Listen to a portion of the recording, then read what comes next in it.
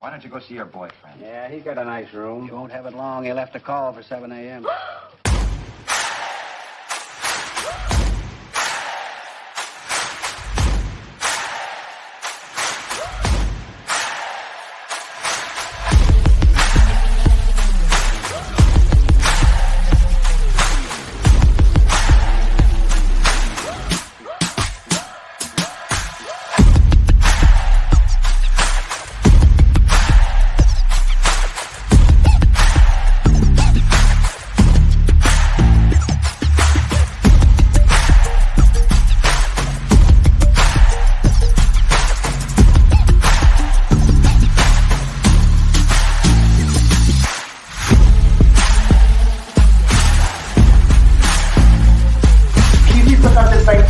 See if we can figure out something. Listen to your phone.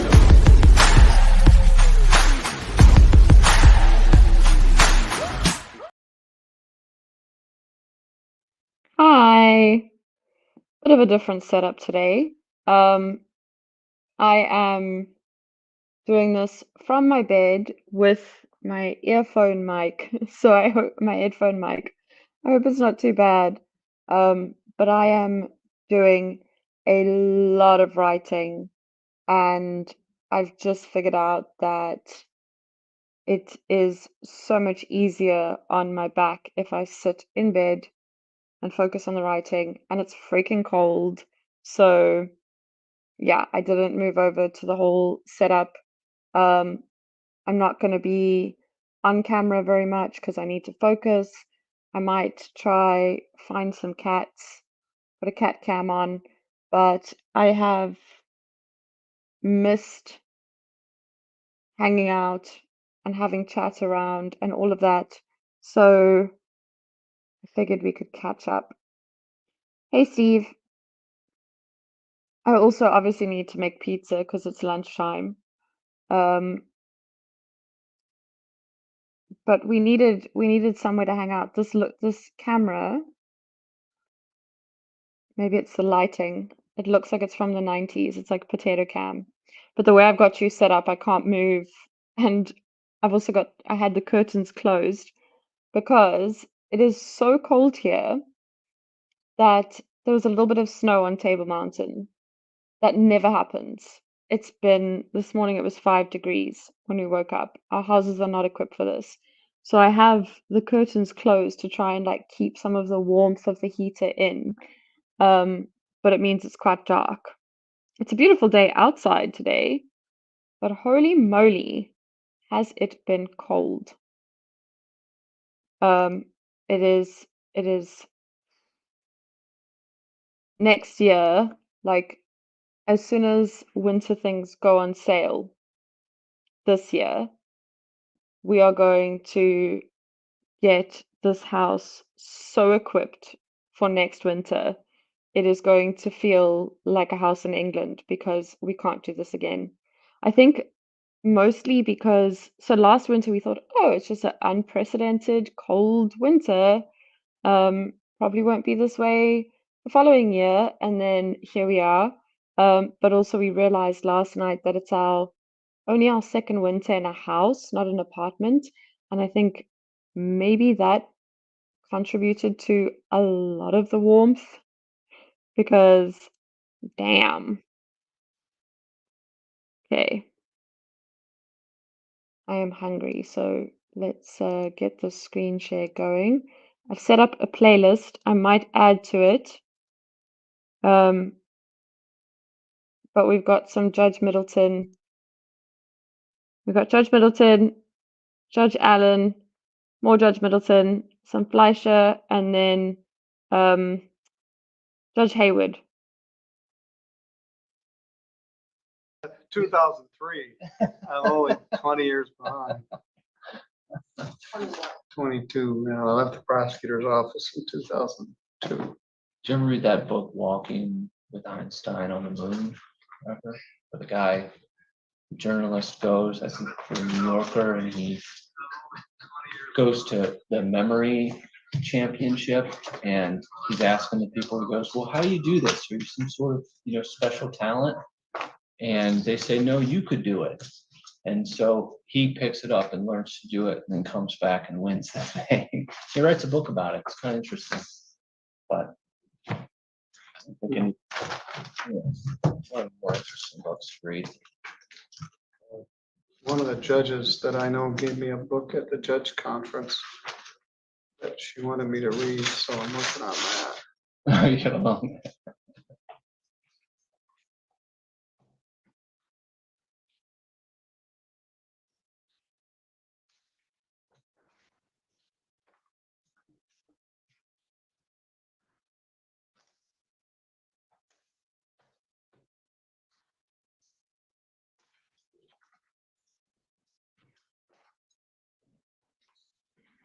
Ready to go. All right, let's turn the record back on. We took a couple of cases. I think we have 5 more left. We have a number of people here. Let's just take roll right now. Austin Hicks, present. Matthew Treestrom, present. Dominic Hagan, present. John Elmer Fox, not present. And Abby McWaters, not present. All right, well, let's talk about the 3 that are here.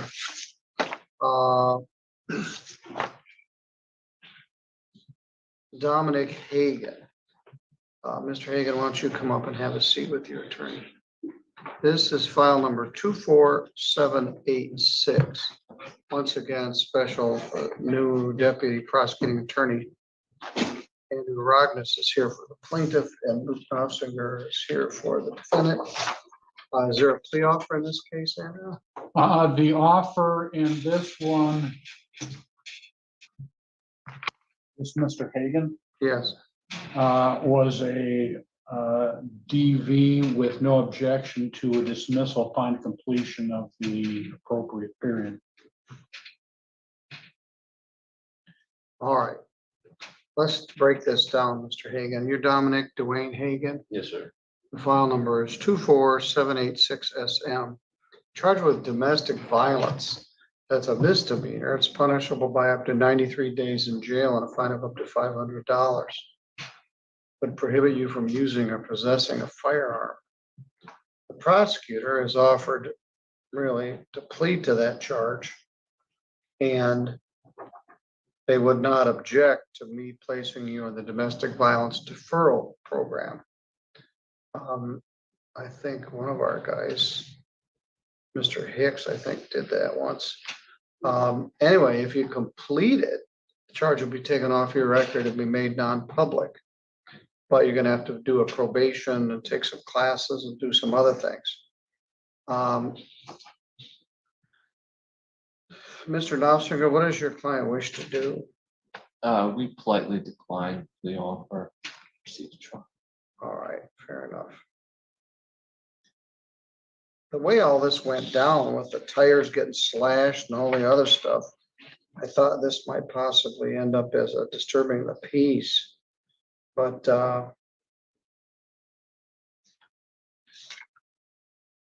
is Jeremy Hagan here? I'm complaining. No. All right, Mr. Rognus, the defendant declines the plea offer. Your Honor, I guess set up for a trial date and we'll be prepared. All right, who do you have for witnesses? In this case, Mr. Jeremy Hagan, and I believe the officers. It's said the Borough Fire Department came out to respond. I'm not certain they're going to be able to do much more than the officers, but I reserve on the ability to specify them as well.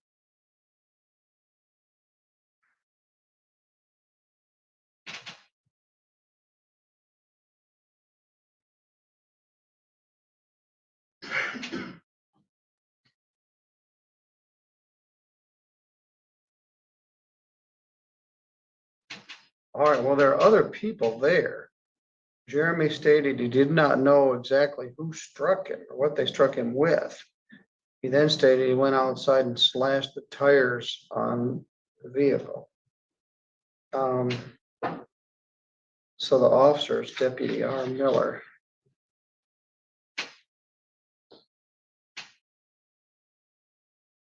So at least from the affidavit, there were other people there. Mr. Knopfinger, who do you have that you'd like to have as witnesses? Yeah, I would add to that list, Asia Kemp, AJA. Spelling KEMP. Anyone whose name Asia, their parents were Steely Dan fans.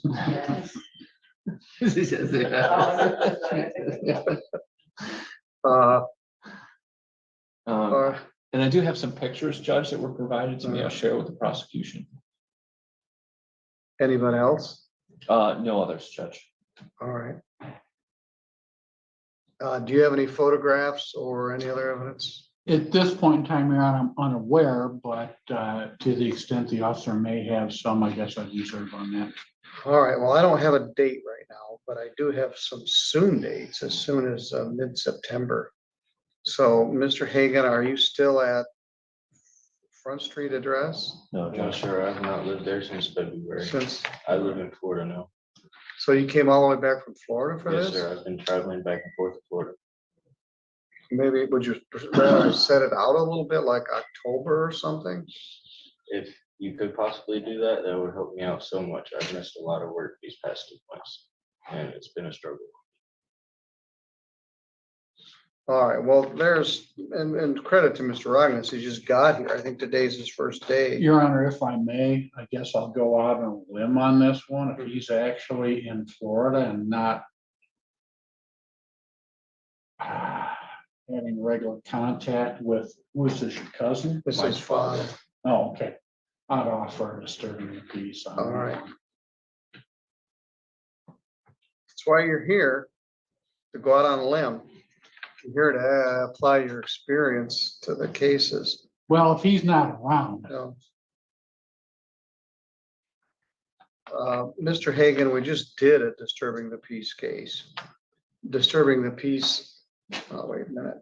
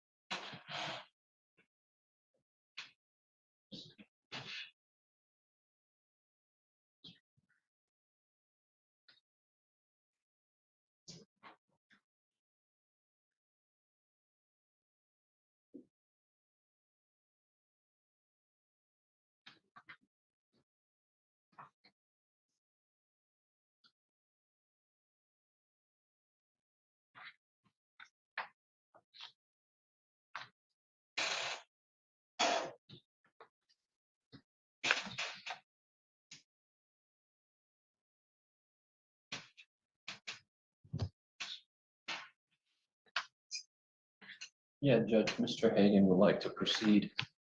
All right, well, let's talk about disturbing the peace. It isn't your fault. You were here, but you were out in the hallway waiting to come in. Disturbing the peace is a misdemeanor. It's punishable by up to 90 days in jail and a fine of up to $500. Normal fine is $100 plus costs of $125. Doesn't matter who was right or wrong or who started it. Was there a plural argument of disturbance generally in a public place? Doesn't carry a firearm restriction. And looks like you spent 1 day in jail. Are you willing to plead to that other charge of disturbing the peace? Yes, sir. All right, anybody threaten you to get you to plead to that? Or promise you anything? No, sir. Do you understand? Did you give me an advice or rights on this one? I did not, I'll Judge. go through it for all that's here. To understand that if you do plead to this charge, you'll be giving up your right to have a trial in front of a judge or jury. There will be no trial. Do you understand that? Yes, sir. If you had a trial, you'd have a right to have any of the witnesses for or against you subpoenaed to come to court so they could be questioned under oath. You would have the right to take the witness stand and testify in your own behalf. But you don't have to because you have a right not to testify. And if you did not wish to testify, the judge or jury cannot hold your silence against you.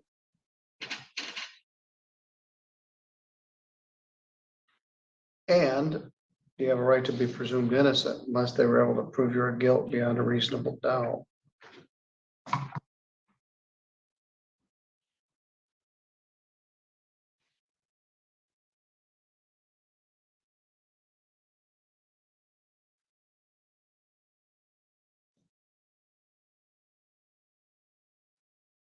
This took place in Burr Oak Village on February 22nd. Yes, sir. And you were at a house on Front Street. Yes, sir. I was at my grandmother's house. That's All where right, I what's was. your grandmother's name? Jeannie Hagan. And your father is Jeremy Hagan, Yes, sir. and he was there and he was intoxicated. Yes, sir. Was there some sort of argument or quarrel? I'm not too sure. When I lived there, I would lock myself in my bedroom, play video games, and then other than that, I would be at work. Well, that particular night, did you get in some sort of scuffle No, with it? sir. I try my best to stay out of scuffles. All right, well, was there other people there? No, sir. Not Um, until I called my mom and all right, stuff. upon arrival, I made contact with Dominic, who stated his father Jeremy was intoxicated and slashed the tires on the vehicle he had been driving, belonged to his mother. Jerry said he had injuries and he was bruising, cut, his face was bleeding. Dominic and his crew had jumped him inside the residence, telling him how he needed to move out. He didn't exactly know who struck him or what they struck him with. Did you have some friends there? No, sir. Did you get into some sort of shoving match or anything with your dad? No, sir. And then he just went outside and slashed your tires? Yes, sir. You have any idea how he got all bruised and cut on his face? No, sir. If I did, I would let you know. All right, well, I don't have a factual basis for disturbing the peace or any charge. I guess he could plead no contest, and let's talk about pleading no contest. By pleading no contest, you don't admit what happened, but you also don't deny what happened. So we'll bring closure to this matter. You don't have to do that. You can have a trial. That doesn't sound like he's gonna be an ideal witness. And your contention is there was no one there but Asia Kemp, you. And my stepfather, All right, what was your stepfather's name? Robert Kemp. So he was there too? He wasn't there when everything happened. He Was your came- grandma there? No, sir. So it was just you, your mother, and your dad? My mom and stepfather showed up when I called them because he Okay, was so it was threatening just to kill me. You, is this you and your dad? Yes, sir. He was threatening to kill me, so I called my mother and had them come over there so I could feel safe. And they arrested you?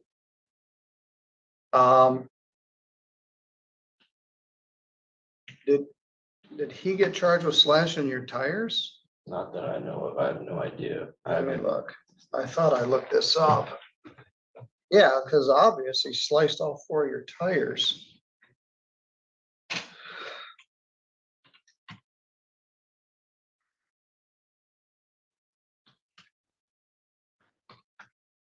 Oops.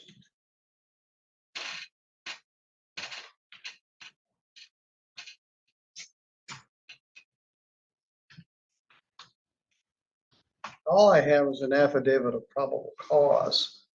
I don't have a whole police report. Yeah, he's charged with malicious destruction of property, and I'm gonna see him next Thursday. So let's talk about what our options are.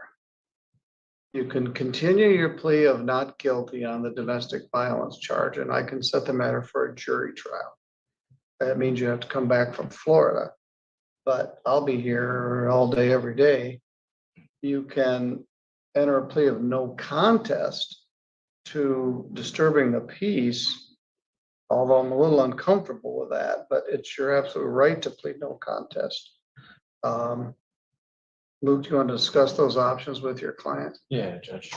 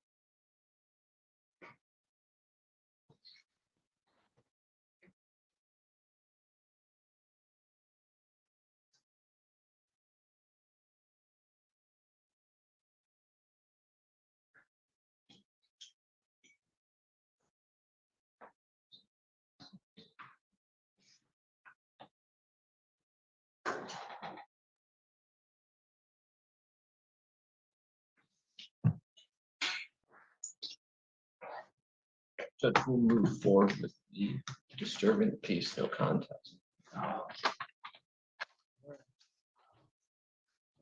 I think your stepdad and mom may have different ideas about this. I'm willing to do this, Mr. Hagan. It's your right to plead no contest.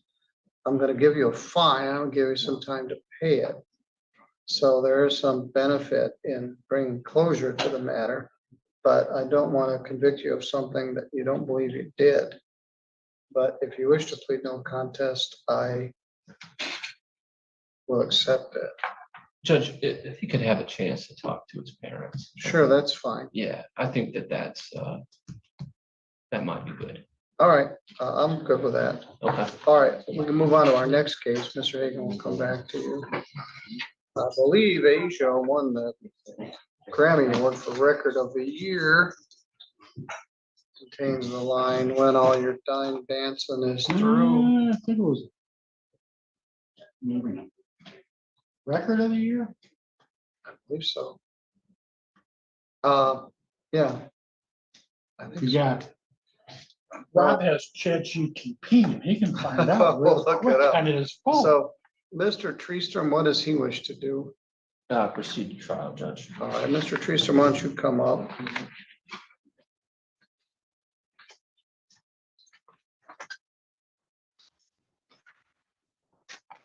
This is file 24810 SM, People versus Matthew Treestrom.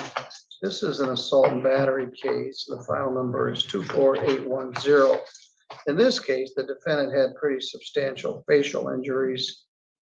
Actually says he believed he was hit with a brass knuckle.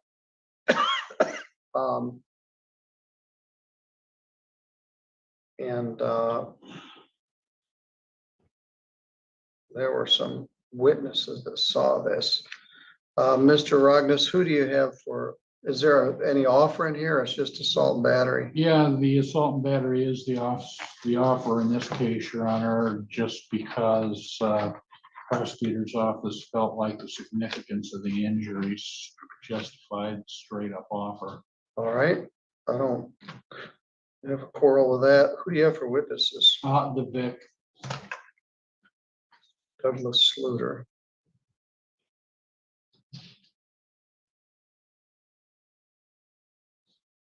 The officer in charge is Anthony Fuller.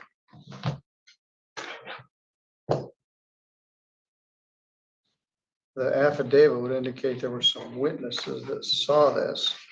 Do you have those names?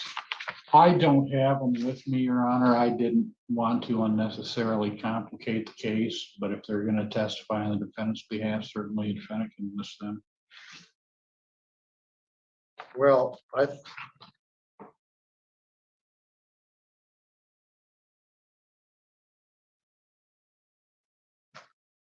I don't have it on my sheet. It's a Miss Taylor Young. yes, Taylor Young was there. And there's also a Cassandra Stroud. The defense would have those too. People don't have to add them to the witness list. We would want them added to ours. All right. What was Stratton's name? Cassandra Stroud. She's failed to appear for a court appearance. TTON? Yes. She's also, yes, she's Okay. also got a Yeah, we'll get subpoenas out on conviction them. case. All right, do you have any photographs or videos or anything like that? Your Honor, to the extent the officer does, we'd submit those. Mr. Knopfinger? I don't have any proposed exhibits. All right, well, let's add one more thing. Mr. Treestrom, what they're asking for at this point is to set the matter for a jury trial. The other options, you could set it for trial in front of a judge, which would be me, or if you wish, Judge Pattison. Are you willing to set it for a bench trial? Or do you want me to set it for a trial before a jury?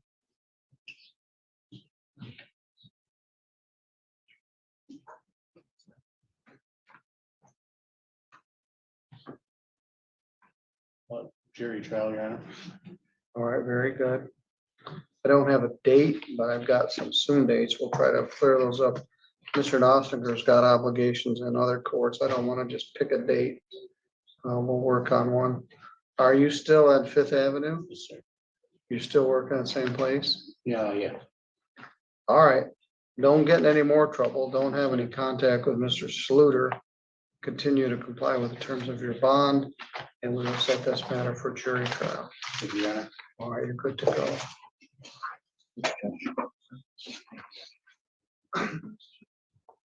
Yes, sir. Austin Hicks, Yes, sir. what guys? Yeah, I see him. How are you today, Judge? I'm good, thank you. This is file 24944 SM, People versus Austin James Hicks. Mr. Hicks is here with his attorney. Luke Knopfinger, once again, Andrew Rognus is here for the people.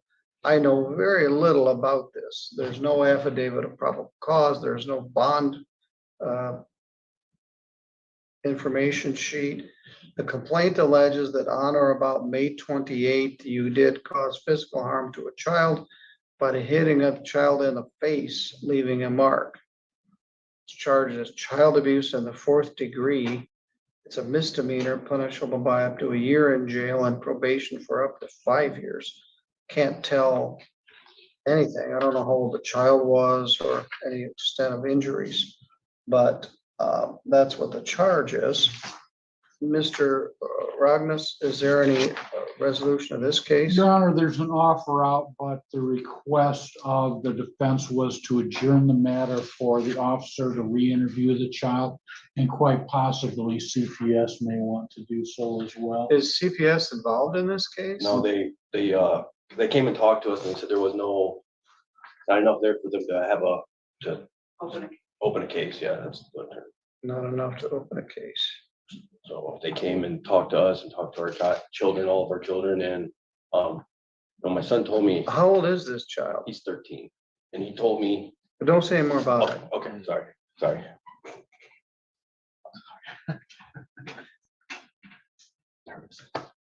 It's all right. It isn't that I don't want to know about Right, it. yeah, it's just, They said I'm not supposed to know too much at this point. oh, okay, okay.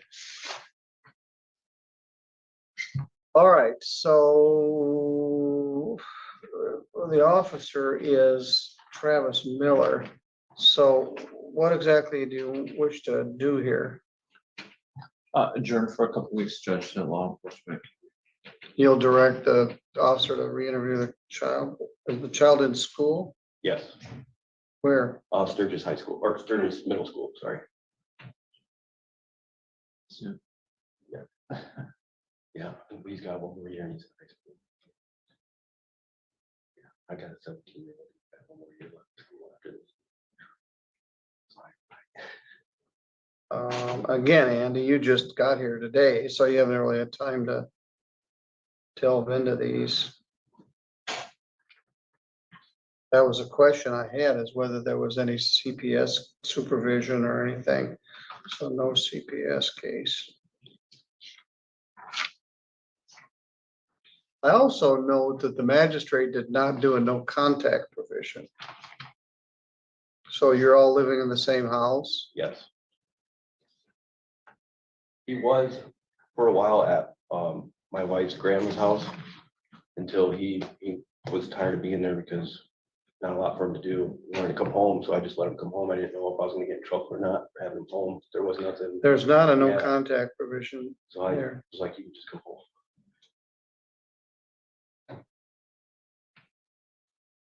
All right, how many weeks do we need?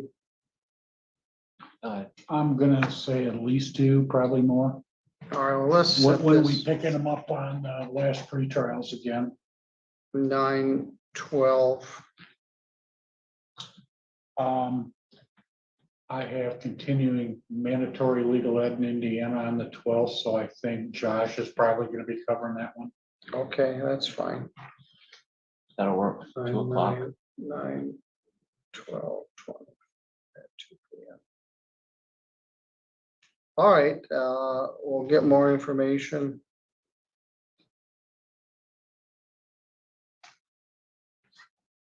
And see where we go here. Okay, Mr. Hicks, are you still at the Memorial Drive address? Yes, sir. All right, no assaultive or threatening behavior, no drugs, no alcohol, no weapons. I think you've been complying with all those conditions. I want you to continue to comply. There is not a no contact provision that I could discern, so you're able to live in the same house. All right, we'll take another crack at this in 3 weeks. Okay, Thank you. thank you, sir.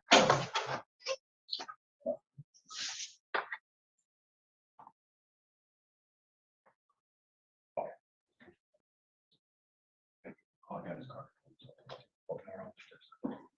Thank you. Thank you, Judge. Have a good day. Thank you, sir. All right, let's return to Dominic Hagan.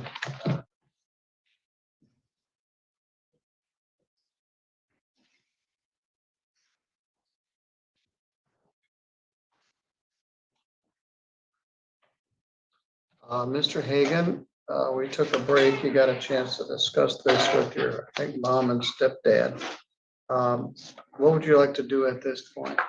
I would like to go to trial. All right, we'll set this for trial. Is there a possibility that it could be set for October, so? Yeah, it could be set October or November. Later, there's no urgency. The case could evolve a little bit. Mr. Hagan's case is set for next week. And so maybe the prosecutor will have opportunity to review it further. When would we be, could I do it in November just to be a little extra safe, or would it be better to do October? No, November, we'll work out a date with, how about January? Do you get to come back from Florida to Michigan on I think I'll. January 12th? I'll miss out on the snow if I can. We feel the same way about it, but where do you live in Florida? The Panhandle near Tallahassee. All right, well, it gets cold there in January too, but Ain't nothing like up here. all right. No, last year we had a very, very mild winter, but we could So we'll probably get double whammy this year. All right. I'm surprised you either. So bring him back on the coldest day. All right, you got his contact information? Yes, Judge. All right, obviously you're taking this matter seriously. You've come back here, I think at least twice. Your defense is nothing at all happened except I got my tires slashed. And the defendant's version is he got beat up by several people, but he wasn't sure who hit him. And he was intoxicated. So we'll see where this goes. But for the time being, you're free to go and we'll work on a date. Who in addition to Asia Moore that you want to do this out on? Oh, that's all. That's all. Asia Kemp. Asia Kemp, yeah. Used to be Davis. Okay. All right, you nodded your head to my Steely Dan reference, so. Probably must be on heard the right that track. tons of times. Okay, thank you all. Luke, let's make a record on the people that didn't show up. Thank you, Judge. Thank you. I think we've got Mr. Fox still here. I don't think he's here. I'll double check. Michelle lost him somehow. We could go to Florida and try this case, you know, take it away the jurisdictional aspect. and- What about for a change of venue?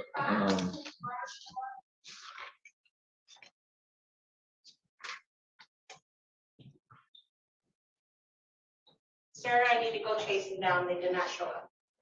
All right.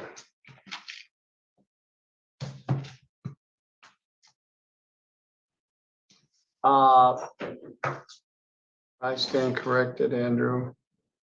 Of course, it won the best engineering and recording, but it was nominated for album of the year and apparently did not win. I mean, that was a period in my life where I was following Steely Dan pretty close, but I don't remember it being the album of the year. I remember that it was, you know, top seller. But I didn't. That was number 3. All right, Luke wasn't born yet, so we won't bore him. John Elmer Fox Jr. is charged with larceny under $200. He's been sort of quasi homeless. This is file number 24787. Mr. Andrew Rognus is here for the prosecution. And Luke Nostrum is here for the defendant. Mr. Fox, this is John Elmer Fox Jr. And I'm gonna do a bench warrant for the 48-hour hold. Defendant failed to appear for last pretrial.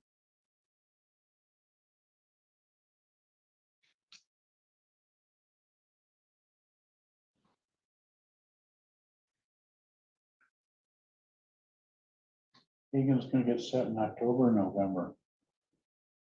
We'll see what days are out there. We'll sit down with Luke, probably early November. Bench warrant. Bond. $500 cash or surety with a 48-hour hold. In fact, I'm trying to remember if he missed his attorney pretrial. He's probably got more than just one warrant out for him. No, I looked. He doesn't even owe me any At money. this point in time, he doesn't. He did attend the attorney pretrial. Did in he? this case, yeah. He had a Constantine address. I don't know if that's accurate, but anyway, nothing's gonna happen until next week.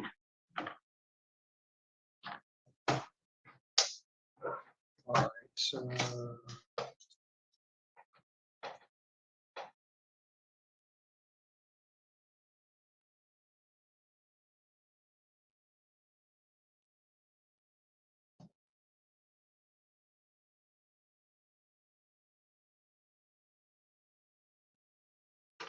For those of you that know John Fox Jr., tell him to get a hold of his lawyer or get in here and deal with this.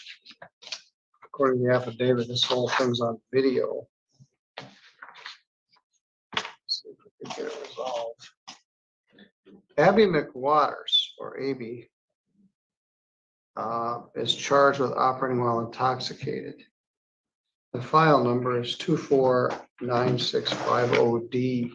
This is a Three Rivers ordinance case, and the attorney is Mr. Tim George. He had offered a plea to impaired driving.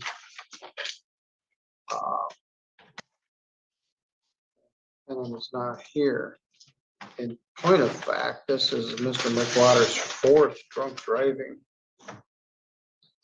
charge.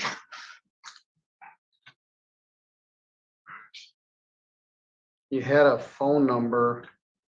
Did you try that number? No, I haven't tried it yet, Judge. Let's see if we can roust him up. This particular guy went to school with Prosecutor McDonough back in the day.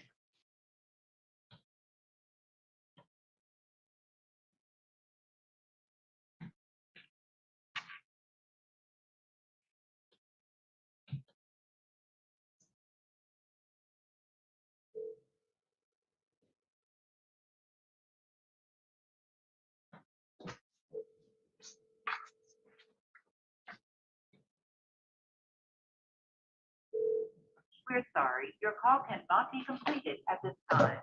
Please hang up and try your call. Well, that didn't work, which is about the way it usually goes. Defendant failed to appear for low PT per Tim George. Offer is impaired. First offense.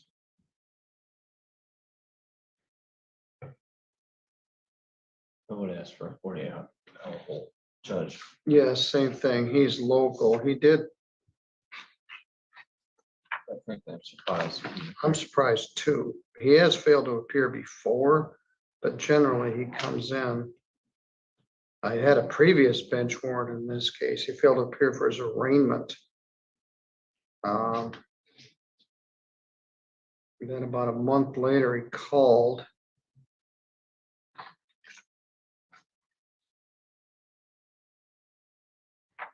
He was here for the APT.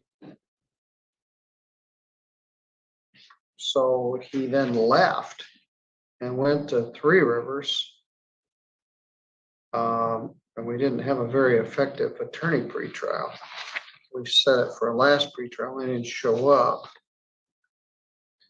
I do have someone that knows him that I may reach out to. All right. Do another $500 cash or surety bond.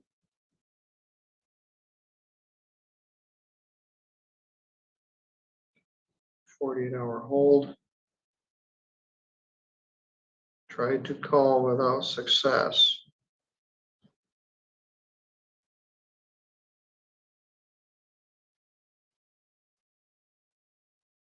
So if anybody knows Mr. McWaters, tell him to get a hold of his lawyer or get his self in here. This is the second time he's failed to appear in this case.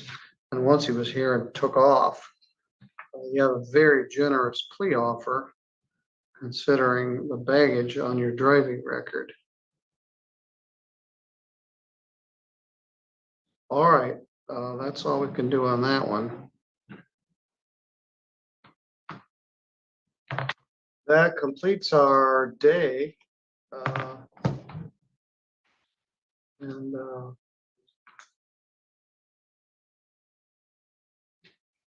We'll be back in the morning tomorrow with more 70s Grammy news.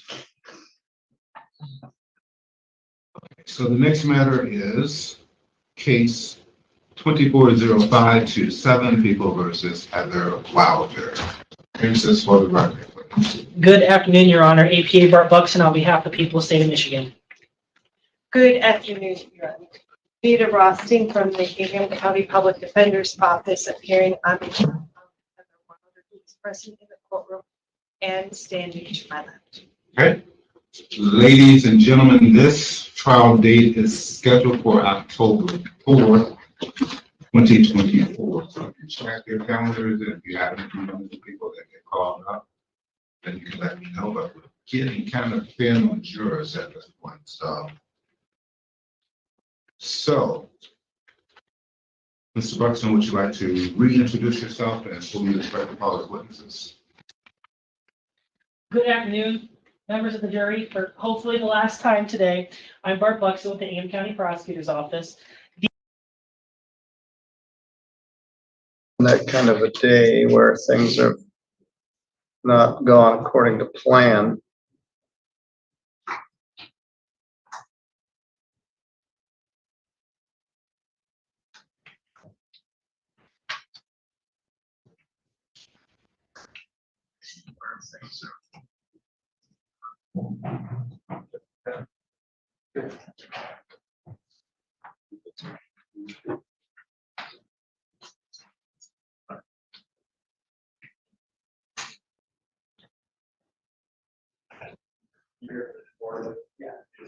Thank you for letting us know the live chat was on. We were having all kinds of trouble this morning with one thing or another.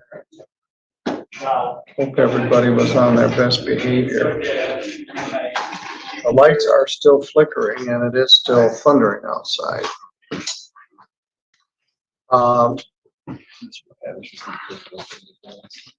Let's talk to Garfield Stennis.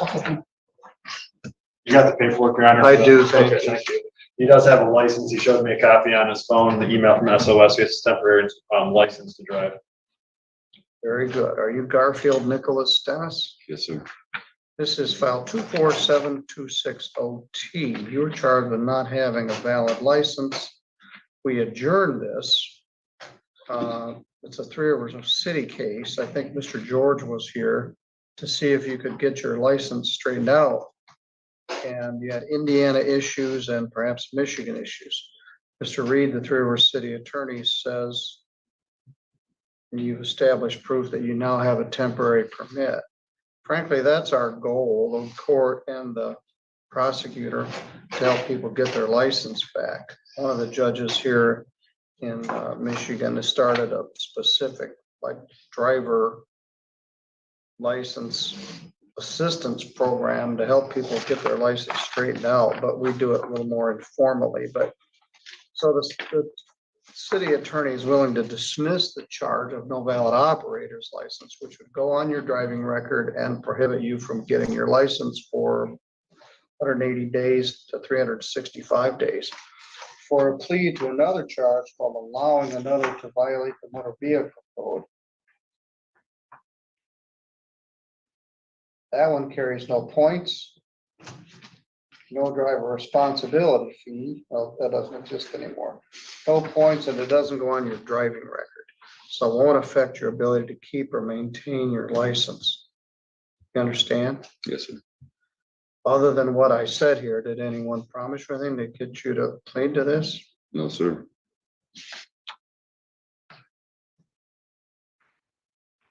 I would indicate that I did represent to Mr. Stein that I believe the fine would be somewhere in the neighborhood of $225.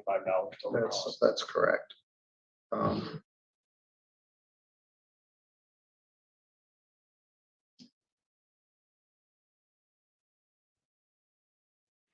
Were you driving a car in Three Rivers on April 30th? Yeah, the day of. Well, let's see where it was. Maybe it'll help your memory.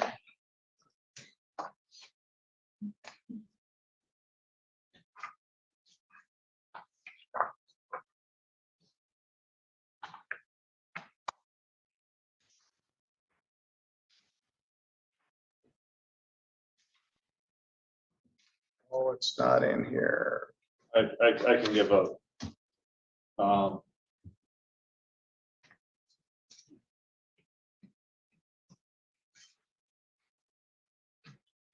Where was it? so the one. It was off of like Main Street. All right, where were you going? I manage an 80-acre cannabis farm out by Vandalia. Coming I off think 60 and we just, talked yeah, about that before. You were going to work. I was coming home from work. All right, fines $100. There's a $75 permit rights fee and a $50 state minimum fee. $225. That job probably pays well. You're gonna need your driver's license. And this won't affect your ability to keep it.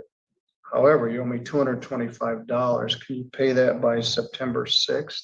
I can pay it today. All right, we'll just have you pay it now. You go down to the court office or.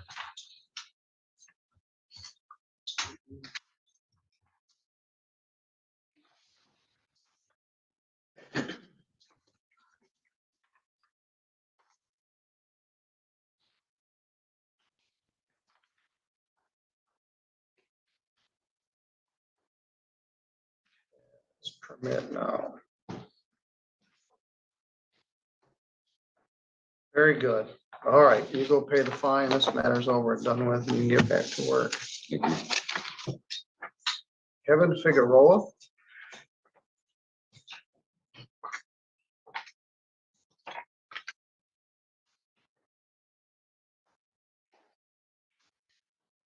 Good morning, sir. You changed your hair. Yeah, I cut a little bit. I don't know if I don't think I could do that look. Anyway, you got charged with driving suspended. Let me look at this. The file number here is 241352.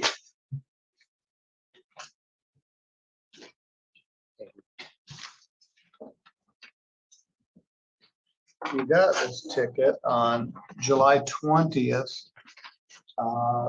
in Three Rivers. You presently owe another driving suspended ticket that's due at the end of the month. You owe $375 in a driving suspended. You got this a little while ago. See what the date of that one was.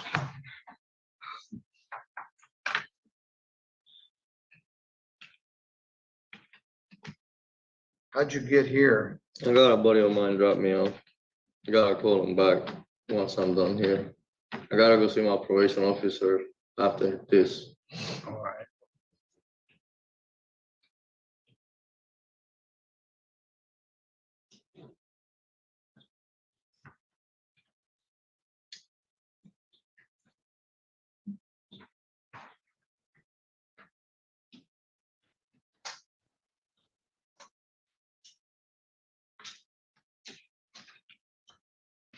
Well, the other was charged driving suspended second offense. You pled to that on June 19th. You got this ticket, or July 19th. You got this ticket the very next friggin' day. Apparently it didn't scare you much. You're also on probation, and this could be a violation of your probation. Even though I was put on probation, after that ticket happened. All right, let's take a look.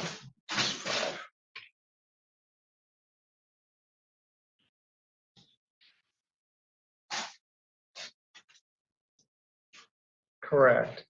So this does not violate your probation. You were put on probation after the ticket happened. Anyway, I'm assuming there's no plea offer from the city of Three Rivers. Correct. So what do you wish to do, Mr. Figueroa? Every time I come here, I always ask the court for help. Last time, I was here for the same reason. The attorney that represent me, he said the court doesn't help me with that. And Well, I can't help you get your restricted license. I wish I could. But I always say at least point me in the right direction. I just need to know what I gotta do. Well, here's one. Stop driving a car, Well, yeah, which is now what with I told you on the probation, that's- 19th, and then the very next day you drove again. So, so I don't know. Do you want me to appoint a lawyer to help you with this? Yeah, I think he wants help with obtaining his driver's license. I Well- can tell you the city's position is, we're not gonna give him a break, and based on his record, he's not gonna be able to resolve it in a reasonable amount of time in which the court would allow for adjournment.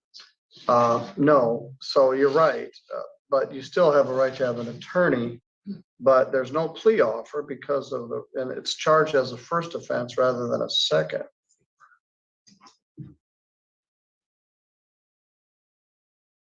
You're on probation on another charge, and you also owe me $375 on your driving suspended from the previous day. Are you working somewhere? I just started working because I lost my job due to my other case. Where are you working now? Walmart. Well, you told me you were gonna go to Walmart. So you did get that job. Yeah. All right. Well, all right, the charge is driving suspended. It's punishable by up to 93 days in jail and a fine of up to $500. Carries 2 points on your license, and it requires that your license be suspended. Additionally, it's already suspended.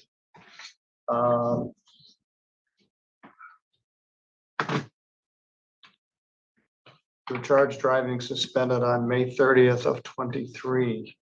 You were charged driving suspended on April 25th of 24.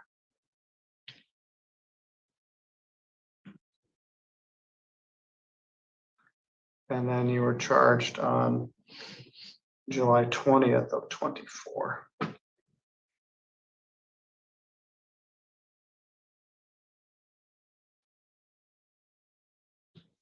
So you owe $375. If you plead to this, I'm gonna set this for sentencing after August 31st and see if you pay the other fine.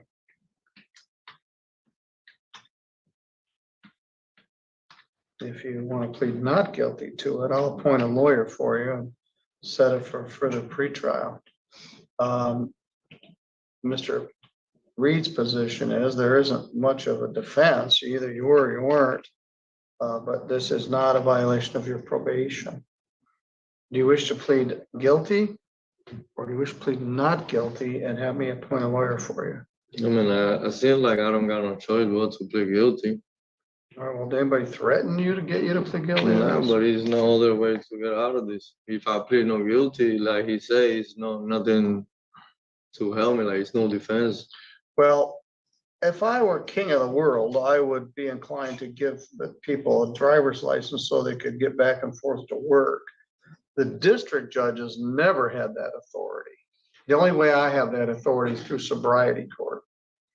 The circuit judges at one time had the authority to give people a limited driver's license, but they took it away from them many years ago. And the power now lies with the Secretary of State Driver License Appeal Division. So the judge doesn't have the authority to give you your license. Now, your problem is you keep doing the same thing over and over again. You got some tickets in Indiana in January of 24. You're going back to the future in Indiana by going 88 miles an hour in a 65-mile zone last July. Then you have another driving suspended here in Centerville from 23, and then you have a 90 and a 55 from 21, and then you have a 60 and a 55. Anyway, the point is you got lots of baggage on your driving record, which caused it to be suspended. Then you drove 3 more times while you were suspended, which just compounds things. Not to mention the fact this was the day after I gave you a $375 fine. Where were you going? That day, Yes. I was dropping my girl and the kids on a birthday party. Let's take a look. It was at Mechanic Street and Bench barn, 6 o'clock at night. drug issue, You were going where? dropping my kids and girlfriend on birthday party. Well, that was important. I can't tell where the ticket was issued. The ticket was issued, Your Honor. It doesn't, I've got it in my report. West Michigan near Jefferson. You can't, now, the only thing you could be doing was going for an emergency medical appointment. But you can't drive to work. And I did give you some more slack if you're driving to work, but you're just doing discretionary driving just because you're mad because they won't give your license back. I'm gonna set this for a sentence. Or what shift are you working at Walmart? Third shift.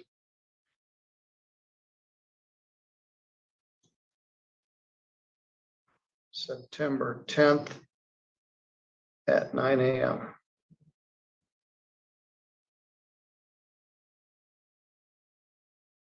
I want to see if you paid your other fine. I don't know what to do with you. I don't want you to lose your job.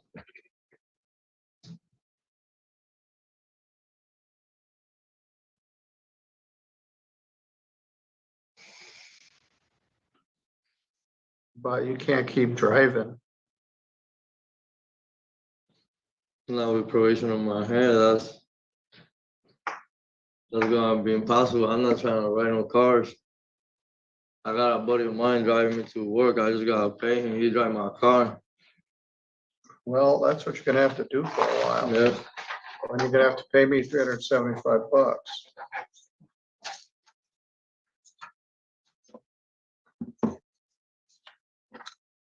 All right, you're good to go. I'll see you on September 10th. Put that other file in there. Some people are just the source of their own problems. 241133 SM.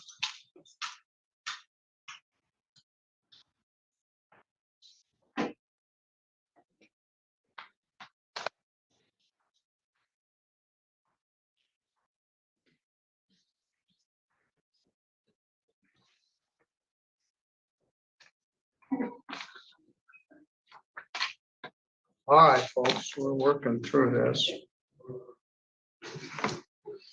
Don Slater.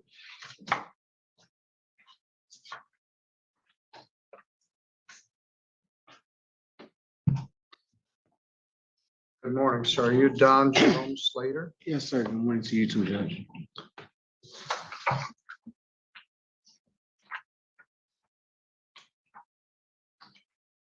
Mr. Slater, you got charged with the crime of the day, which is driving suspended. Crime of every day.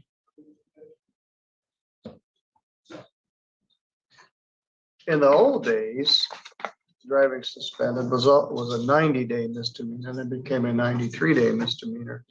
In the 80s, if you drove suspended twice, carried a 5-day mandatory jail sentence. If we did that today, there'd be 10 million people in our jail. But in the 80s, there weren't as many ways to get your license suspended either. But they allege here that you were driving a car on Broadway and Constantine Street on July 20th, 41 and a 25, which is why they pulled you over.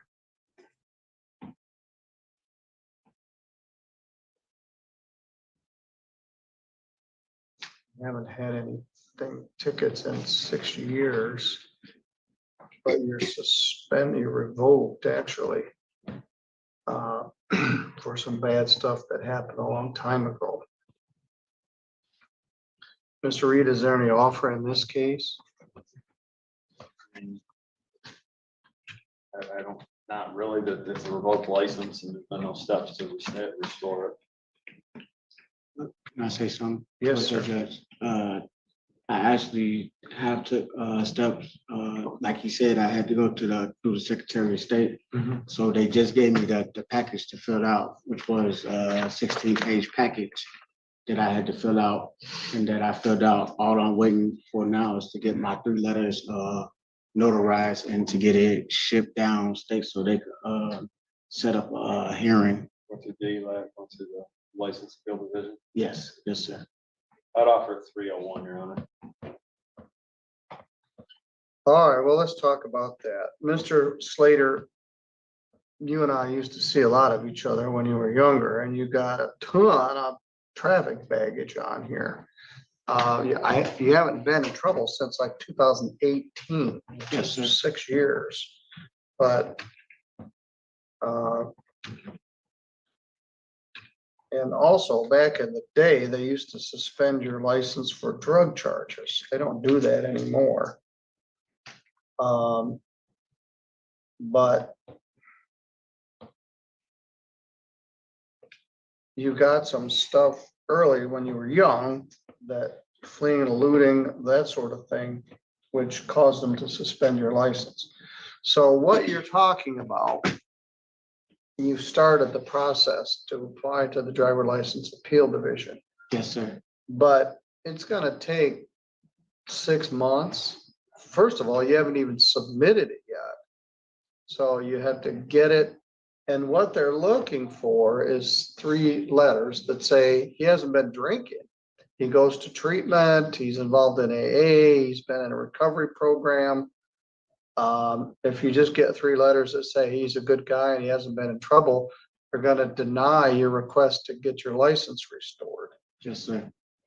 It's very difficult, particularly when you're not represented by a lawyer, to get it back. I'm not trying to dash your hopes. I'm pleased with the fact that you're trying to do this, but you only did it after you got charged with this. No, sir. So this charge requires a suspension. Mr. Reed has offered to reduce it to something that doesn't require a suspension. Driving with no valid operator's license. That's a misdemeanor. It's punishable by up to 90 days in jail. Fine of up to $100. It does carry 2 points. And it goes on your driving record, but it doesn't require a suspension. So it's better than having another DWLS on your record.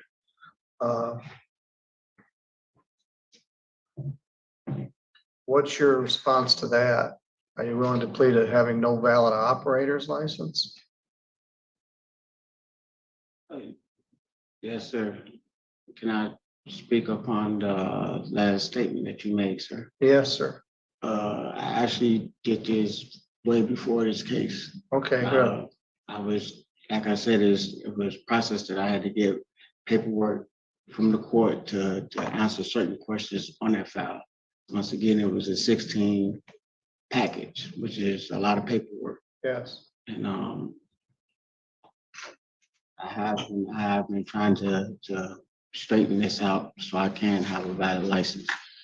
I haven't just been out just driving like I used to, as you said back then, sir. And I also currently working on employee.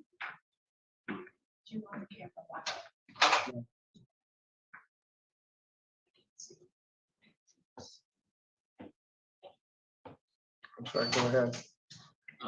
I was just saying that I'm currently an employee, and if I did have to pay the fine, I actually have the money today through another bond that I had paid some court fines for, that they owe me some remaining money, so I can take care of that ticket. All right, well, did anybody threaten you to get you to plead to this? No, sir. Or promise you anything other than what we just discussed? No, sir.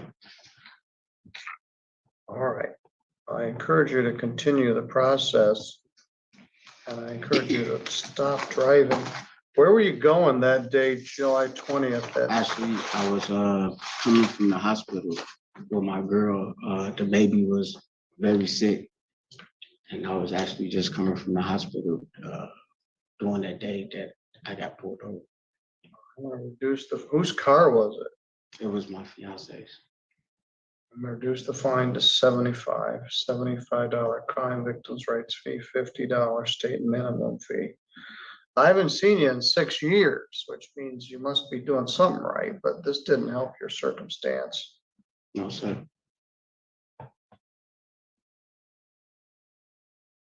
How's your daughter doing? She's doing better. She out of the hospital? Yes, sir.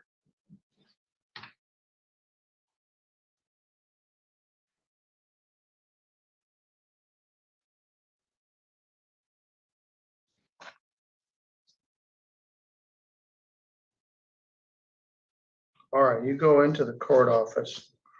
If there's bond money, they can apply that. And you're good to go, sir. Don't drive anymore till you get this straightened out. Yes, sir.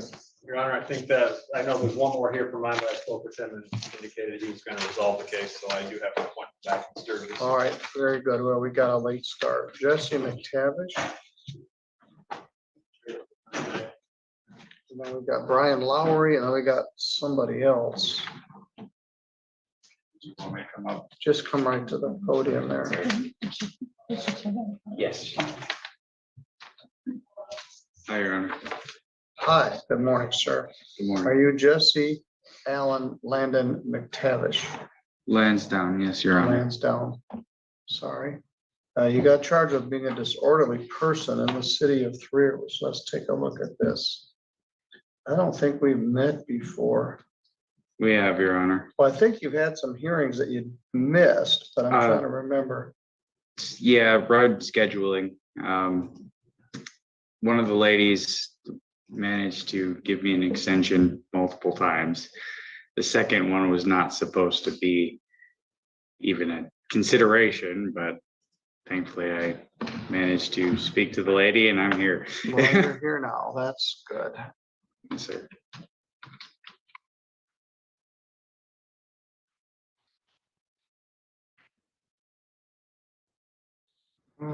It's been a while. 2019. All right, this disorderly, I guess I did meet you 6 years ago. And then this case was a hit or miss, but you got a ticket in Three Rivers, under Three Rivers ordinance for being a disorderly person.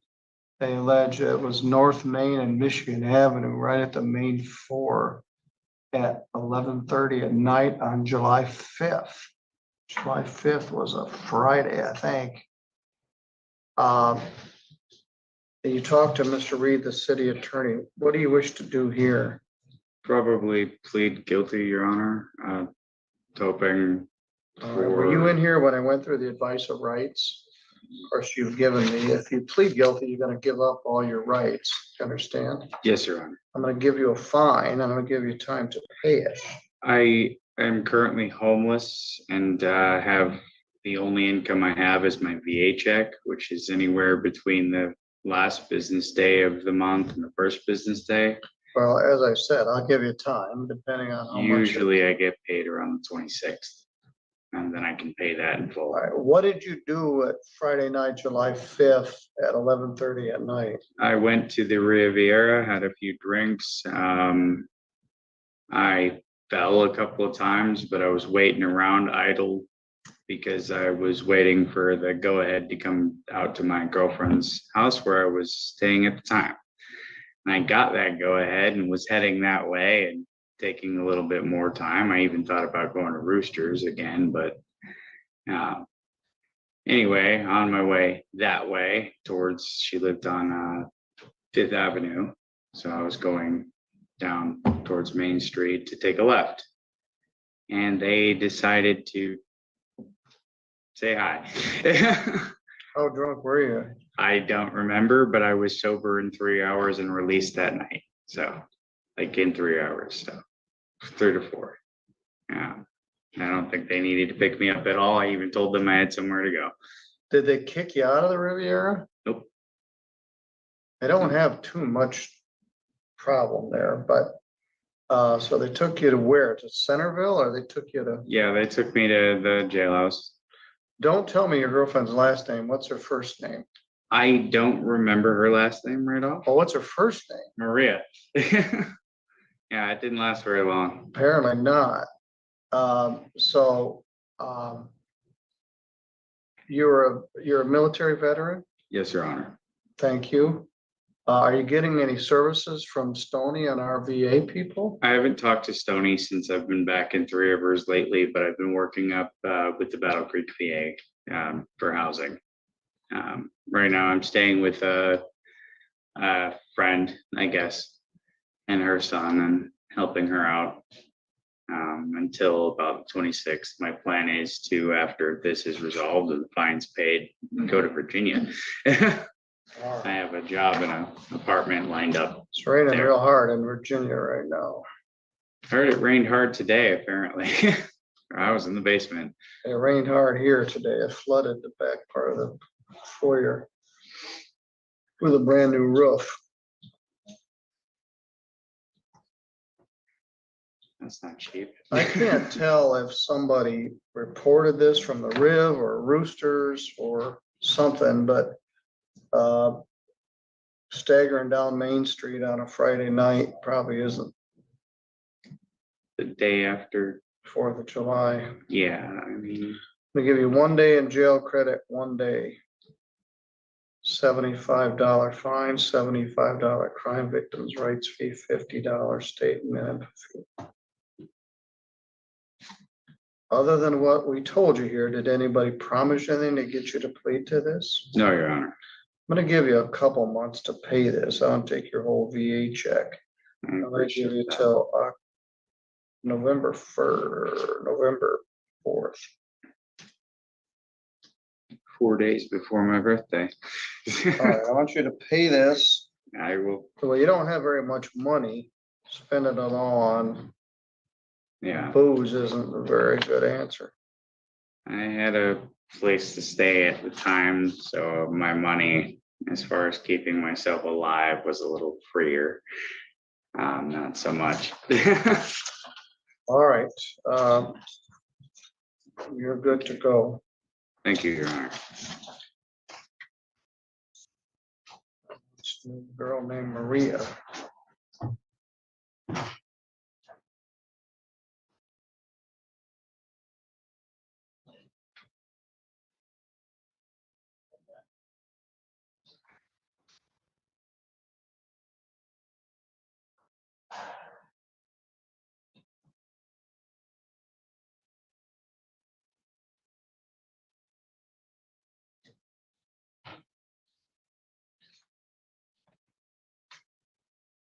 All right, he is probably eligible for some services.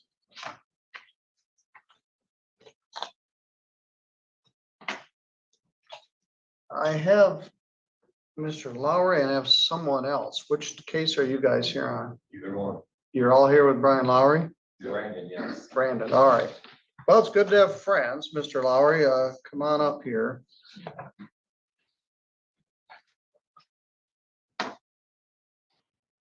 And this wasn't in our system, but you got a notice to appear today. And Mr. Reed left. All right.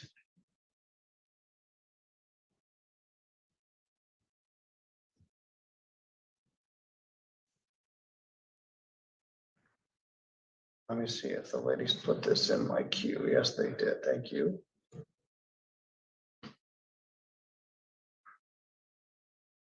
Well, they got Brian Lowry in here, who was he's got a prelim today in front of me this afternoon. That's why you're Brandon Lowry. And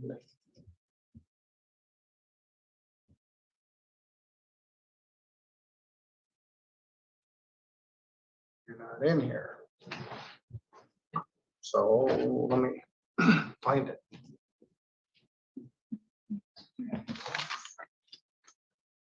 So that was okay to me.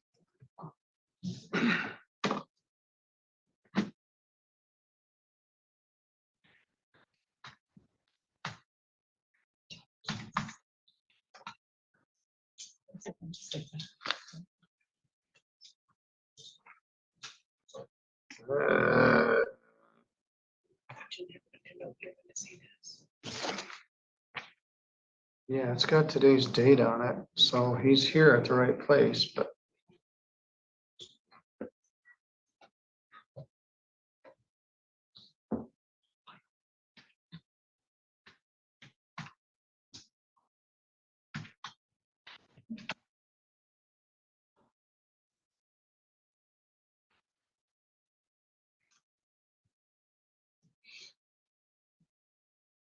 You got a ticket in Three Rivers for no license ever applied. That's not so bad. It's a misdemeanor punishable by up to 90 days in jail and a fine of up to $500. You just don't have a license. Actually, I did get my permit recently. Oh, you did? Yes. Do you Last have it time I with you? come, it's actually in the car right now. Last time I came to court was sometime in June. One the first time I came. Well, in why for don't you that. go out the car and get your permit? Okay.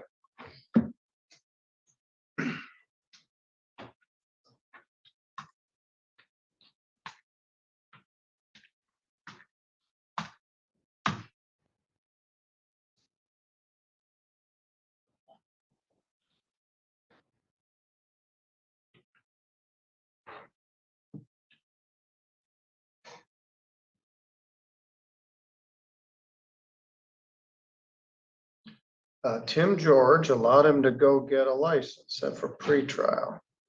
No show for pretrial, order to show cause. We did an order to show cause. Didn't show up for that, so we issued a bench warrant. Defendant got arrested on July 26th and bonded out. Then he was in Kalamazoo County Jail. And Mr. George had agreed to a $257, $326 if he got his permit. And I think we have $400 bond.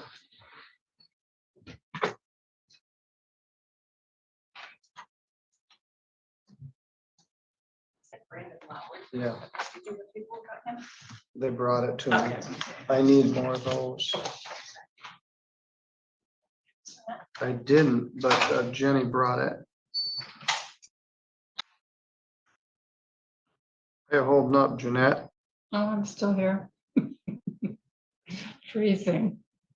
But Michelle is not freezing. It's not as cold in here as it is in Yes, Judge it is next door. Judge Patterson's courtroom's like a True. packing house.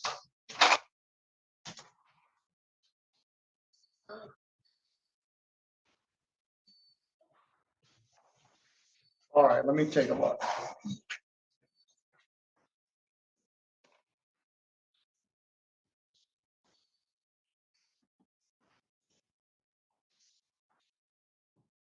Very good. You got it issued on July 7th.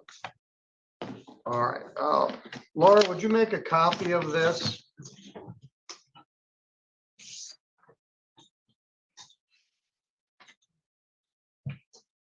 When you were here before, Mr. George, the Three Rivers City Attorney, said he would reduce this to another charge called allowing another to violate the motor vehicle code. That one carries no points. Doesn't get abstracted to your license, won't affect your ability to keep or maintain your license. So you've shown proof that you have it, so he's willing to reduce it to allowing another to violate the motor vehicle code. Are you willing to plead to that charge? Yes. All right, per T. George, will accept 257,326. Now you went to jail. You kept missing court dates. How long were you in jail? 24 hours. All right. And you posted a $400 bond? Yes.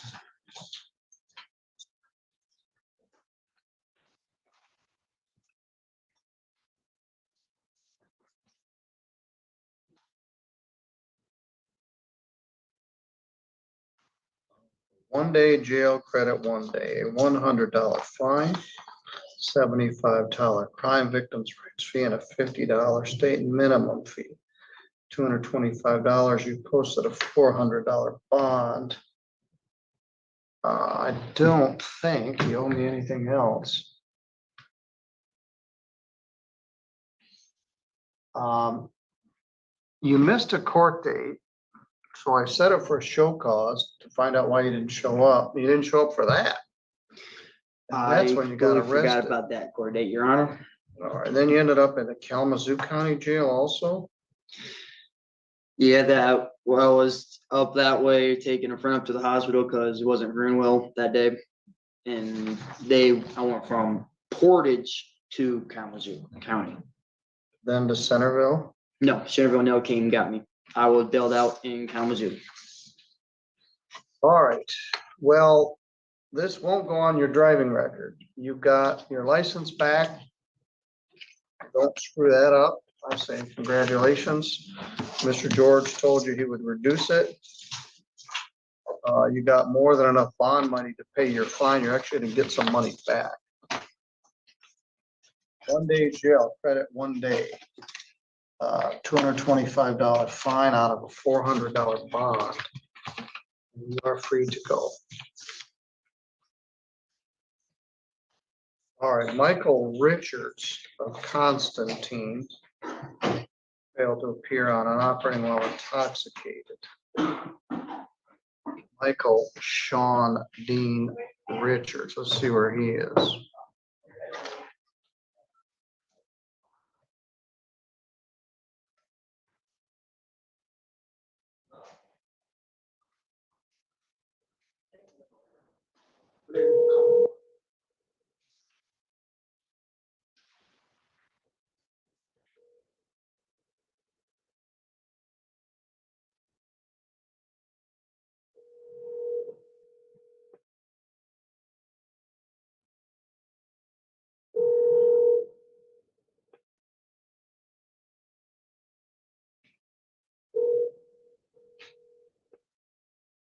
Your call has been forwarded to voicemail. The person you're trying to reach is not available. At the tone, please record your message.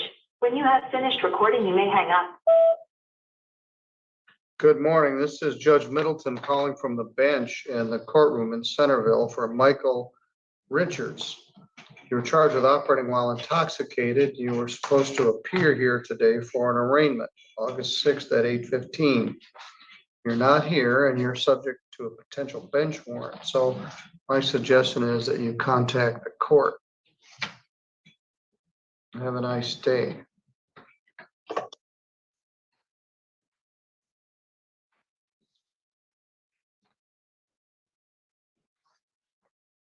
I know where to show cause first.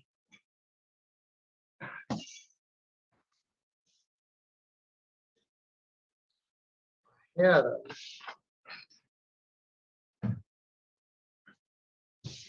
Email from my pigeon. I don't know what happened to it. Got picked up with something else.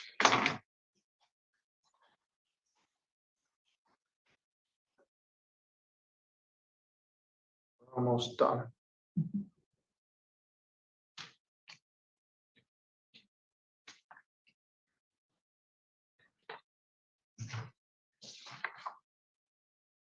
Anthony Keyshawn Rhodes, disorderly person, City of Three Rivers. Came to the counter to find out if he had a warrant. And they reset his arraignment for today. They gave him notice at the counter.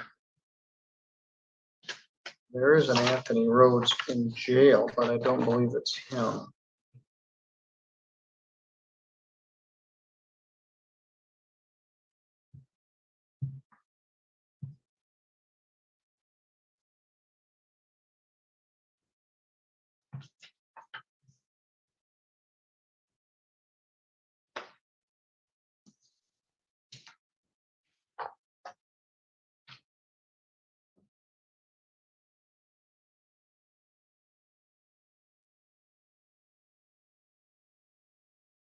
try in order to show cause first.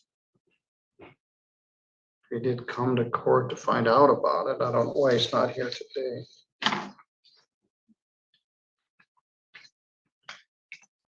Then we have Jennifer Howard. No insurance. She's from Edwardsburg. No phone number. We'll try in order to show cause first.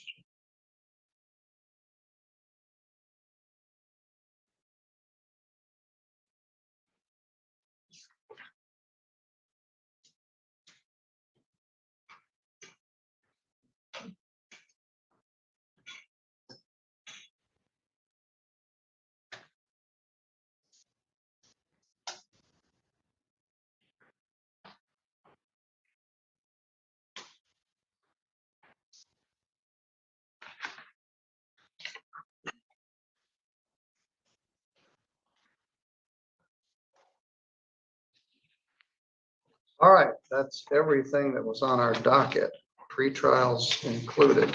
I don't know what happened to Anthony Grant. He did try to call, but it was in the middle of the storm.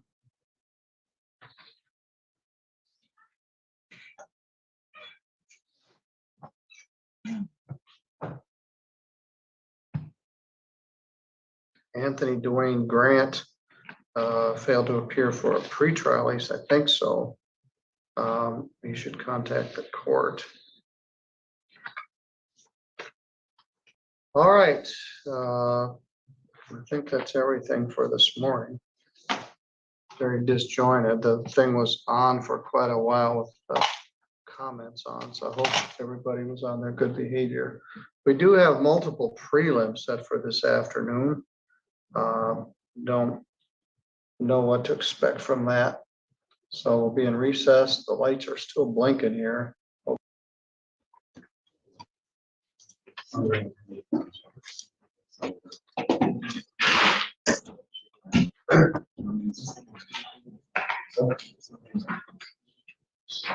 Yes. Seems like a pretty ready.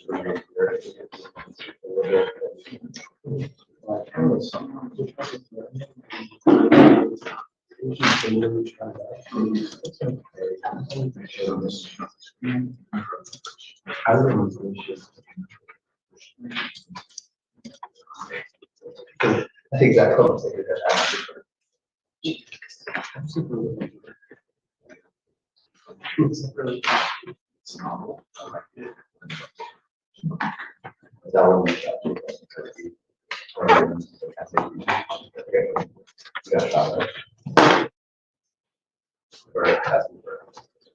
Or show the drive cycle that that's not what.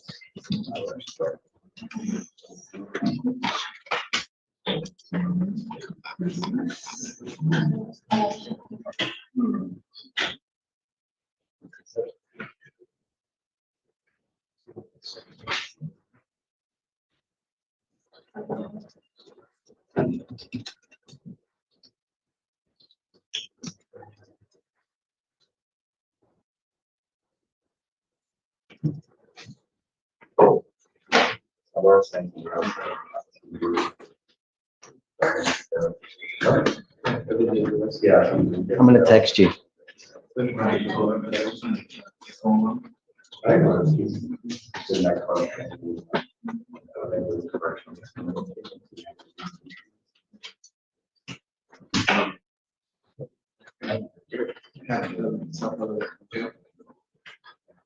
No,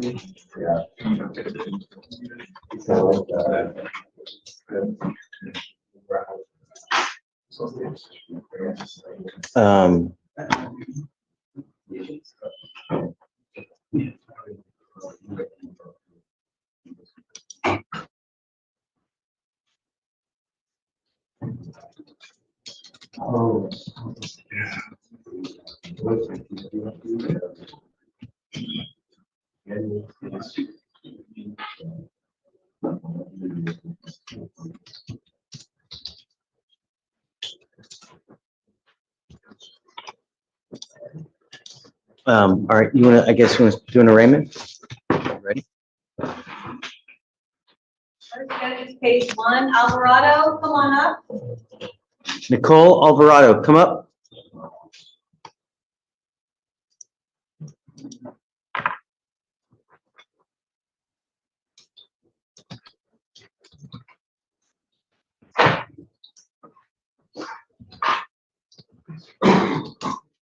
Are you Nicole Alvarado?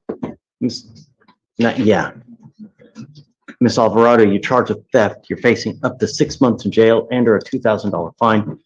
We are going to do probable cause. You have the right to remain silent. Anything you say can or will be used against you. You have the right to have an attorney present. If you cannot afford one will be appointed to you. Okay. Thank you, Your Honor. On August 14th, 2024, at a Target store, officers met with loss prevention who informed them that 3 Hispanic females concealed items in their bags and on their persons and passed all points of sales without paying. Defendant Alvarado had $265 worth of items in her purse, along with an anti-theft tag attached to a magnet. You say Target? Yes, Your Honor. Give me 1 second to open up their cases. Yeah, please. Defendant Barrera had $206.99. It's in our court? Defendant Barrera is, yes, Your Honor. And Is that today as well, or do you know when? Yep. Yeah, Barrera is today, and then the next one is tomorrow. Gisette Barrera, come up. Judge, the information on Alvarado didn't list the co-defendants, but I did see Barrera. Was there the third one, Capatello? Yeah, Capetillo is in court 10 though still. Okay, can you do that based on? Yes, 252-4507. Okay. So we're gonna get it then. We've got the lower cause number. Well, because she has pending, this code is going to have anything pending. That's a good point too. No, okay. About- It's gonna get transferred. I already emailed Darren about it. Okay. Ladies, I'm going to find that there's probable cause to go forward with your case. How old are you? 19. How old are you, ma'am? 26. What do you do for a living? Work. Where? Oh, I'm working on a job right now. So you're not working. I'm working. Did you graduate from high school? What are you doing with your life?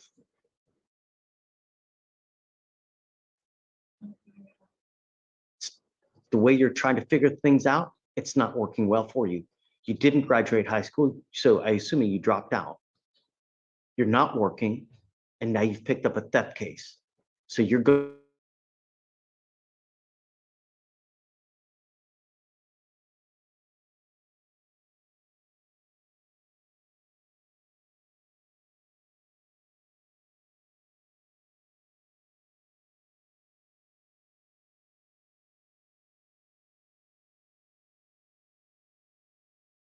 plaintiff.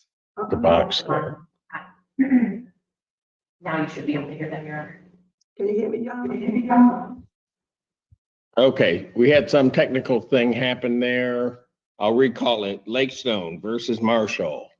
Yes, I'm here, sir. I'm May in it please court. the Honorable Court, Steve Gann, P 78209 for the plaintiff. All right, very good. All right, and where are we on this case? What's plaintiff's claim? This is the termination? This is, Your Honor, a non-payment of rent case, I do believe. Yes, non-payment rent. It is. I don't know why mine's marked termination. The current balance due and owing is $5,227.19 plus court fees. And my notes from the manager said that she's tried to get agency help, but has been unsuccessful. Okay. So what's your total amount, including costs, Mr. Gann? I don't have the service fee, so I'm just going to waive that for now. So that would be $5,432.19. 5432.19. Got it. Okay. Ms. Marshall, what do you have to say about this? You tried to get assistance and what happened? Okay, yeah, so I was on a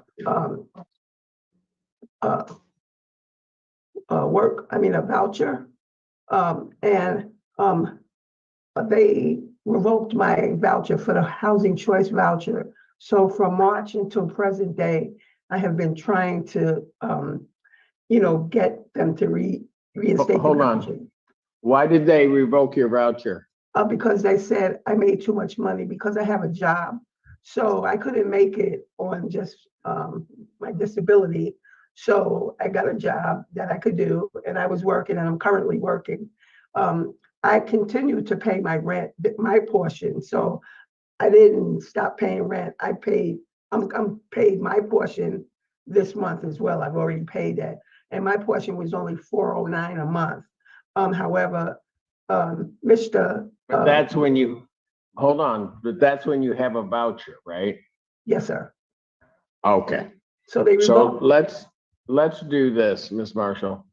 Where is my saving grace, Amy? Here she comes. All right, so a couple of things going on, Ms. Marshall, okay? Okay. The first thing that's happening, and you're gonna click into we're gonna click into September. How much is your monthly rent? My portion is $409 a month, and I am current on my rent. I have never been late on my rent ever. No, okay, I got you. Yeah. So, Mr. Gann, how much is the monthly rent, sir? 1,205.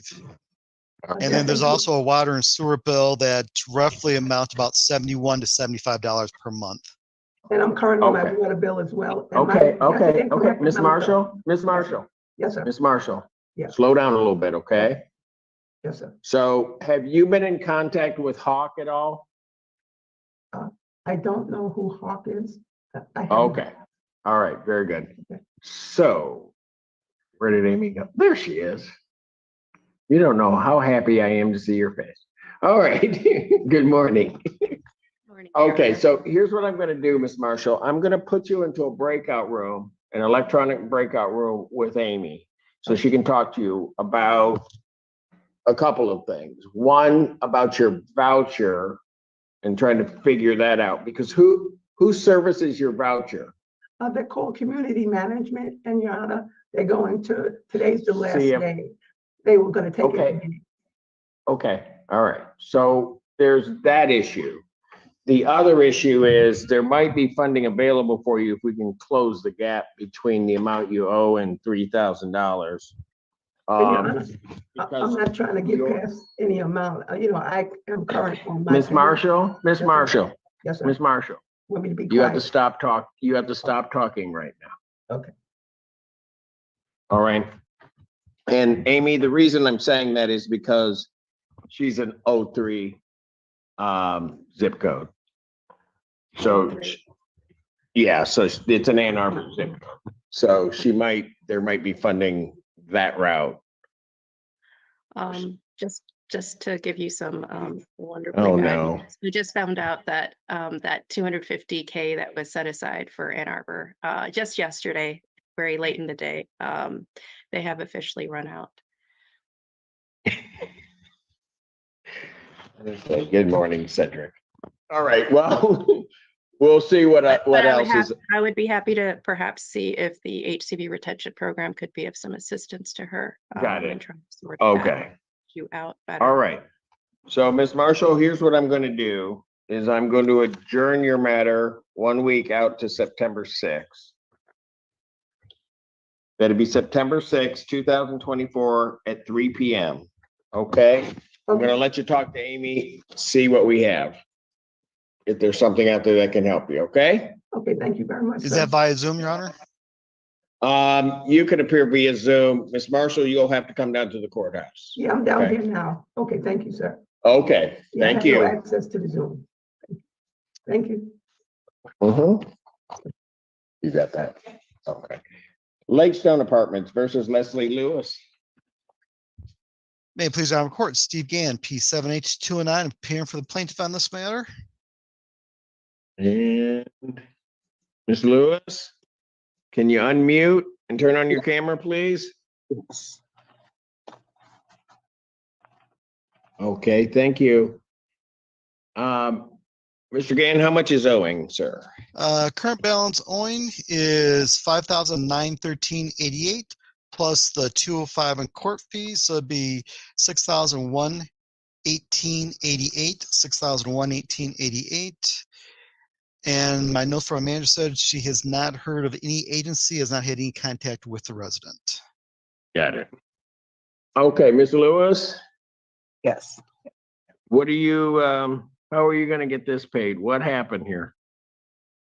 Got overwhelmed with things just things going on in my life, and I can start out at $1,000 a week to start paying back. Okay, so you can pay $1,000 a week. Correct. Okay, you're working? Absolutely. Okay, and have you sought out any assistance whatsoever to try to help you close this No, gap? not yet. Okay. How much is your monthly rent? It should be, I believe, $1,350. Something like that? Okay.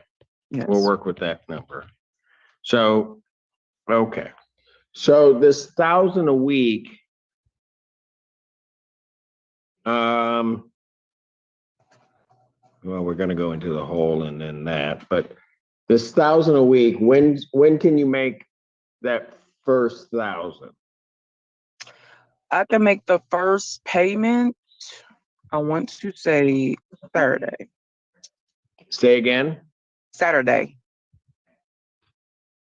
This Saturday, the 31st? Correct.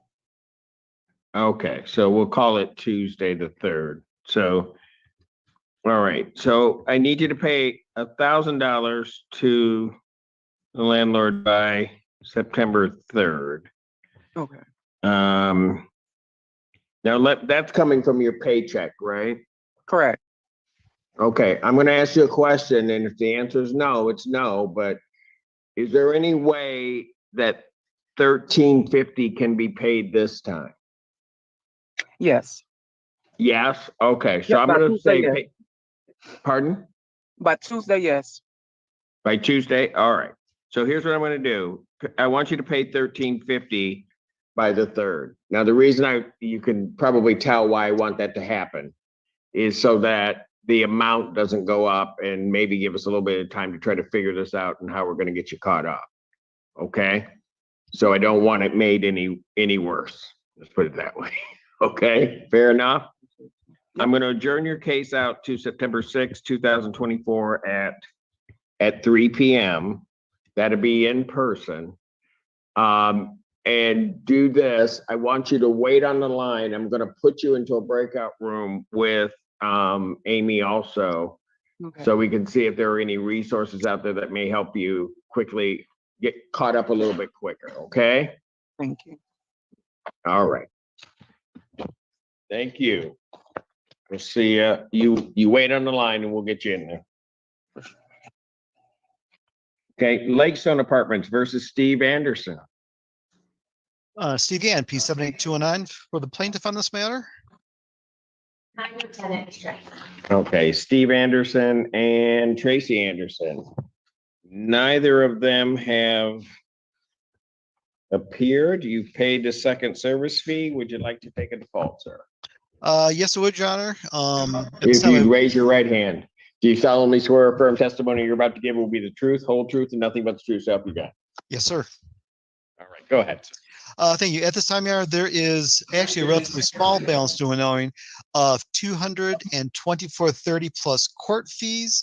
The court fees amount to $205, so that is $429.30. 429.30.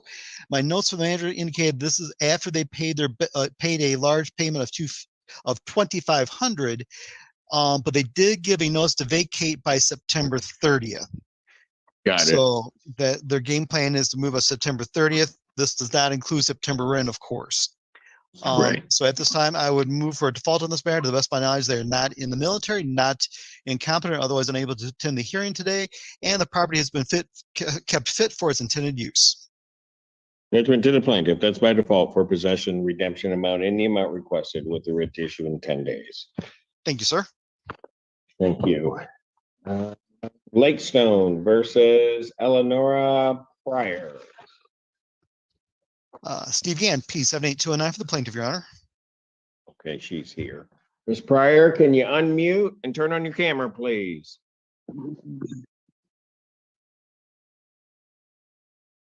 Okay, there you go. All right.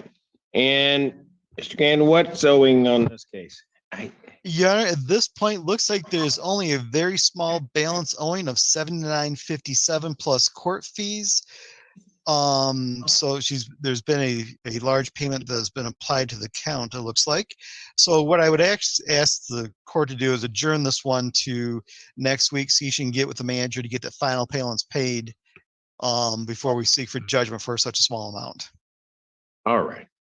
Will that work for you, Ms. Pryor? Yeah. Yes? Okay. I'm going to adjourn this to September 6, 2024, 3 p.m. Thank you, Your Honor. All right. Thank you, Ms. Pryor. Is that it? No, you got more. Mr. Gann has loaded us up this morning. Okay. Trying to get your docket going quickly, those. Lakestone Apartments versus Alyssa Johnson. Steve Gann, P 78209 for appearing for the plaintiff on this matter. At this She's time, here. Hello, Ms. Johnson. Hi. Okay, what's owing? Current balance owing is $1,277.73 plus a 205 for court fees for $1,482.73. I'm hearing a lot of feedback. I'm not sure where from. That's okay. You got noise in the background, Miss Johnson. I'm sorry. It's okay. And the 14. notes. Go ahead. I see. And the Mr. notes Gann. from the manager on this one said that that's after she made a partial payment, and the manager would like to work with her. So I guess if we could adjourn this one to the 6th as well, give her a chance to sit down with the manager early next week, and maybe we could come up with a CD on this and her not have to come back. Okay. Would you like to do that, Miss Johnson? Yes, sir. Okay, here's what I'm going to do. I'm going to adjourn the case to September 6th, 2024, 3 p.m. Okay? Yes, sir. Is that And going to let's be see. via Zoom or do I have to come in? You need to come in. It's in person. They're set in person. Okay. Okay? But make sure you get with the manager, because if we can get a COD in, then we may be able to avoid all of that. Okay. Thank you so much. All right, thank you. You have a great weekend and holiday, okay? You too. Thank you. Thank you. Is that it for Mr. Gann? It is. I did have 2 more that were dismissed, so that's sir. it. All right, very good. Thank you, sir. I will not be here next week, so someone else will be covering for me, which is a sad for me because, next Saturday is the Spartans Terrapin game, so I won't be here to badge you before that. Okay, all right, sir. And as I say, go Terps. Anyway. Thank you. Have a You good have weekend. Great holiday, sir. You too. Huron Vista Apartments versus Tierra Palmer. Good morning, Your Honor. Oh, you broke up there. Of Oh. course. Jillian, good morning, Your Honor. Jillian Engen for plaintiff. All right. Ms. Palmer? Oh, there she is. Hello. Okay. Hello. All right. How much is owing on this account? I have a current balance, including court costs, of $1,619. Okay. All right, Ms. Palmer, how are you intending on getting that paid? I had an appointment with Hawk yesterday, Okay. and I'm just waiting to hear back from them. Okay. So, all right, let me ask you this. How much is your monthly rent? $858. $858. Are you on a voucher at all or no? No. Okay, so $858 or thereabouts 900, and we'd be under the 3. So you're waiting to hear back from them. You had the appointment with Hawk. So here's what I'm going to do. I'm going to adjourn your case out 1 week, realizing 1 month's rent's going to click in. Is there anything you can pay or no between now and the 6th? Well, I'll be paying the rent for this month later today, but Okay, for which month? For September, you mean? yes. Okay, here's what I want you to do. It's gonna sound a little bit crazy, but you're with Hawk, but I'm gonna try to maximize your benefit and try to get you a little bit ahead, okay? You'd probably like that, right? Yeah, okay, I'm not sure it's gonna work, but I'm gonna give it a shot. So I'm first of all gonna adjourn your case to the September 6th, 2024 at 1 p.m. Okay? How much were you gonna pay on rent? Your $858? $893. $893? Okay. So here's what I want you to do. I need you to get that $893 in cash, and I want you to pay it into court escrow. Okay. Okay? Now, and the reason I want here, so that you understand, you may be eligible for, say, up to 2, 3, whatever, from some benefit, okay, through Hawk. So I want that number where it is. If they'll pay that, then this other monies can also be paid to the landlord and put you a little bit ahead. Okay. Okay? You follow me? Yes. Okay. You look like you don't trust me. I've never heard of that. Okay, it's okay. We kind of do it sometimes all the time. So just do this. You won't be behind it all, because if it comes into here, the worst thing that can happen is if whatever falls apart, we would then send it off to the landlord, so you'd be paid in any event. Okay? Okay. All right. So How make sure to get that. exactly do I go about Go doing ahead. that? What'd you say? How do I exactly go about doing that? Okay, what you do is you come down to the court and I need the $893 in cash.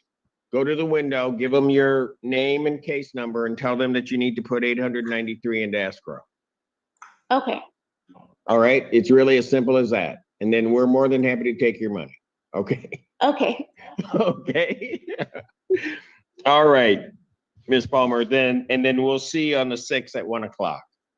Okay. All right. Thank you.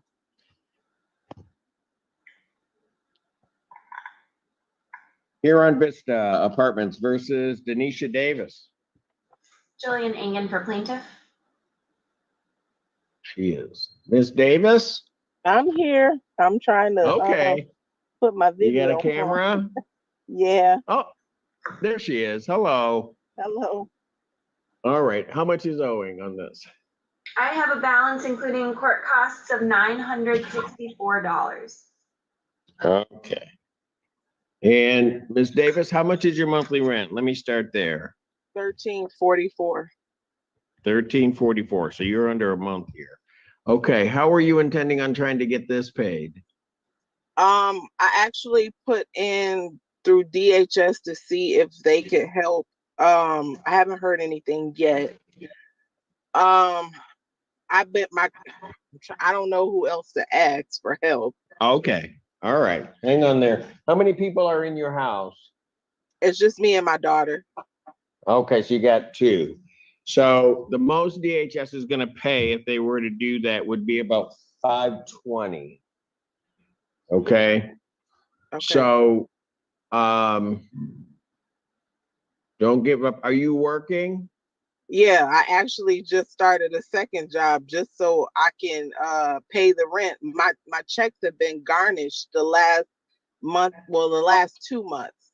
So this is kind of what made me behind on my rent.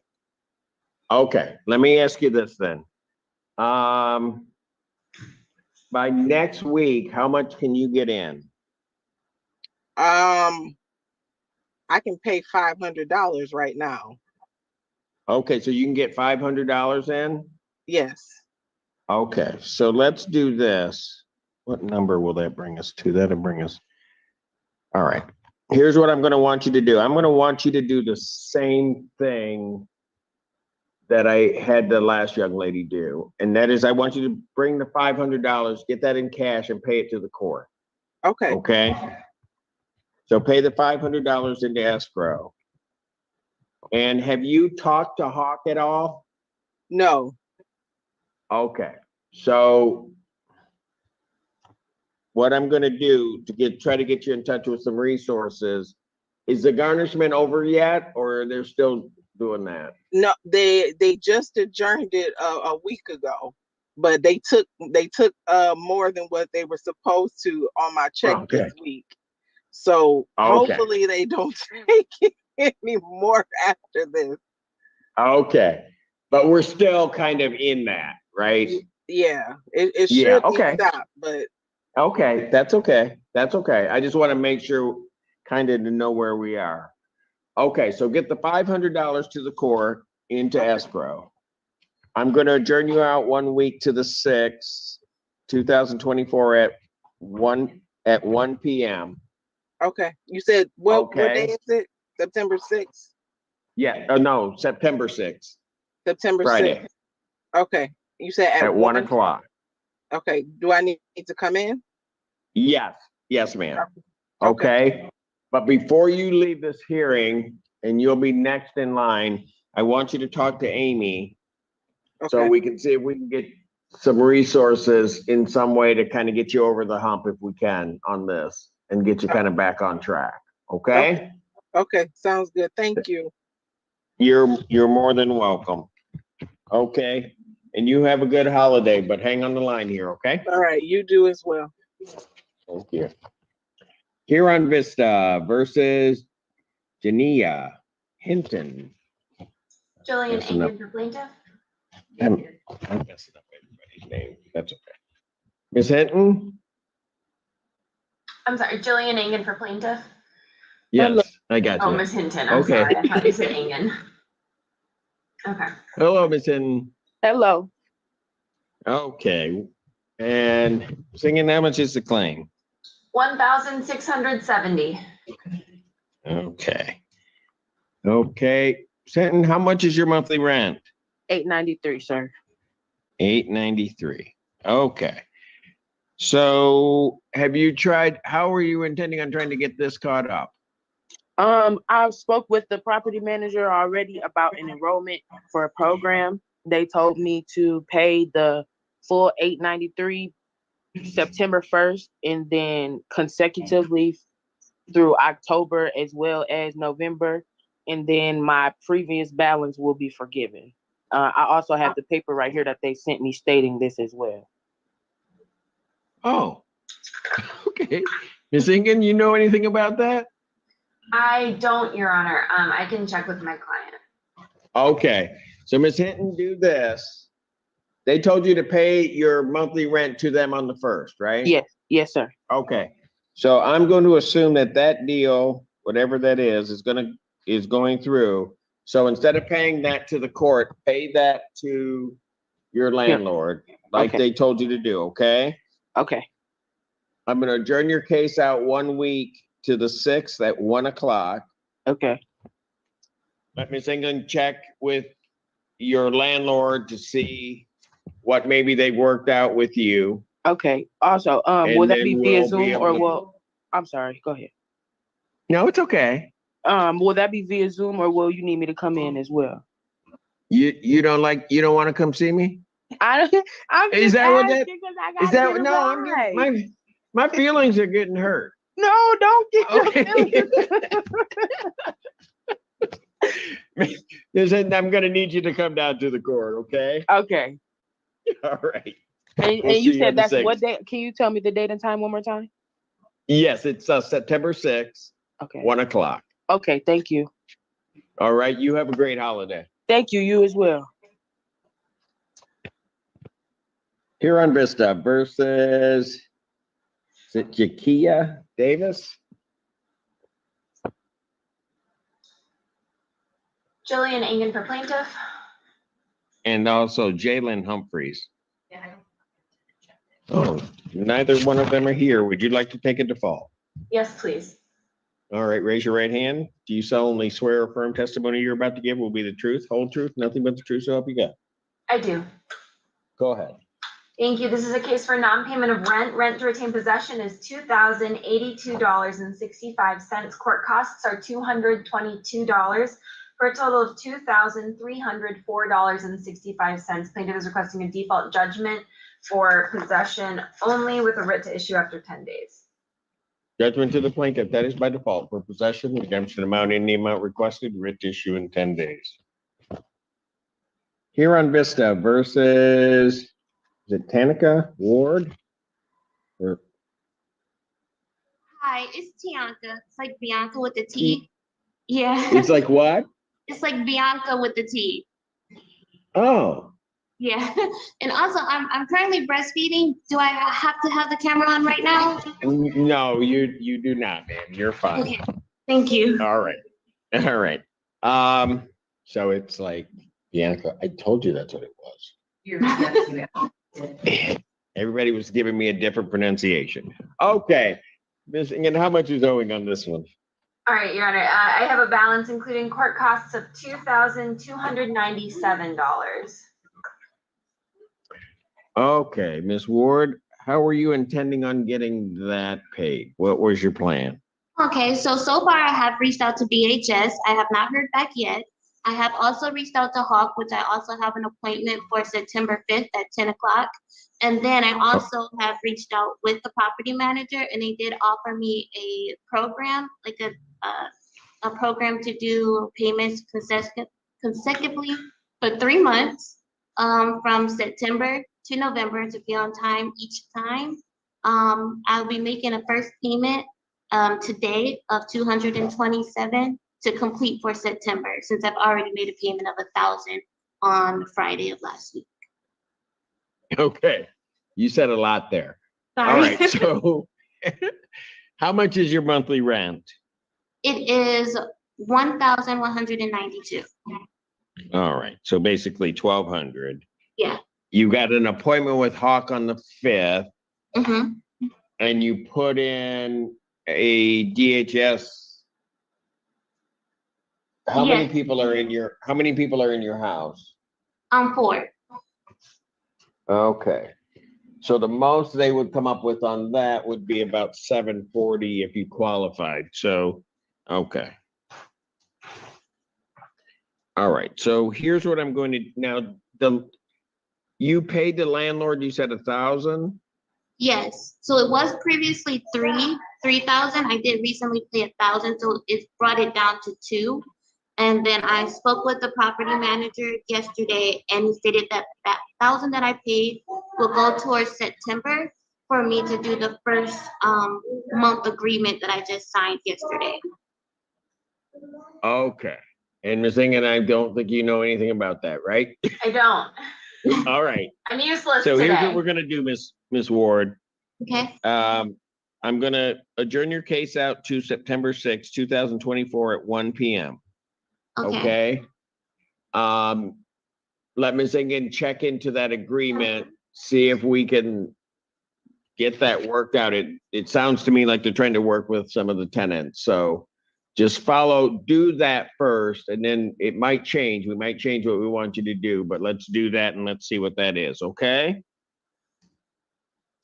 All right. I do have a question for you. I have an appointment. I have a disabled daughter. She has an appointment with cardiology at 1:45 for September 6th. Am I able to come in earlier, or do you know how long it'll possibly be for me to still make that appointment with her? Okay, so your daughter has to be at, okay, here's the thing. That's at your appointment with the doctors at 1:45? Yes. Okay. And can you make a note of that? Yes. Okay, here's the thing. If you're able to zoom in, I'll let you appear via Zoom, okay? Okay. You go ahead and take care of your family. If you're not there, we're gonna note the file that you've got that. So nothing's bad's gonna happen. Just try to get yourself in when you can, okay? Thank you so much. Would it Not make a sense to problem. put it out another week, Your Honor? Just, You want to do it that way? Okay. I think that might just make it easier, then Ms. Ward doesn't have to worry about it. And if she Okay, has Ms. applications Ward? for assistance in any way. Got it. Ms. Ward? Yes. So Miss Engen she's such a nice person. I'm not that nice. All right. So we're gonna put you out 2 weeks. We'll put you to the 13th. Okay. Okay, that'll be at 2 p.m. 2. And that is in person. Yes, ma'am. All right. Sorry, I'm writing it down too. Okay. So 13. Got it? in person. Yes. Thank you so much. Thank you. You have a great holiday. You too. Thank you. Thank you. Huron Vista Apartments versus Takia Roberts. Jillian Engen for plaintiff. Do not have this tenant checked in. Takia Roberts, they are not here. You have been previously sworn. You may proceed. Thank you, Your Honor. This is a case for non-payment of rent. I have rent to retain possession of $678. Court costs are $176 for a total of $854. Plaintiff is requesting a default judgment for possession only with a writ to issue after 10 days. Judgment to the plaintiff, that's by default. For possession, redemption amount in the amount requested, writ issue 10 days. Huron Vista Apartments versus Nelsa, is it Nieves Montes? Jillian Engen for plaintiff. He's here. She's here. I'm here. Okay, you got a camera? Yeah, I'm trying to turn it on. Okay. Oh, Well, here it you goes. work on, oh, there you are. Hello. Hi. Okay. Singing, how much is owing on this? I have a balance of $4,009. Mom, that's a little boy. Okay. All right. Is it Nieves? Yes. All right.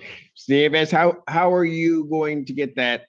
What was your plan on trying to get that paid? I actually have a meeting with my DHS worker. It was supposed to be around 8:30, but this is at the same time. But she told me to call her after I got off this so she can give me like a balance of what they can pay off, and then I'll pay off the rest of it. You'll do what? You'll pay out the rest of it? Yes. After she tells me the balance of what they're gonna pay off. Okay, so let me ask you this. If they told you, how many people are in your house? Me and my 6 kids.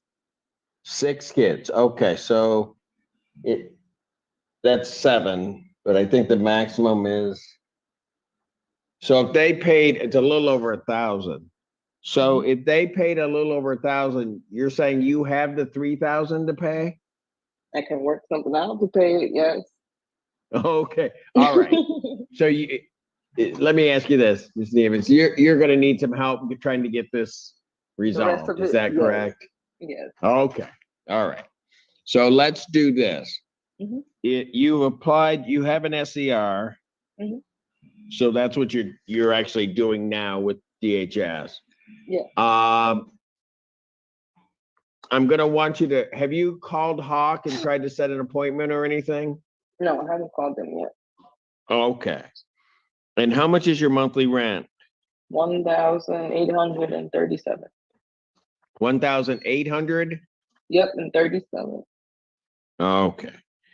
All right. So let's do this. I'm going to adjourn you out 1 week. Okay. September 6th, 2024 at 1 p.m. Okay. Okay. Okay. Now, are there any funds between now and then that you can pay? I just got paid today, so yes, I can put something down today. I'm sorry? I just got paid today. There's something I can put down today. Okay, how much do you think you can pay? I can put down at least 3 something today. I'm sorry, you broke up there, ma'am. I can put down at least 300 and something today. 300? Yes. Okay. Why don't you get 300? I'm gonna have you pay that directly to the landlord. Okay. Okay. I'm gonna put you out a week, see what DHS says. Mhm. And then what I want you to do is I want you to wait here. I think we've got a little line here, maybe. You're next. Okay. So we're gonna have you talk with Amy and see what other resources are out there and see maybe you might have to call down and get an appointment with Hawk. Okay. So we can start that process, okay? Okay. All right, very good. Next week, 1 p.m. 1 p.m. We'll see you then, okay? Okay. Thank you. All right, who's that little one? My little one, Fatima. Oh, okay. All right. You take care. Have a good holiday. You too. Bye-bye. All right. Old Town Realty versus Shayla Gilden. Jillian Engen for plaintiff. Gilden, there she is. Hi, Gilden, good morning. good morning. You got a camera? Yeah, Okay. All right, while you do that, hello. All right, hi. how much is owing? I have a balance of $3,206, Okay. including court costs. Including court costs. Okay. Gilden, how are you intending on trying to get that paid? So I was on a mission voucher and it was handled by RPI management. And so there was an issue with basically Old Town Realty so my voucher, there was an issue with paperwork. They said that they did not get my paperwork. And so like Okay. my voucher All right. expired August 1st. And so I have been through this with them before and it ended up with us in court last October. So I told Old Town Realty that I just didn't want to do the voucher Okay. anymore and that I intended to pay my own rent for August and September. So my lease is up, like September is my last month. I told them that I would pay August and September out of pocket because I just didn't want to do Michigan anymore. The issue that I have with the balance currently is that in July, for July's rent, I was still on the voucher and Old Town Realty went into abatement. And so I have the paperwork from Misha saying that they are not entitled to July's rent, which is $1,375, and they're not supposed to take that from me. Okay. All right. All right. Hold on. Just hold on. All right. Here's what we're gonna do. I'm going to adjourn this out 1 week. Okay, to the 6th at 1 p.m. Okay. Now you said you were gonna pay something to the landlord. So I wanted to just be done with my voucher and pay August and September. Okay, hold And on. so Hold on. All right. Here's what I say. And that's because of the problems that you're having with the voucher, right? That you just you don't want to deal with it. Okay. yeah, we've All been to right. court Hold on. 3 times. Hold on. Just hold on. It's okay. So here's what I'm going to have you do. It's a housing choice voucher that you have, correct? It's a voucher through MISHA, which is handled through RPI management. It says like Section 8.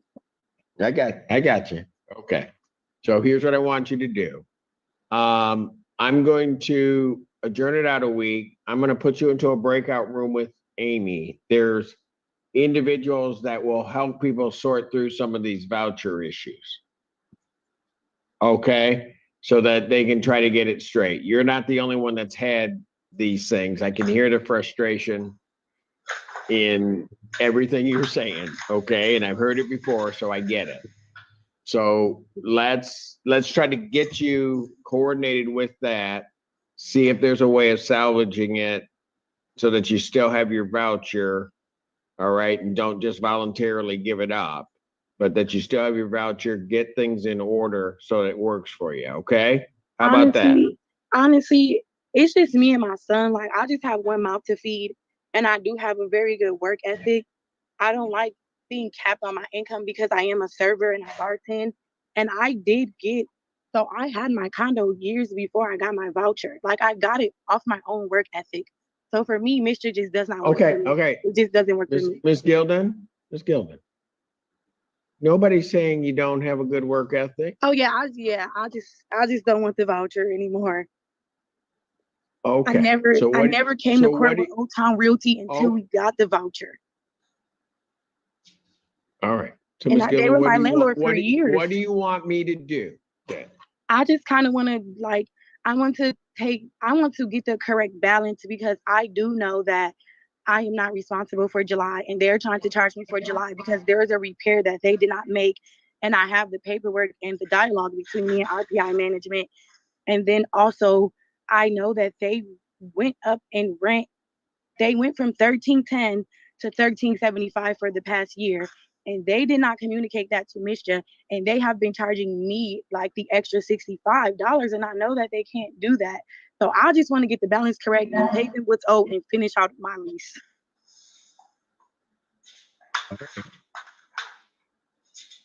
Zingin, you hear all of that? I'll put it out 1 week. That balance is going to go up. Is there anything that you can pay between now and then, ma'am? I guess I would just pay my September rent. I would pay $13.75 because that's what I owe for September. All right. And then I'm going to indicate that you need to pay $13.75 to the landlord. Okay. Yeah, and then I guess I'll I adjourn just it out to September. I'll adjourn it out to September 6th, 1 o'clock. am I able to still go to the breakout room because there's paperwork that I have from Misha saying that I'm not obligated to pay July. So the balance that they're trying to make me pay is from July and August. Ms. Gilden, do you have access to the chat feature? Yes, I do. Okay, I'm gonna put my email in the chat. If you don't mind sending me the documentation that you have from Mishta regarding the abatement issue, then I can talk to my client about it. Okay, yeah, I can see that, and then I can send you my ledger also so you can see where they went up in the rent and they have been taking it from a balance that I had. It was like my own money that was credited on my account, and they have been taking it from that money, and they didn't communicate to us that they went up in the rent either. Okay, I have a copy of your ledger. Okay, yeah, Yep. so I can send that over to you. Okay, thank you so much. Thank you. We'll see everybody on the 1st or on the 6th at 1 o'clock. Thank you. Your Honor. I'll see you this afternoon. Yes, Person ma'am. docket. Take Thank care. you. Who's Ed? I'm unsure who Ed is, but he was trying to sign in yesterday after as well. Okay, well, we'll deal with that at some other point. 14 days stands adjourned or in recess.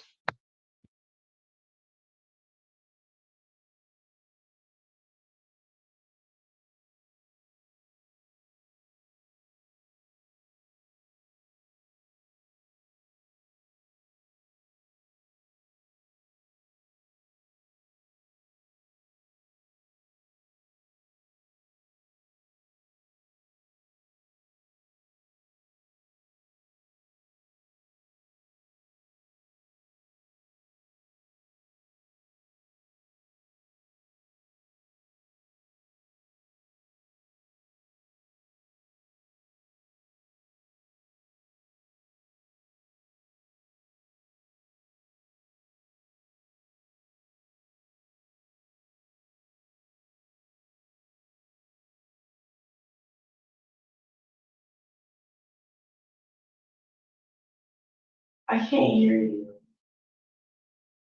I'm sorry, have the two of you spoken or do you need a breakout room? I don't. I'm only going to need a breakout rooms for 2 individuals that were in single occupancy housing. Everyone else I've been able to talk to. All right, thank you. So this is number 1 on our arraignment calendar. Today's August 23rd, and this is the Nisqually Jail 11 a.m. calendar. Cause number 24L001442, the City of Lakewood versus Ms. Battle. Ms. Battle, please state your full name and date of birth for the court. My name is Elizabeth Battle, and on September 9, 2003. All right, thank you, ma'am. You've been charged by way of complaint with 1 count of theft in the 3rd degree. This was alleged to have occurred in the City of Lakewood on August 22nd, 2024. I did have an opportunity to review the statement on probable cause, and I do find it's been established for purposes of this hearing. I'll ask Mr. Carlo to please acknowledge receipt of the complaint and enter a plea on your behalf. A very good morning, Your Honor. For the record, Luis Carlo for Ms. Battle. We do acknowledge receipt of the complaint to waive any further formal reading and ask the court to enter pleas of not guilty on Ms. Battle's behalf. Additionally, Ms. Battle does qualify for the public defender. We'd ask that Horwath Law be reappointed to represent her in this cause. Thank you very much. Horwath Law will be appointed to represent you on this case, ma'am. Mr. Gunderson, what does the city seek as conditions of release? Thank you, Your Honor. City is not opposed to release a defendant on personal recognizance. I'd ask that the court order defendant to maintain law-abiding behavior, appear at hearings, notify the court if there's any change in address, and stay out of the area of the Walmart for which this case has an association. Thank you. Thank you very much. Mr. Carlo, any objection with those conditions? Certainly no objection from defense. All right.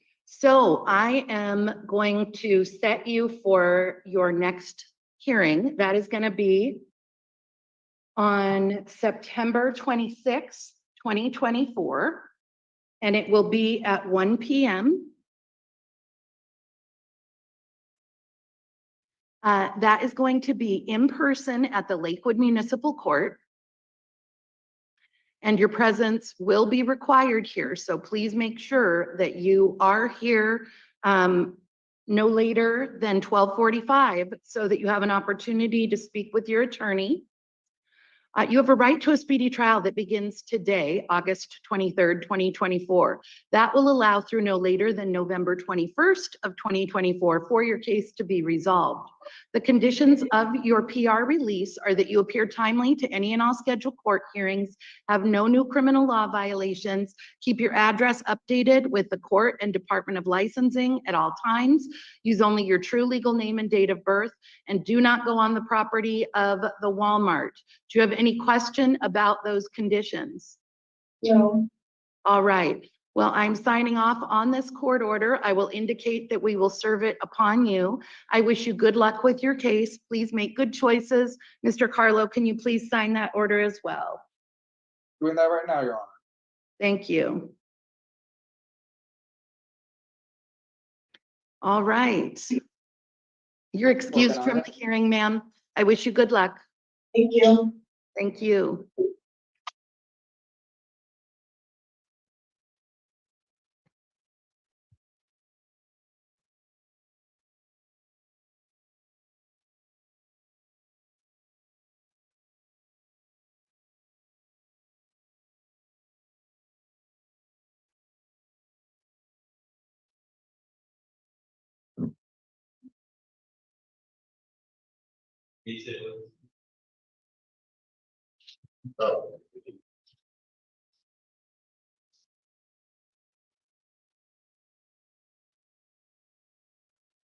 Hi, what's your name?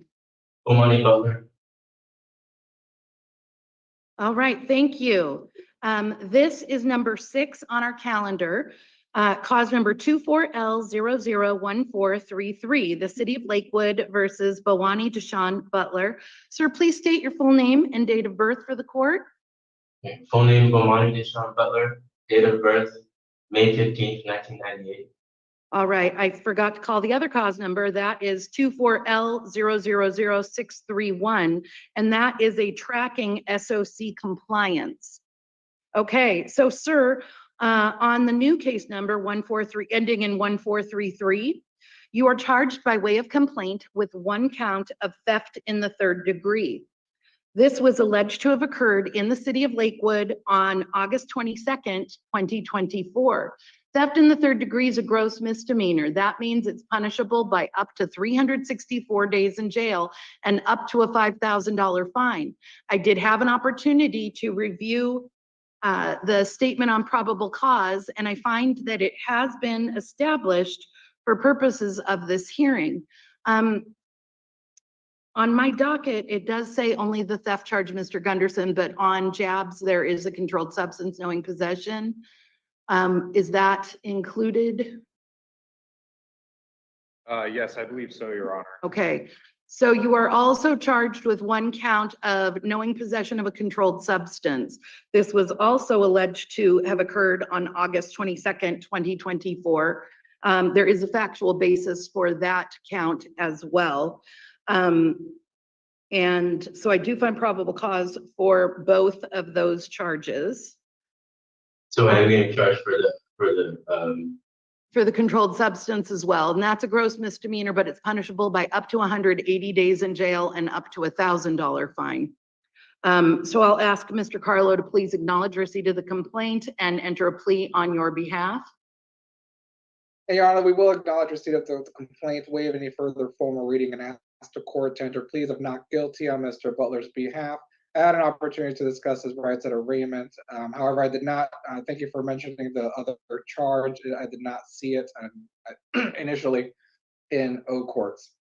At this time, Your Honor, Mr. Butler, we've already been appointed on the other matter, so I'm going to ask that Horwath Law also be appointed to represent him on this theft 3.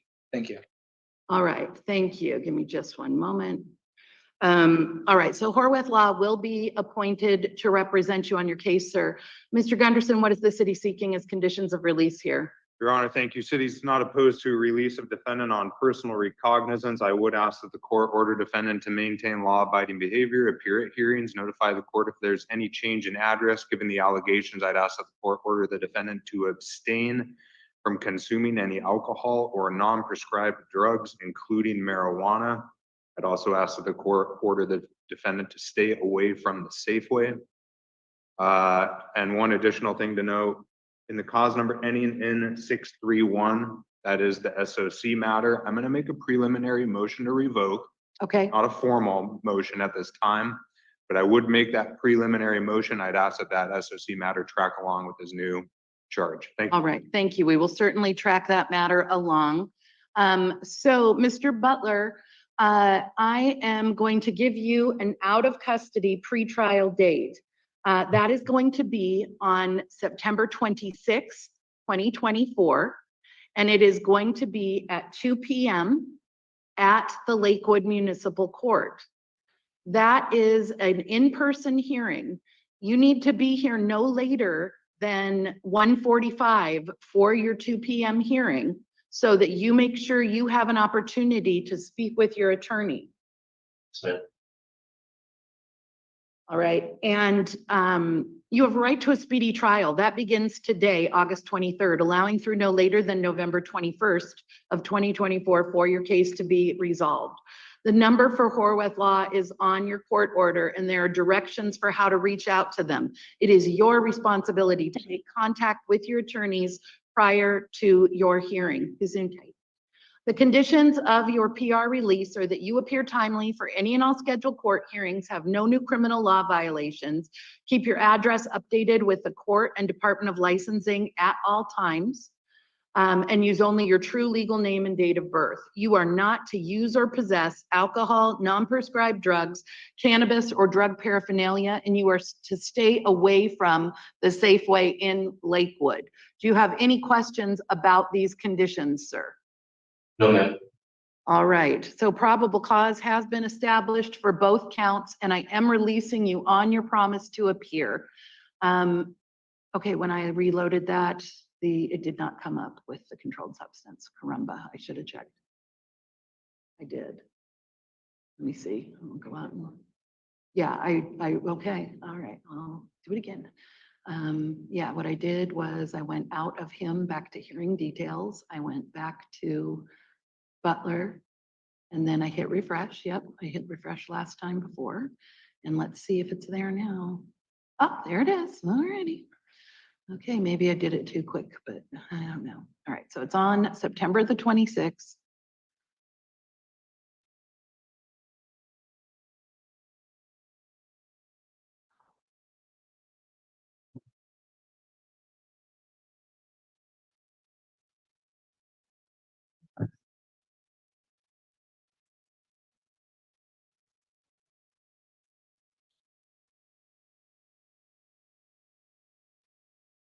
Okay, so on September 26th, sir, what time are you going to be here for court? 1:45. Thank you very much, sir. I appreciate that. Horwath Law's contact is here. All of those conditions as described remain in effect.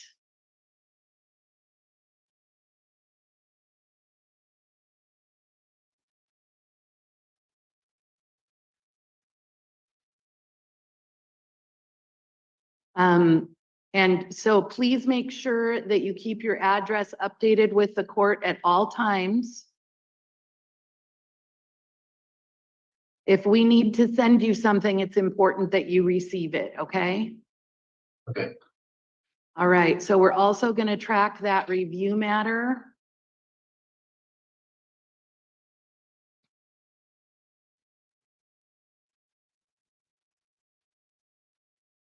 And I will indicate that this is being served upon you.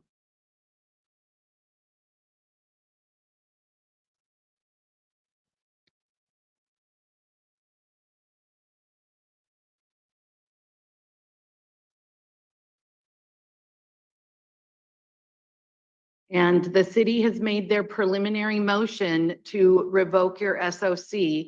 Nothing has happened upon that yet, but you should be prepared to address that. Make sure you discuss that with your lawyers as well, okay? Okay. All right, thank you very much. We'll see you back here at 2 p.m. on September the 26th. You're Thank you. excused from this hearing. Thank you, sir. Have a good day.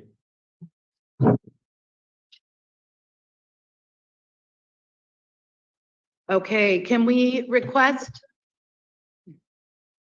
I'm sorry. Wait, I'm sorry, what, oh, what? Roman, okay. Okay. So we're hoping to address Mr. Roman as quickly as possible. Okay. Hi, what's your name, ma'am? Yeah. Excuse me? And again,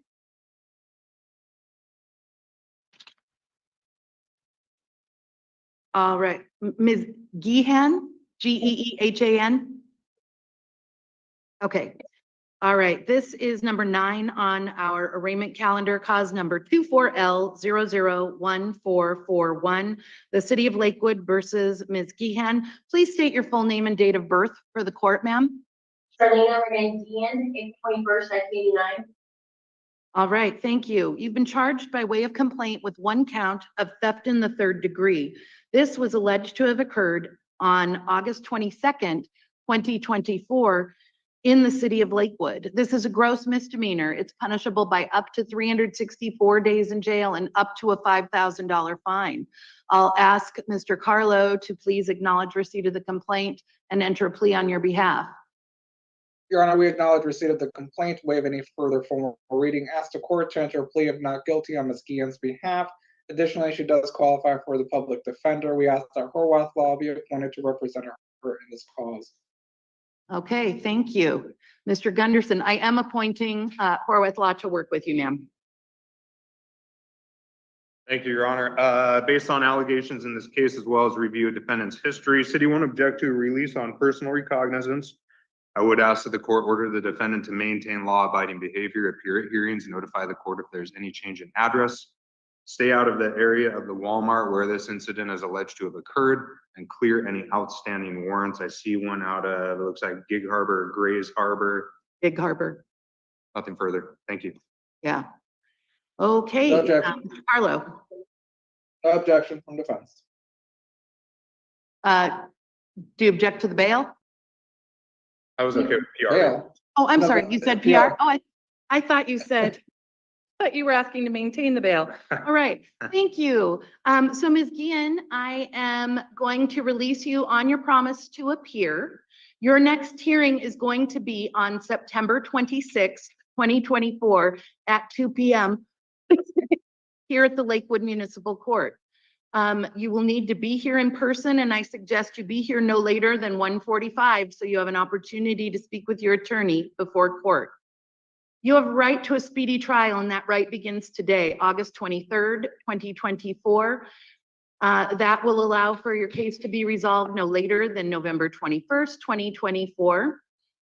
The conditions of your release so that you appear timely for any and all scheduled court hearings, have no new criminal law violations, keep your address updated with the court and Department of Licensing at all times, and use only your true legal name and date of birth. You are not to go on the property of or have contact with, I'm sorry, was this Safeway or Walmart? Walmart. Thank you. Thank you very much.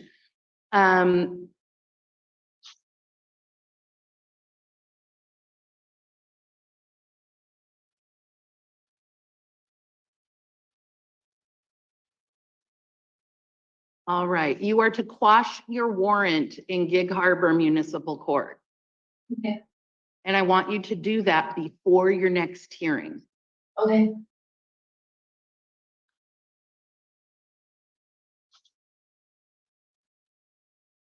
All right, so probable cause has been established.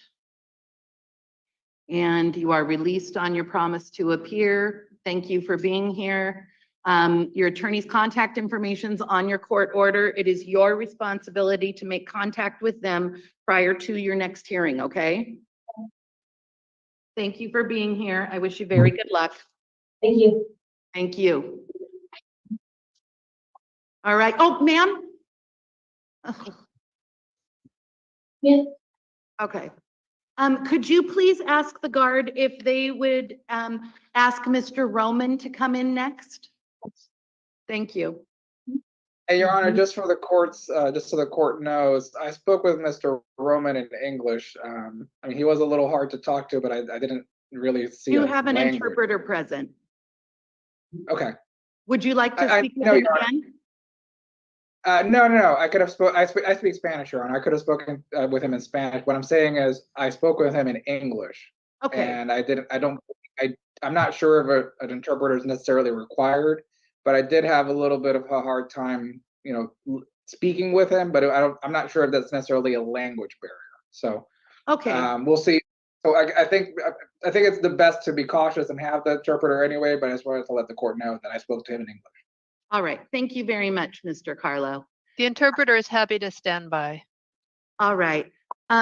Actually, I would really prefer if you interpret, just so we can make sure that Mr. Roman is comfortable in court, given Mr. Carlo's representations. So if you would make your record, please, Madam Interpreter.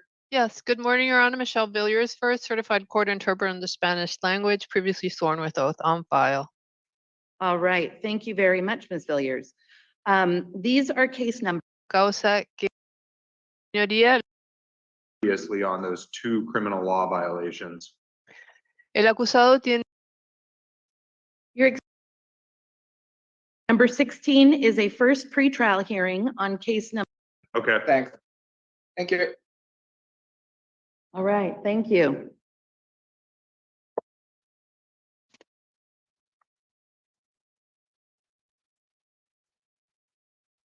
I really appreciate having these easy statements, making everything so much easier. Good morning. What's your name? Pablo. Mr. Pablo, thank you for being here. Give me one moment to pull up your case. All right, we are here on numbers 16 and 17 on our calendar. Number 16 is a first pretrial hearing on case number 24L001159. And number 17 is an arraignment matter on case number 24L001440. Mr. Pablo, please state your full name and date of birth for the court. All right, thank you. Mr. Pablo, you've been charged by way of complaint with one count of theft in the third degree. This was alleged to have occurred in the city of Lakewood on August 22nd, 2024. Theft in the third degree is a gross misdemeanor, meaning it's punishable by up to 364 days in jail and up to a $5,000 fine. I had an opportunity to review the statement on probable cause, and I do find it's been established for purposes of this hearing. I will ask your attorney to please acknowledge receipt of the complaint and enter a plea on your behalf. And good morning, Your Honor. Luis Carlo for Mr. Pablo. We do acknowledge receipt of the complaint, waive any further formal reading, and ask the court to enter a plea of not guilty on Mr. Pablo's behalf. Thank you. Oh, we also would request that Horwath Law be appointed as he does not have any income. Thank you. So ordered. All right, Mr. Gunderson, what are the conditions the city seeks? Your Honor, although defendant has fairly limited criminal and warrant history, I'm going to ask that bail remain in this case. The basis for that request, he just was arraigned recently here on another theft out of Lakewood. That incident's alleged to have occurred July 8th. He was seen by this court August 13th. He was ordered at that time to maintain law-abiding behavior. And here we are again, I don't know, 9 days later, committing allegedly additional thefts. I think that bail is appropriate. Thank you. I'd also ask that the court order defendant to maintain law-abiding behavior, show up at hearings, notify the court if there's any change in address, stay out of the area of marshals. Thank you very much. Mr. Carlo, I am inclined to impose bail on this matter, given the fact that exactly what Mr. Gunderson said, that Mr. Pablo was just with us. He was just told to have no new criminal law violations, and we're here on allegations of the exact same charge. So I'll ask you to respond. Your Honor, these are crimes of poverty. I was going to look at the police report to see exactly what was taken from marshals. It's a nonviolent crime. He does not have any history of not showing up to court. I think the least restrictive means for community safety is to release him. He's not a danger to the community. He does show up to court. I would ask for a release on PR. If the court is so inclined, I can see in the PC statement, see exactly what was stolen. But again, I would ask for a PR release. Thank you. Okay. I'm sorry, in looking at the police report, I'm not seeing itemization of what it was. Is that on the list somewhere? On the order, or excuse me, in the report? I'm looking, Your Honor. Yeah, I didn't see, like if this was Safeway, that would be easy for me to make an assumption about. Marshals, it was $180 worth of merchandise. He also ran when they attempted to apprehend him. Understood. Okay. Oh, let me see. I guess I didn't go down far enough. I had found probable cause on the first 183. Yeah, it doesn't say what the merchandise was.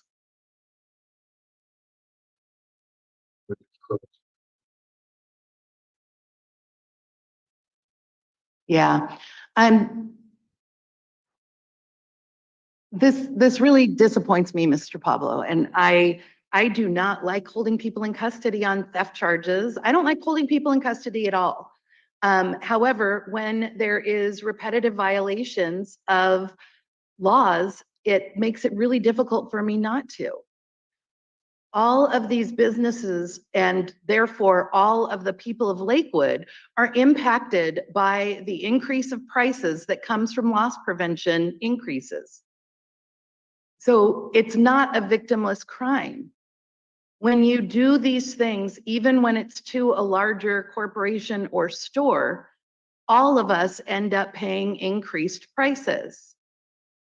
And if like Mr. Carlos said, this is a crime of poverty, and I don't find that to be an untrue statement, but there are a lot of places to find assistance.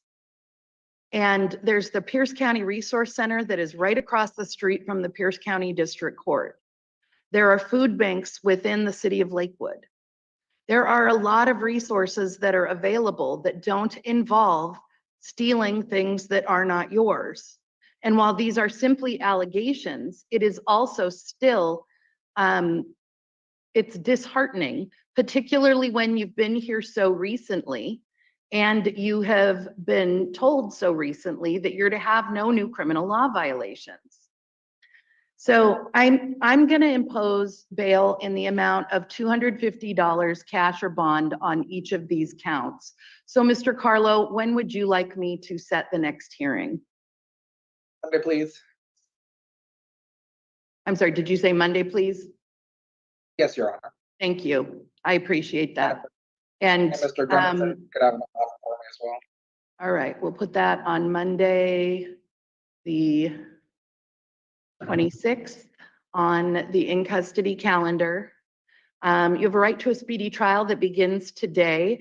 That means if you remain in custody, it would expire no later than October 22nd. If you are out of custody, November 21st. The conditions are that you appear timely for any and all scheduled court hearings, have no new criminal law violations, keep your address updated with the court and Department of Licensing at all times, use only your true legal name and date of birth.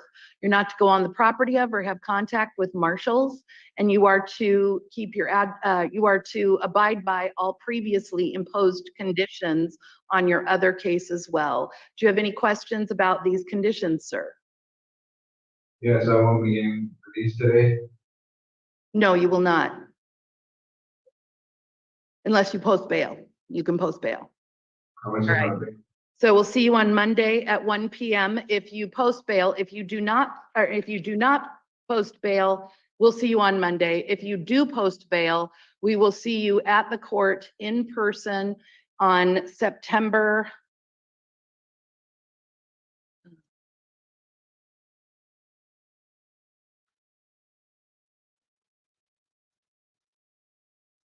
26th, 2024 at 2 p.m.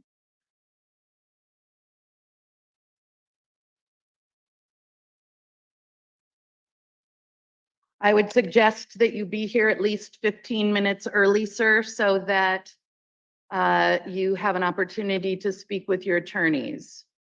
I'll indicate we'll serve this on you and ask you to sign that, Mr. Carlo.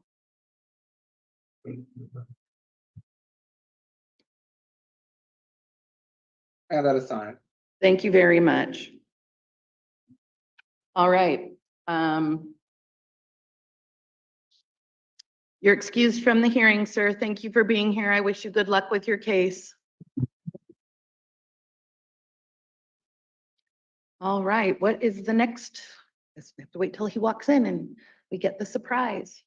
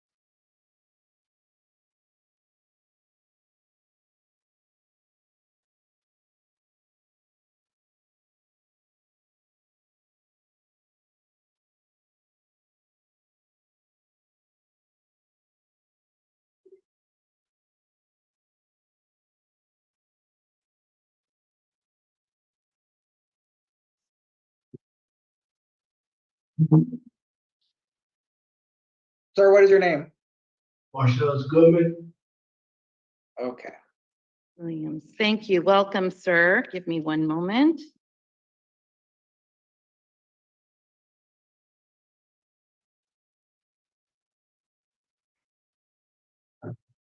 I'm sorry, can you please say your last name again, sir? Goodman. Whitman? Goodman. Goodman. Goodman. Oh, thank you. I'm not hearing very clearly from that room today. Okay, this is number 10 on our calendar. It is cause number 24L001430. And it is the City of Lakewood versus Mr. Goodman. Mr. Goodman, can you please state your full name and date of birth for the court? Watch out. I have Goodman since 1994. All right, thank you, sir. You're charged by way of complaint with one count of theft in the third degree. This was alleged to have occurred in the City of Lakewood on August 22nd, 2024. This is a gross misdemeanor, meaning it's punishable by up to 364 days in jail and up to a $5,000 fine. I'll ask you to please acknowledge receipt of the complaint, Mr. Carlo, and enter a plea on your client's behalf. I did have an opportunity to review the statement on probable cause, and I do find that it's been established for purposes of this hearing. Your Honor, for the record, Luis Carlo with Mr. Marcellus Goodman appearing virtually in Nisqually. We acknowledge receipt of the complaint, waive any further formal reading, ask the court to enter a plea of not guilty on Mr. Goodman's behalf. He does qualify for the public defender, so I ask that Horwath Law be appointed to represent him in this cause. I will note for the record, Your Honor, that I've reviewed JABS and Mr. Goodman has several matters where he has been found, or several dismissed matters. And lastly, on October 17th, 2023, he was found incompetent. I did chat with him. I did not have any concerns in our conversation. However, as competency can be fluid, I wanted to put the court on notice. Thank you. Thank you so much. I appreciate that update. All right, Mr. Gunderson. Yeah, I appreciate that as well, Your Honor. Your Honor, in reviewing the allegations in this case, as well as defendant's prior history, I'd ask that bail remain. Do feel that it is appropriate. City has concerns regarding public safety as well as defendant's likelihood to return to court. That is the basis for that request. I'd also ask that the court order defendant to maintain law-abiding behavior, appear at hearings, notify the court if there's any change in address, stay out of the area of the Safeway where this incident is alleged to have occurred. Thank you. Okay, thank you. Well, the defendant certainly does have quite a significant criminal history, but he has a fairly limited warrant history. Additionally, he hasn't had any law violations in almost a year. And so I am going to release you on your promise to appear for court, Mr. Goodman. And that's going to be, your next hearing is going to be on September 26th, 2024. And that will be at 2 o'clock. Your presence is going to be required in person at the Lakewood Municipal Court. You have a right to a speedy trial. That begins today, August 23rd, 2024, and will allow through no later than November 21st of 2024 for your case to be resolved. Horwath Law is being appointed to work with you on your case. The conditions of your release are that you appear timely for any and all scheduled court hearings, have no new criminal law violations, keep your address updated with the court and Department of Licensing at all times, use only your true legal name and date of birth. You are not to go on the property of the Lakewood Safeway. And let's see, probable cause was established and I'm releasing you on your promise to appear. So I would like you to be here no later than 1:45 on Thursday, September 26th for your hearing, okay? Okay. Do you have any questions? No. All right, thank you very much. You're excused from this hearing. Please make good choices, sir, and we will see you on September 26th. All right. Yes, you're excused.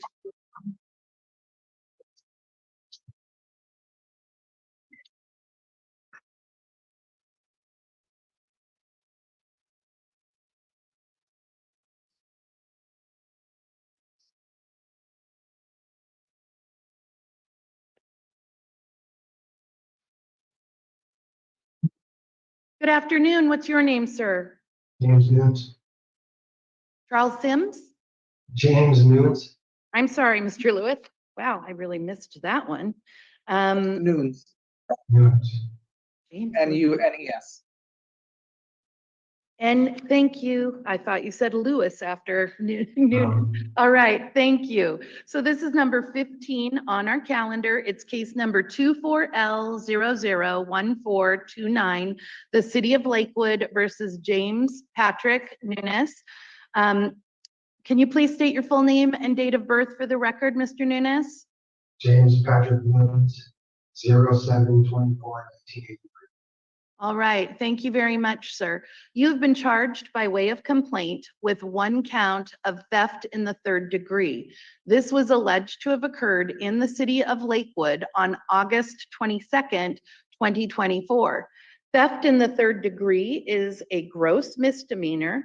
That means that it is punishable by up to 364 days in jail and up to a $5,000 fine. I've had an opportunity to review the statement on probable cause. I do find it's been established for purposes of this hearing. I will ask Mr. Carlo to please acknowledge receipt of the complaint and enter a plea on your behalf. Your Honor, Luis Carlo for Mr. Nunes appearing virtually. We do acknowledge receipt of the complaint, waive any further formal reading, ask the court to enter a plea of not guilty on Mr. Nunes' behalf. He does qualify for the public defender. We ask that Horwath Law be appointed to represent him. Thank you. Thank you. I will appoint Horwath Law to work with you on your case, sir. Mr. Gunderson, what are the city's requests? Your Honor, I'm going to ask that bail remain in this case as well. Just based on overall history and prior warrants that have issued. I'm also going to ask the court order defendant to maintain law-abiding behavior, appear at hearings, notify the court if there's any change in address, stay out of the area of Walmart. All right, thank you. Mr. Carlo. Your Honor, I'm going to requesting the court to release Mr. Nunes on his promise to appear. His last conviction is from 2012. His last warrant is from 2018. I don't have too many concerns that Mr. Nunes is going to show up to court. I think the least restrictive means for community safety and to ensure that the defendant appears would be to release him on personal recognizance and to require his presence in person at the next court hearing. Thank you. All right, thank you very much. So Mr. Nunes, you do have quite a lengthy history here, but because your last warrant was in 2018 and it's been more than a year since your last criminal law violation, I will release you on your promise to appear. Your next hearing is going to be in person at the Lakewood Municipal Court, and that will be on September 26th, 2024, which is a Thursday, and that will be at 2 p.m. Your presence will be required in person at this courthouse. I suggest you be here no later than 1:45 so that you have an opportunity to meet with your attorney prior to your hearing. You have a right to a speedy trial. That right begins today, August 23rd, allowing through no later than November 21st for your case to be resolved. The contact information for Horwath Law is on this document. It is your responsibility to make contact with your attorneys so that you can figure out how you're going to proceed with your case. You have a right to a speedy trial. That right begins today and will allow through no later than November 21st of 2024 for your case to be resolved. The conditions of your PR release so that you appear timely for any and all scheduled court hearings, have no new criminal law violations, keep your address updated with the court and Department of Licensing, and use only your true legal name and date of birth. You're not to go on the property of or have contact with the Walmart in Lakewood. Do you have any questions about these conditions, sir? No.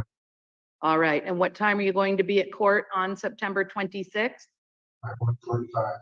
Thank you very much, sir. I appreciate that. And we'll see you back on November 26th. Please make good choices.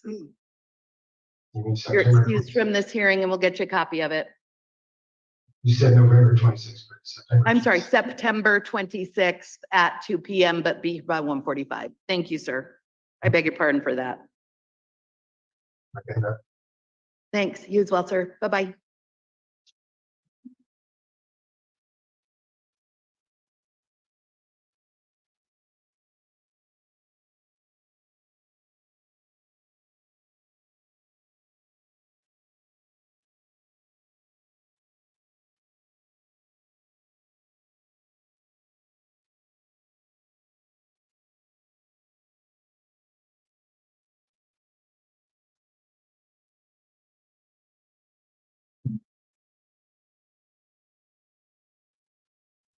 Hello, Hi, what's your name? Danielle Smith. Hi, Ms. Smith. Hi. Give me one moment, and this is number 26 on our arraignment calendar, cause number 24L001436, the City of Lakewood versus Ms. Smith. Ms. Smith, please state your full name and date of birth for the court. Danielle Yvonne Smith, 10565. Thank you very much, Ms. Smith. You've been charged by way of complaint with one count of theft in the third degree. This was alleged to have occurred in the City of Lakewood on August 22nd, 2024. Theft in the third degree is a gross misdemeanor, meaning it's punishable by up to 364 days in jail and up to a $5,000 fine. I did have an opportunity to review the statement on probable cause, and I find that it has been established for purposes of this hearing. I will ask your attorney to please acknowledge receipt of the complaint and enter a plea on your behalf. Your Honor, Luis Carlo for Ms. Smith, appearing virtually. We do acknowledge receipt of the complaint, waive any further formal reading, and ask the court to enter a plea of not guilty on Ms. Smith's behalf. Your Honor, Ms. Smith is currently on Social Security. She definitely qualifies for the public defender. We asked our Horwath Law be appointed to represent her in this cause. So ordered. Horwath Law will be working with you on your case. Mr. Gunderson, what does the city seek as conditions of release? No objection to release of defendant on personal recognizance. I'd ask that the court order defendant to maintain law-abiding behavior, appear at hearings, notify the court if there's any change in address, stay out of the area of Safeway where this incident is alleged to have occurred. I'd also ask that the court order the defendant to clear any outstanding warrants, or at least make attempts to clear outstanding warrants in between now and the time of our next court hearing. Thank you. Right, thank you. I'm sorry, Yes. All I was right. gonna say no objection, but I don't say warrants. I beg your pardon? No objection, but I didn't see any warrants in job. There's a warrant from 1996 in King County Superior Court. So, Okay. kind of best of luck with that, yeah. Okay, so we've got a pretrial hearing for you that it will be in person on September 26th. And that will be at the Lakewood Municipal Court. It's going to be at 2 p.m. I'm going to ask that you be here no later than 1:45 so you have an opportunity to speak with your attorneys. And as I said, your presence is required in person for that hearing. You have a right to a speedy trial within 90 days. We have a new commencement date of August 23rd, 2024. I've appointed Horwath Law to work with you on this case. The conditions of your PR release are that you appear timely for any and all scheduled court hearings, have no new criminal law violations, keep your address updated with the court and Department of Licensing, use only your true legal name and date of birth. Have no contact with Safeway and attempt to quash the King County Superior Court warrant. I will put the case number in here.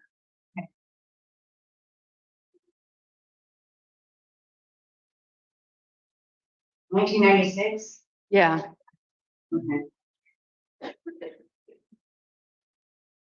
I think that's a pay or serve restitution, I think.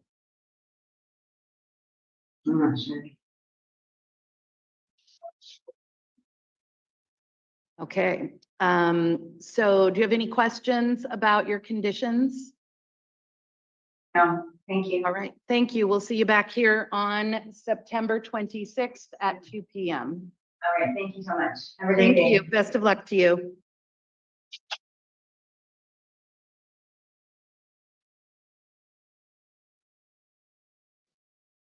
Okay.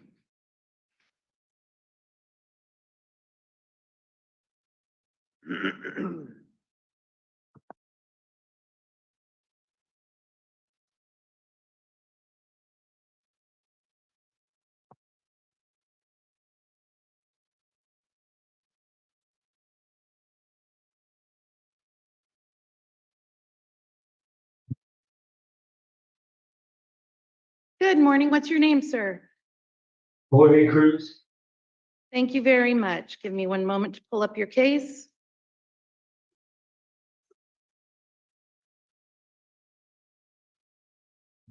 This is number 8 on our arraignment calendar, City of Lakewood versus Mr. Cruz, cause number 24L001437. Mr. Cruz, please state your full name and date of birth for the court. George Gabriel Cruz, and 09/27/2003. All right, thank you very much. Sir, you've been charged by way of complaint with 1 count of theft in the 3rd degree. This was alleged to have occurred in the City of Lakewood on August 22nd, 2024. It is a gross misdemeanor, meaning it's punishable by up to 364 days in jail and up to a $5,000 fine. I've had an opportunity to review the statement on probable cause, and I do find it's been established for purposes of this hearing. And I will ask Mr. Carlo to please acknowledge receipt of the complaint and enter a plea on your behalf. Your Honor, we do acknowledge receipt of the complaint, waive any further formal reading, and ask the court to enter a plea of not guilty on Mr. Cruz's behalf. Additionally, he does qualify for the public defender. We're going to ask that Horwath Law be appointed to represent him. All right, thank you. I will directly appoint Horwath Law to work with you on your case, sir. Mr. Gunderson, what does the city seek as conditions of release? Your Honor, city's going to ask that bail remain in this case. Also going to ask that the court order defendant to maintain law-abiding behavior, appear at hearings, notify the court if there's any change in address, stay out of the area of Walmart. Your Honor, basis for the city's request regarding bail, fairly limited history, but 5 outstanding warrants. Yep. Total of 9 warrants that have issued. The 9 warrants have issued in the last 3 years. The 5 outstanding warrants have existed for the last 1.5 years. Which leads the city to believe that there is a likelihood the defendant will not return to court unless the court has some way of ensuring his return. Thank you. All right. Your Honor, I'd also ask that the court order the defendant to clear his outstanding warrants. Yes. Okay, Mr. Carlo, what's your response? Your Honor, I would request that the court consider releasing him on PR so he can clear those warrants. If the court is inclined to issue bail, I would ask for a low amount of bail. It's unlikely, very unlikely, that Mr. Cruz will be able to bail out. And if the court does impose bail, I would ask that this matter be set to Monday. All right, thank you. I am going to impose bail on this matter, Mr. Cruz, because your appearance history is terrible. And we have a responsibility to the people of Lakewood to get this resolved in an efficient fashion. It's unacceptable when you are given a court date not to appear there. And it is unacceptable to leave warrants outstanding for all of these large periods of time. So you need to take care of your business in Mount Vernon, Skagit, and Tacoma Municipal Courts. A failure to do so is going to be a violation of conditions of release. I'm going to set an in-custody hearing for you on August 26, 2024 at 1 p.m. On our Nisqually jail calendar. And I'll include the Zoom login information for that. I will set an out of custody date for you in case you do post the $1,000 bail that I am imposing. And I will indicate that your out of custody date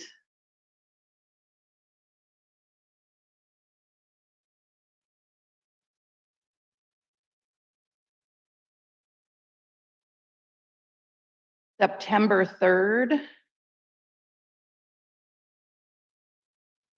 at 2 p.m. And your presence will be required in person.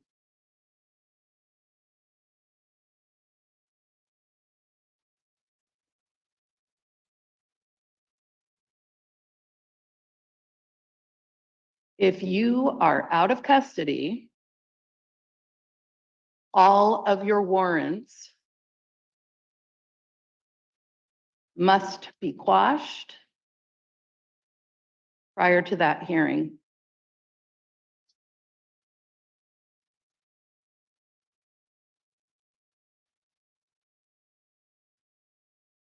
Okay, so the conditions of your release, should you post bail, are that you appear timely. In this case, if you are out of custody, your hearing's at 2 o'clock, so I would like you here no later than 1:45. You have a right to a speedy trial that begins today, August 23rd, and will expire no later than October 22nd if you remain in custody, or November 21st if you are out of custody. You are to appear timely for all hearings, have no criminal law violations, keep your address updated with the court and Department of Licensing at all times, and use only your true legal name and date of birth. You're not to go on the property of or have contact with Walmart in Lakewood, and you're to quash the 5 outstanding warrants in Mount Vernon, Skagit County, and Tacoma Municipal Courts before September 27th of 2024. You're to abide by all of the conditions that are imposed on you in any of your courts. So take care of all of your warrants. Do you have any question about this court order, sir? No. All right, thank you. I wish you good luck, sir. You're excused from this hearing. We'll get you copies of your paperwork.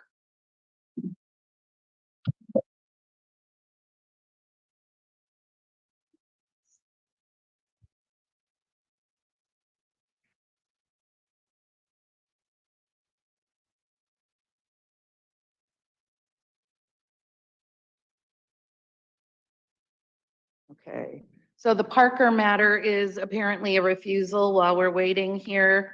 Why don't we address that? It's number 18 on our calendar, cause number 24L001427. Defendant Parker was summoned to appear at 11 a.m. for arraignment, and he has refused to appear. I had an opportunity to review the statement on probable cause. I do find that probable cause has been established for the charge of criminal trespass in the first degree. City, what are you seeking as conditions here? Or I guess bail is the only issue.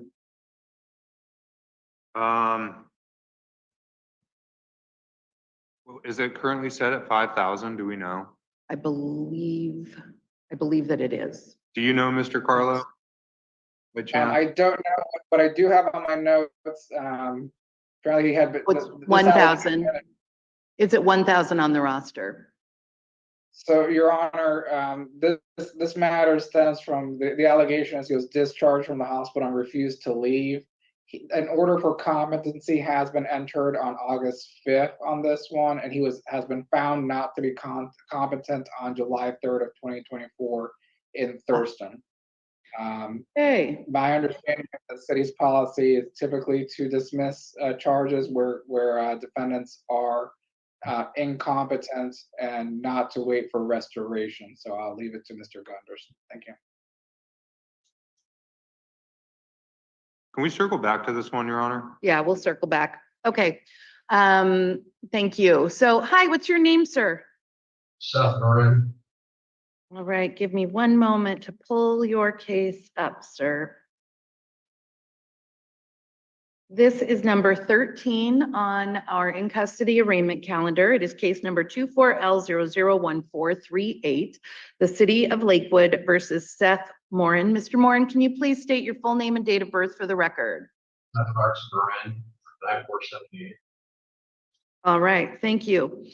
Sir, you've been charged by way of complaint with 1 count of theft in the 3rd degree. This was alleged to have occurred in the City of Lakewood on August 22nd, 2024.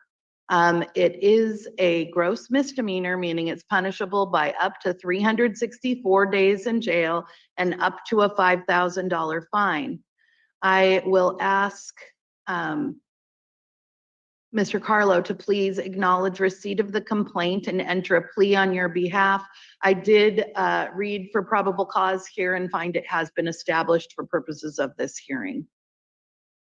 Your Honor, we will acknowledge receipt of the complaint, waive any further formal reading, and ask the court to enter a plea of not guilty on Mr. Morin's behalf.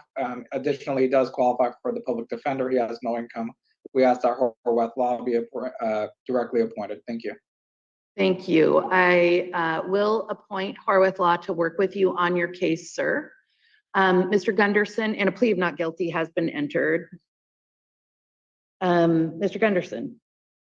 Your Honor, cautiously, no objection to a PR release. I'd ask that the court order defendant to maintain law-abiding behavior, appear at hearings, notify the court if there's any change in address, stay out of the area of the Safeway where this incident is alleged to have occurred. Thank you. All right, thank you. Any objection, Mr. Carlo? None, Your Honor. All right. So, Mr. Moran, I am going to release you on your promise to appear.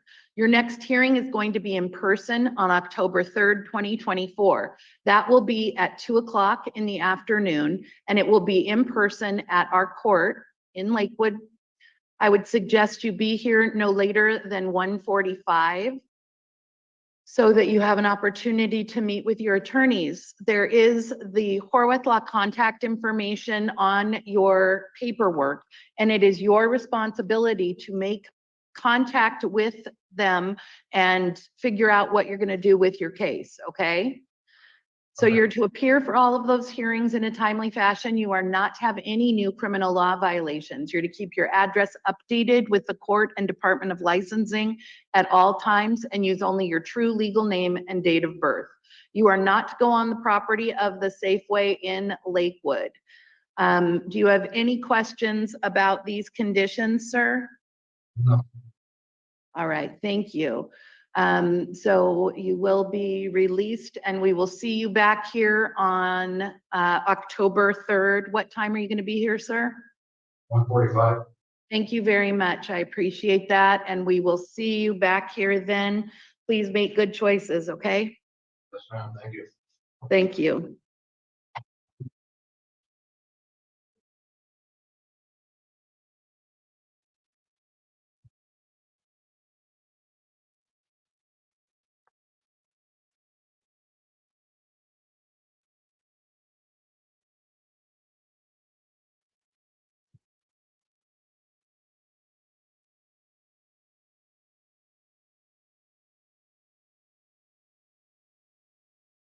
How's it going? Hello. What's your What is your name, name, sir? sir? Daniel Bustle. Thank you, Mr. Wilson. Give me one moment. All right, how's Bustle, your day? correct? I beg Yeah, your pardon? So how's your And day? Your Honor, great. And Your Honor, that's Mr. Bustle with a B. Yeah.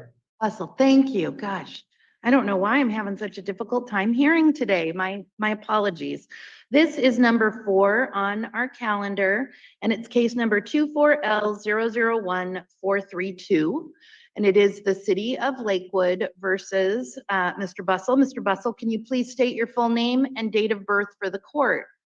Daniel Ray Bustle, 11/8/88. Thank you very much. So Mr. Bustle, you've been charged by way of complaint with 1 count of theft in the 3rd degree. This was alleged to have occurred in the City of Lakewood on August 22nd, 2024. Theft in the 3rd degree is a gross misdemeanor. That means it's punishable by up to 364 days in jail and up to a $5,000 fine. I will ask your attorney to please acknowledge receipt of the complaint and enter a plea on your behalf.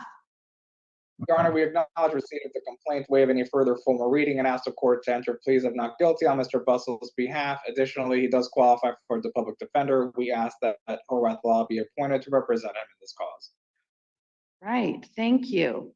Mr. Gunderson, I will appoint Horwath Law to work with you, sir. Your Honor, older history, last matter being from 2021, it was ultimately dismissed. City won't object to a PR release. I would ask that the court order defendant to maintain law-abiding behavior, appear at hearings, notify the court if there's any change in address, stay out of the area of the right aid where this incident is alleged to have occurred. Thank you. Thank you so much. I'm very happy to be able to release you on your promise to appear, sir. Your next hearing is going to be on September 26, 2024 at 1 p.m. And your presence will be required in person in our courtroom at the Lakewood Municipal Court. You have a right to a speedy trial. That begins today, August 23rd, 2024, and will expire no later than November 21st of 2024. Horwath Law has been appointed to represent you. Their contact information is on your court order, and it is your responsibility to make contact with them when you are released and discuss your case with them, okay? The conditions of your release so that you appear timely for any and all scheduled court hearings, have no new criminal law violations, keep your address updated with the court and Department of Licensing at all times, and use only your true legal name and date of birth. You are not to go on the property of or have contact with Rite Aid. And as I said, you are being released on your promise to appear. Do you have any questions about this order, sir? No, I don't. Thank you very much. Thank you, sir. I have signed off on the court order. You're excused from the hearing, and we will see you here in person on October 3rd. I thought it was September. I'm sorry, September 20, it is September 26th. I'm so sorry, sir. Yeah. You would be all paying attention. It's September 26th at, thank you. Whew. Yeah. Sorry about that. September 26th, and that's at 1 p.m. If you'd be here by 12:45, that would be in your best interest. Well, I work in the area, so that's not a big issue. Okay, thank you very much, sir. Thank you. Yes, well, sorry about that. Yeah, that was very impressive. Like, hey, lady, get it right. This is moving very efficiently. I'm impressed. Why did I just say that?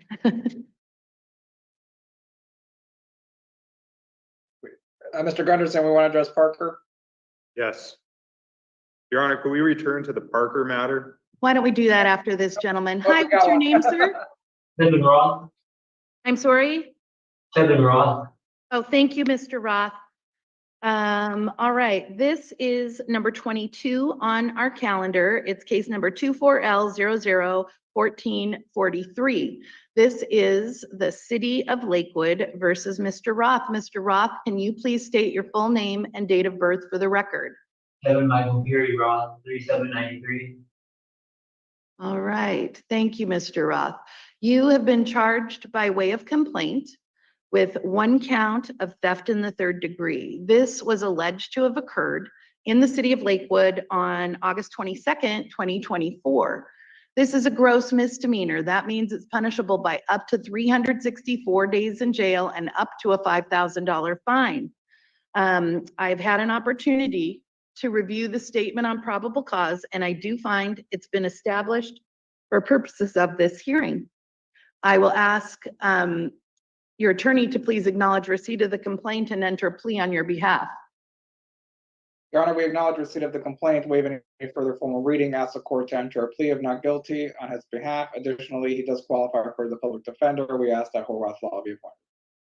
Great, thank you. A plea of not guilty shall be entered, and I will appoint Horwath Law to work with you on your case. Mr. Gunderson, what does the city seek? Thank you, Your Honor.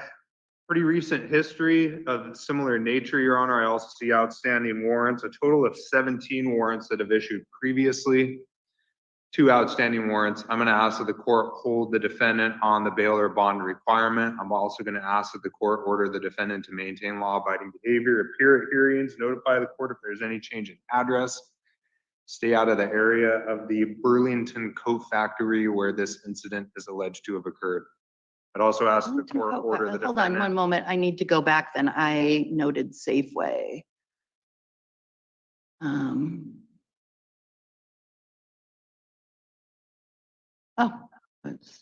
Noble.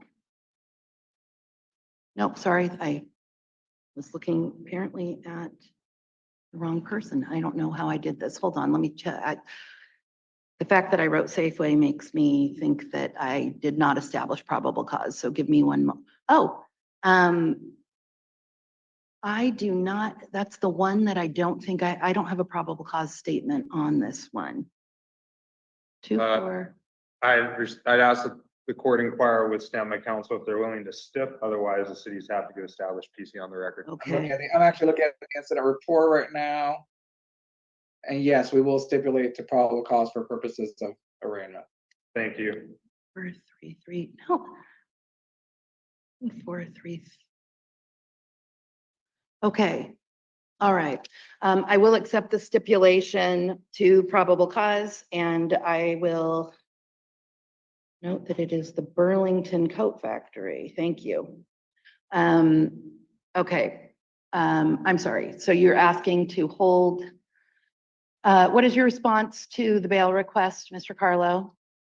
Your Honor, Mr. Roth isn't going to be able to afford any bail. We would ask that the court consider releasing a person for recognizance. This is a crime of poverty. I am looking, it is merchandise from a clothing store, total theft value $110.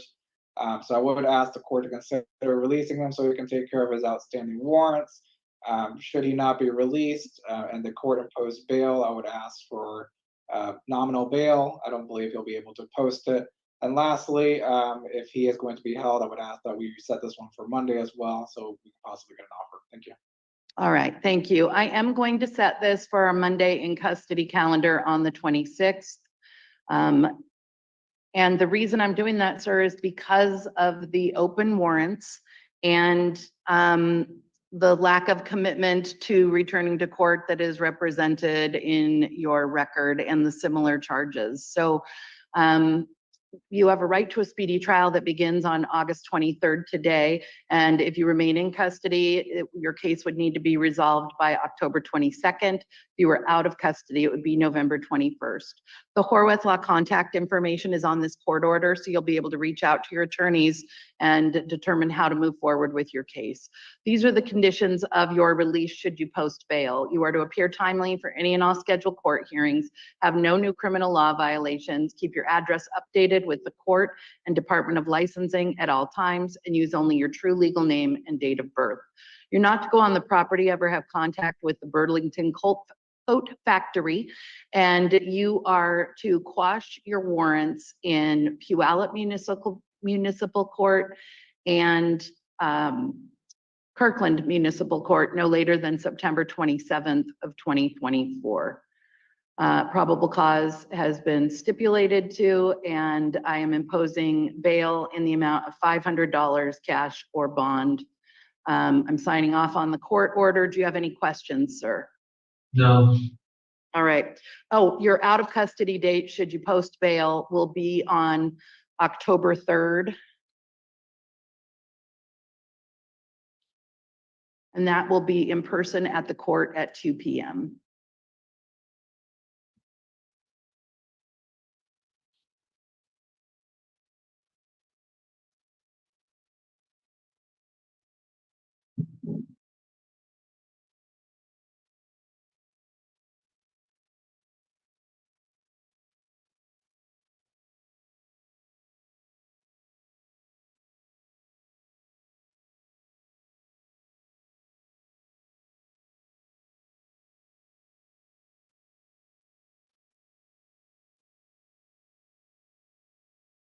All right. Thank you, sir. I wish you good luck with your cases.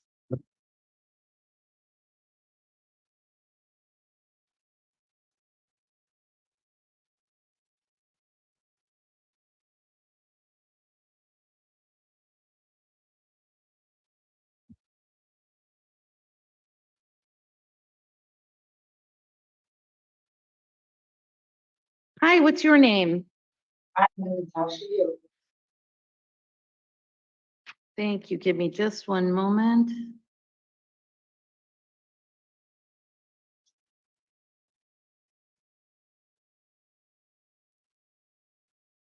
Sorry, I do not.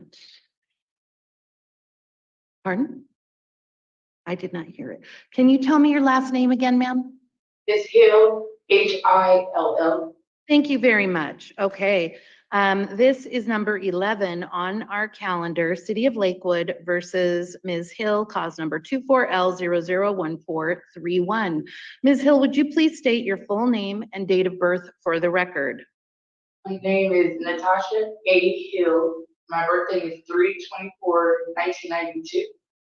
Thank you very much, ma'am. You've been charged by way of complaint with one count of theft in the third degree. This was alleged to have occurred in the city of Lakewood on August 22nd, 2024. Theft in the third degree is a gross misdemeanor. It's punishable by up to 364 days in jail and up to a $5,000 fine. I've had an opportunity to review the statement on probable cause, and I do find it's been established for purposes of this hearing. I'll ask Mr. Carlo to please acknowledge receipt of the complaint and enter a plea on your behalf. Your Honor, we do acknowledge receipt of the complaint, waiving any further formal reading, and ask the court to enter a plea of not guilty on Ms. Hill's behalf. We will stipulate to probable cause for purposes of this hearing. We ask that Horwath Law be appointed to represent her as she has no income. Thank you. All right, thank you. Counsel. Your Honor, based on, she has no prior history. City won't oppose a release on personal recognizance. I would ask the court order defendant to maintain law-abiding behavior, appear at hearings, notify the court if there's any change in address. I'd also ask that the court order the defendant to stay out of the area of the target where this incident is alleged to have occurred. Thank you. Thank you very much. All right, so Ms. Hill, I am going to have you appear for your pretrial hearing out of custody on October 3rd of 2024. That's going to be at 2 o'clock, and it will be in person at the Lakewood Municipal Court. With a 2 o'clock hearing, I advise that you be here no later than 1:45 so that you have an opportunity to speak with your lawyers. I am appointing Horwath Law to work with you on your case. Their contact information is included on your court order. It's your responsibility to reach out to them and figure out how you're going to move your case forward. You have a right to a speedy trial. That right begins today, August 23rd. It gives 90 days for your case to be resolved, which means no later than November 21st of 2024. The conditions of your PR release are that you appear timely for any and all scheduled court hearings and have no new criminal law violations. You are not to, or you're to update your address with the court and Department of Licensing and use only your true legal name and date of birth. You are not to go on the property of or have contact with Target. Do you have any question about these conditions? No, ma'am, I understand. All right, thank you. You will be released on your personal recognizance today. I wish you good luck with your case. Please take care of yourself. Yeah, you're welcome. You can't see me, but I'm just popping in to say that I am going to switch us to Judge Middleton. He's live, but we're behind.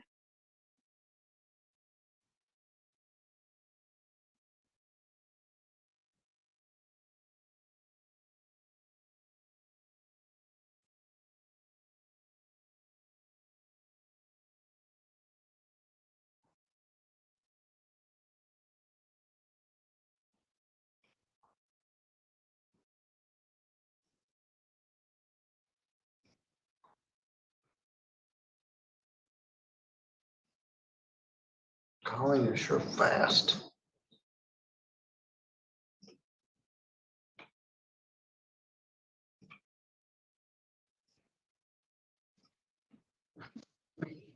All right, we are back. We have a couple of bench warrant arraignments to address, and we're going to do that now. With us is the Chief Public Defender, Mr. Keith Stickley, and also, is that Amanda?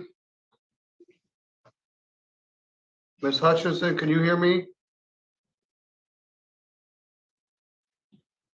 Can you hear me? They're at the jail.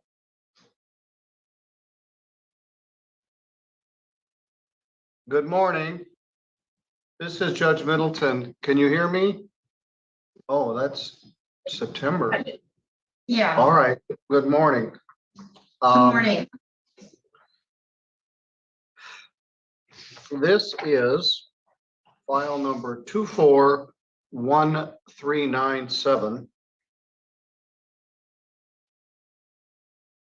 People versus September Knowles. This original charge is assault and battery and disorderly person. Your attorney is Mr. Tim George, and he's not available this morning. With us is Mr. Chief Keith Stickley, the Chief Public Defender. Okay.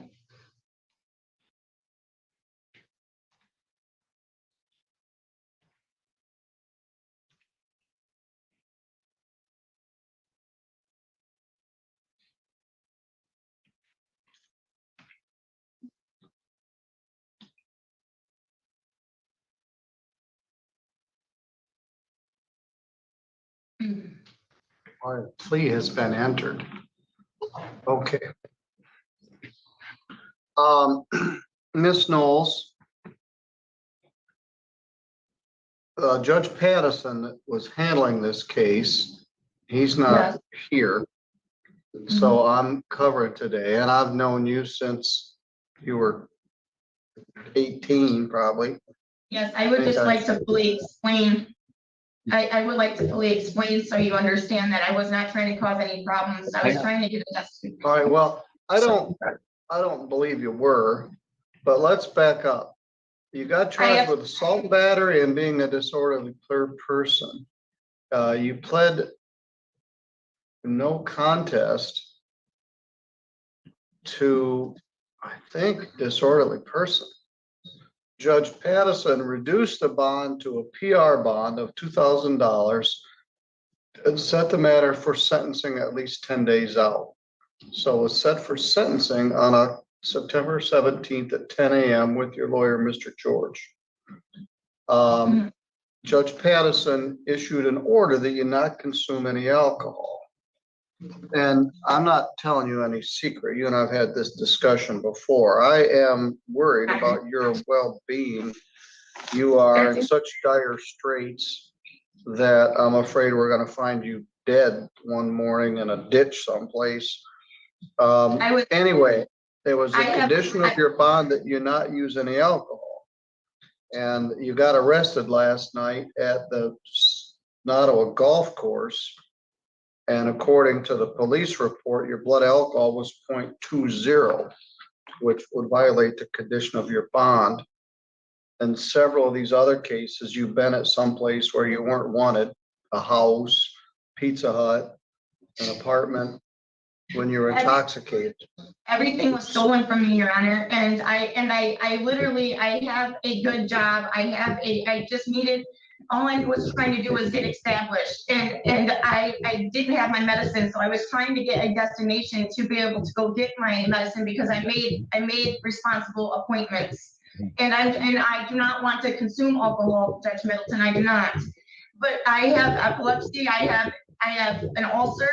I also have severe panic disorder and high blood pressure. So I did not have my medication and I have help, and if keeping me detained is not going to help me, I need to get out and make these appointments so I don't drink alcohol and so I don't come back here. I tried explaining to these officers that Well, I had them.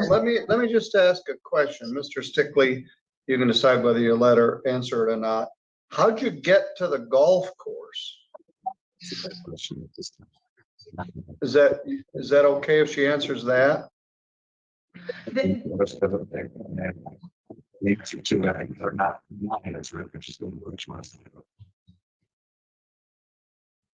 We can't hear you, Mr. Stickley.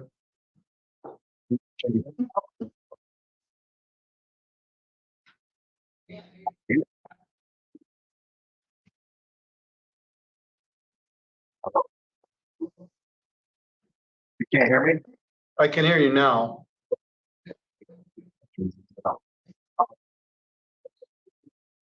Now I can't hear you. You sound worse than Charlie Brown's teacher. Can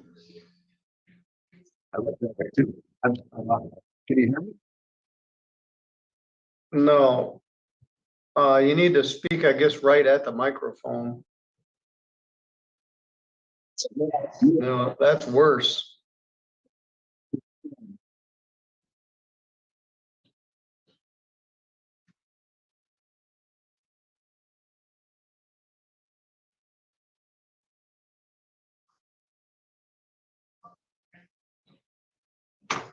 Try again here.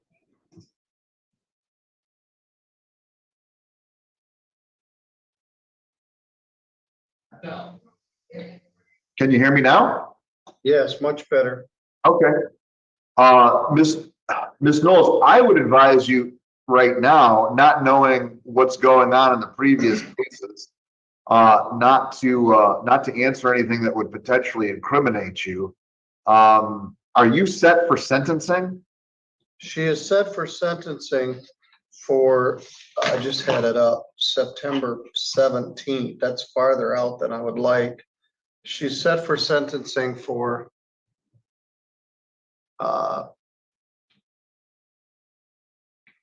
September 17th at 10 a.m. With all due respect, Your Honor, my advice to her would be not to make any additional statements because there's information that I don't know about and information that I don't want her to put on the record that might make the situation worse. The officer told me that he said that I was cooperating. I wasn't gonna get in any trouble. I Well, did everything I was asked. We don't. And All right. I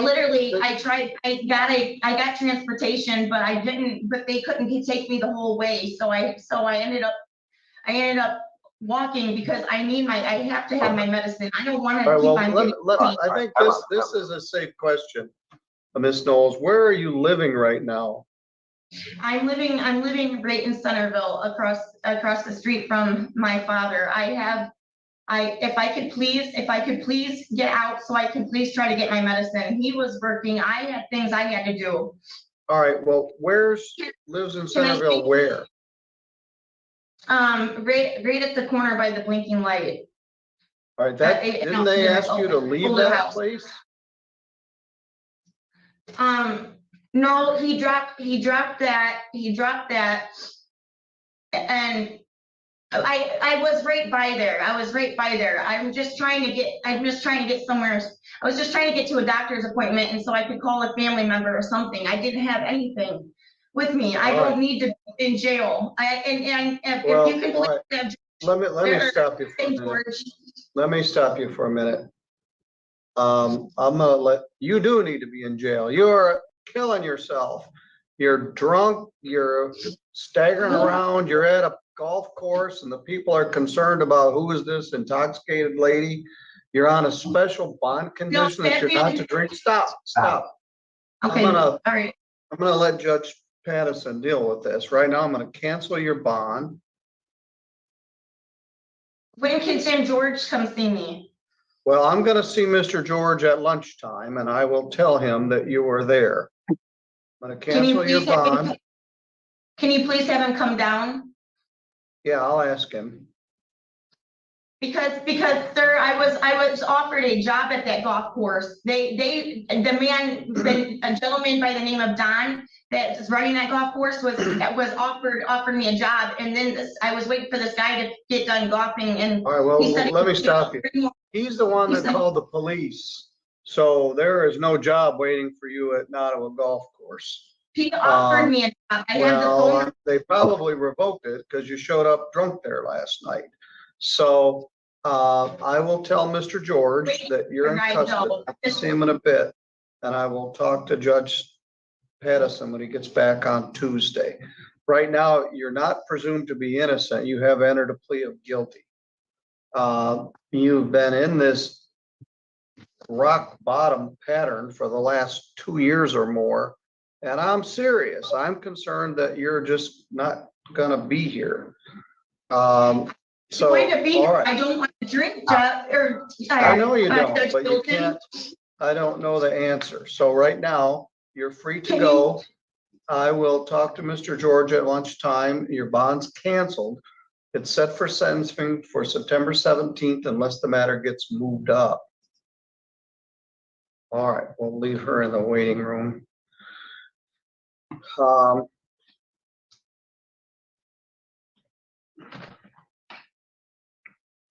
That's painful to watch. I first met her when she was a waitress at River Lake Inn years ago. Hi, we're done with Miss Knowles. She's a bit agitated. Could we swap her out for Miss Hutchison? All right, thank you. Bye.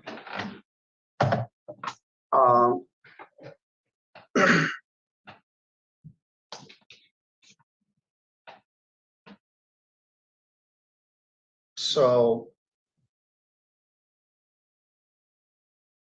all right, I will see Mr. George in a bit, and Judge Pattison will be back on Tuesday. Otherwise, she's just gonna sit, but I don't know the answer. The house that she says she's living at, I don't think the people want her there.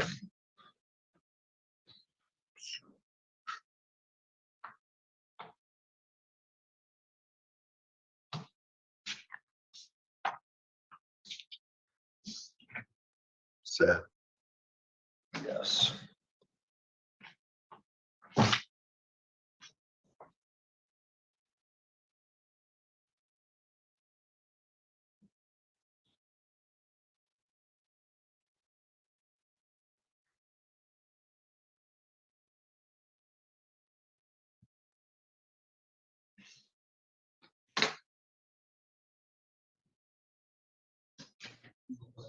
This is another young woman. I've known this girl since she was a little girl.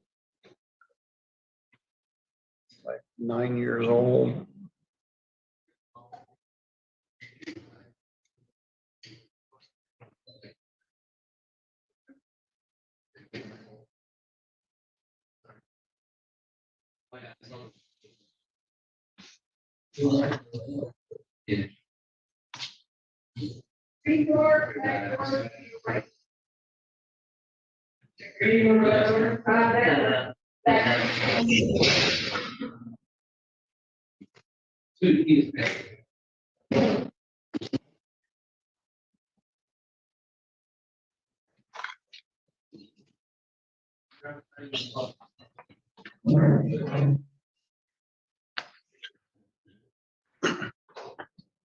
Good morning, Miss Hutchison. Can you hear me? This is Judge Middleton. I'm here at the court. Also with me is Mr. Keith Stickley, the Chief Public Defender. Your lawyer, Lori Hines, is not available, and so we need to address this case. You were originally charged with possession of methamphetamine and other drug charge. You pled guilty to no valid operator's license and use of methamphetamine. And that was back in November of 2022. The matter was set for sentencing. We got through the holidays. I set it for sentencing for January 3rd of 2023. You called and said you were sick and you didn't want to come. And we said, you have to be here. We're going to issue a bench warrant for your arrest. We'll give you 48 hours. And then you never came. We waited 7 days and we issued a bench warrant. We also then talked to you, called on the 10th of January, and we said, hey, there's a bench warrant for you. You never came. We filed a motion to cancel your bond with your bonding company, Quick Bail Bonds. And then we heard from you in September of 23, and then not anymore. How did you come to get arrested? My mother-in-law was trying to go see my husband's court date.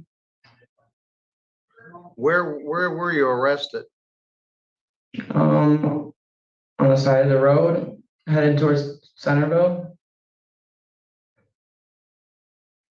And you were going to Denzel's hearing? I was dropping my mother-in-law off at his court date. All I do is sit and take care of my kids. I don't do anything. I don't get in trouble. My kids need me because my mother-in-law is a truck driver. And my husband's in jail and his brothers work and there's nobody to take care of my kids like that. And my kids are in school and they need me. They need you clean and sober too. Where are you living? I'm staying in Constantine right now. At a friend's house. We live in a house with other kids. I take care of other kids. Well, all right, well, we'll get that information. Where do your kids go to school? Free Rivers.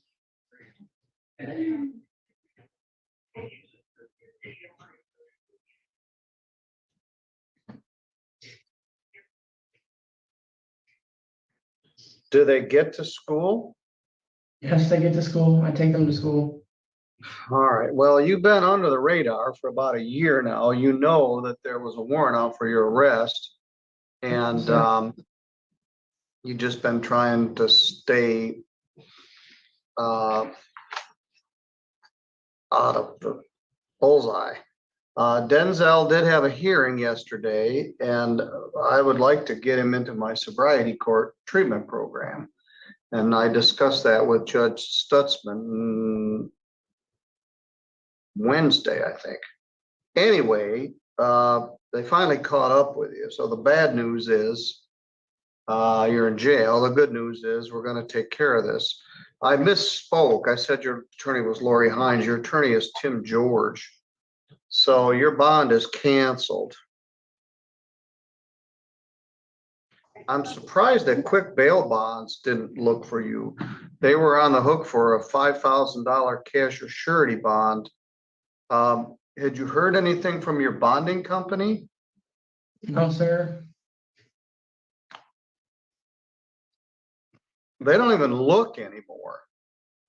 In the old days, when I don't think they make any effort to recover anybody. They just hope they get picked up within a year and then they get their money back. Once upon a time, bonding companies would go out and look for people that failed to appear on a court hearing. You weren't very hard to find. You were right here in St. Joe County. You were just trying to stay under my radar. Now, they woke you up to come in here. Let me just say, I think we're still struggling. I'm gonna see Mr. George here in a bit. I'm gonna cancel your bond and set this for sentence for next Wednesday. Mr. George should be here that day. That would be September. Hell, I'm supposed to have a jury trial that day. Judge Milton, Yes? my kids need me. And it's not just about my kids. I understand that I didn't come to court and all that, but my kids need me. I need to take them to school and stuff. Yes. You know me a long time. I'm aware of that. My suspicion, if I gave you a drug test right now, would test positive for methamphetamine. And I'm not gonna go into the history that you had when you were a kid and all the struggles we had and how you didn't get taken to school and the things that happened to you. I don't want that to revisit on your kids. So I need to figure out what I'm dealing with here. And so you're gonna sit. You've been AWOL for almost a year. You had several phone conversations. We told you you needed to come in here. Your lawyer was there. You could have given him a call and just walked in the front door. Instead, you waited to get picked up on the bench warrant. And I don't want to just let you back out to keep getting high and try to drag yourself through life. We need a better plan than that. So I'm going to set this for sentencing for Wednesday, September 4th at 9 a.m. And I will see Mr. George here in a bit. So yes, your kids do need you, but they need you in a better place than you are right now. I'll see you on Wednesday.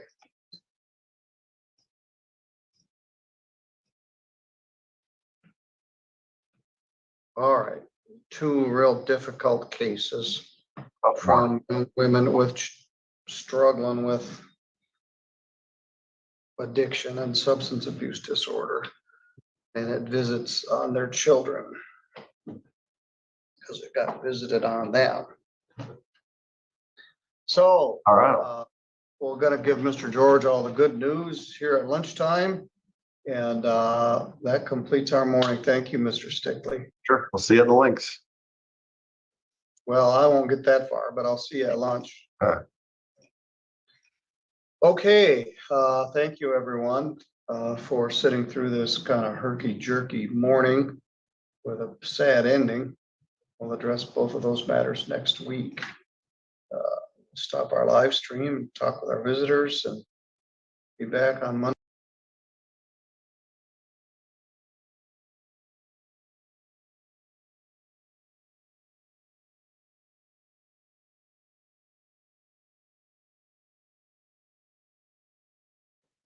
Good morning, Your Honor.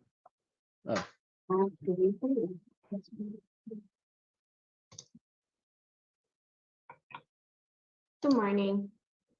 Can you guys hear me? Yes. Yes. Good morning. I'm Judge Tammy Long Hayward. This is the 11 a.m. calendar for civil hearings in Clayton County State Court, courtroom 304. And the first case that I have on the calendar for the 11 a.m. hearings is Alejandra Cano versus Christopher Gerard. That's the Yes, case. Mike, sorry, I was going to say Michael Arndt here for the plaintiff, and our law school intern, Barbie Minicata, is also on the Zoom. All right, welcome, Ms. Minicata. Good morning, Thank you, Your Your Honor. Apologize. Morning, Your Honor. Ryan Ingram here for Mr. Mingo, the defendant. All right, so now you all have had quite a bit of traffic with respect to what's been going on back and forth with discovery, some third-party discovery requests, and motions to for protective order, motions to quash, motions to compel. What's going on that we can't play well in the sandbox?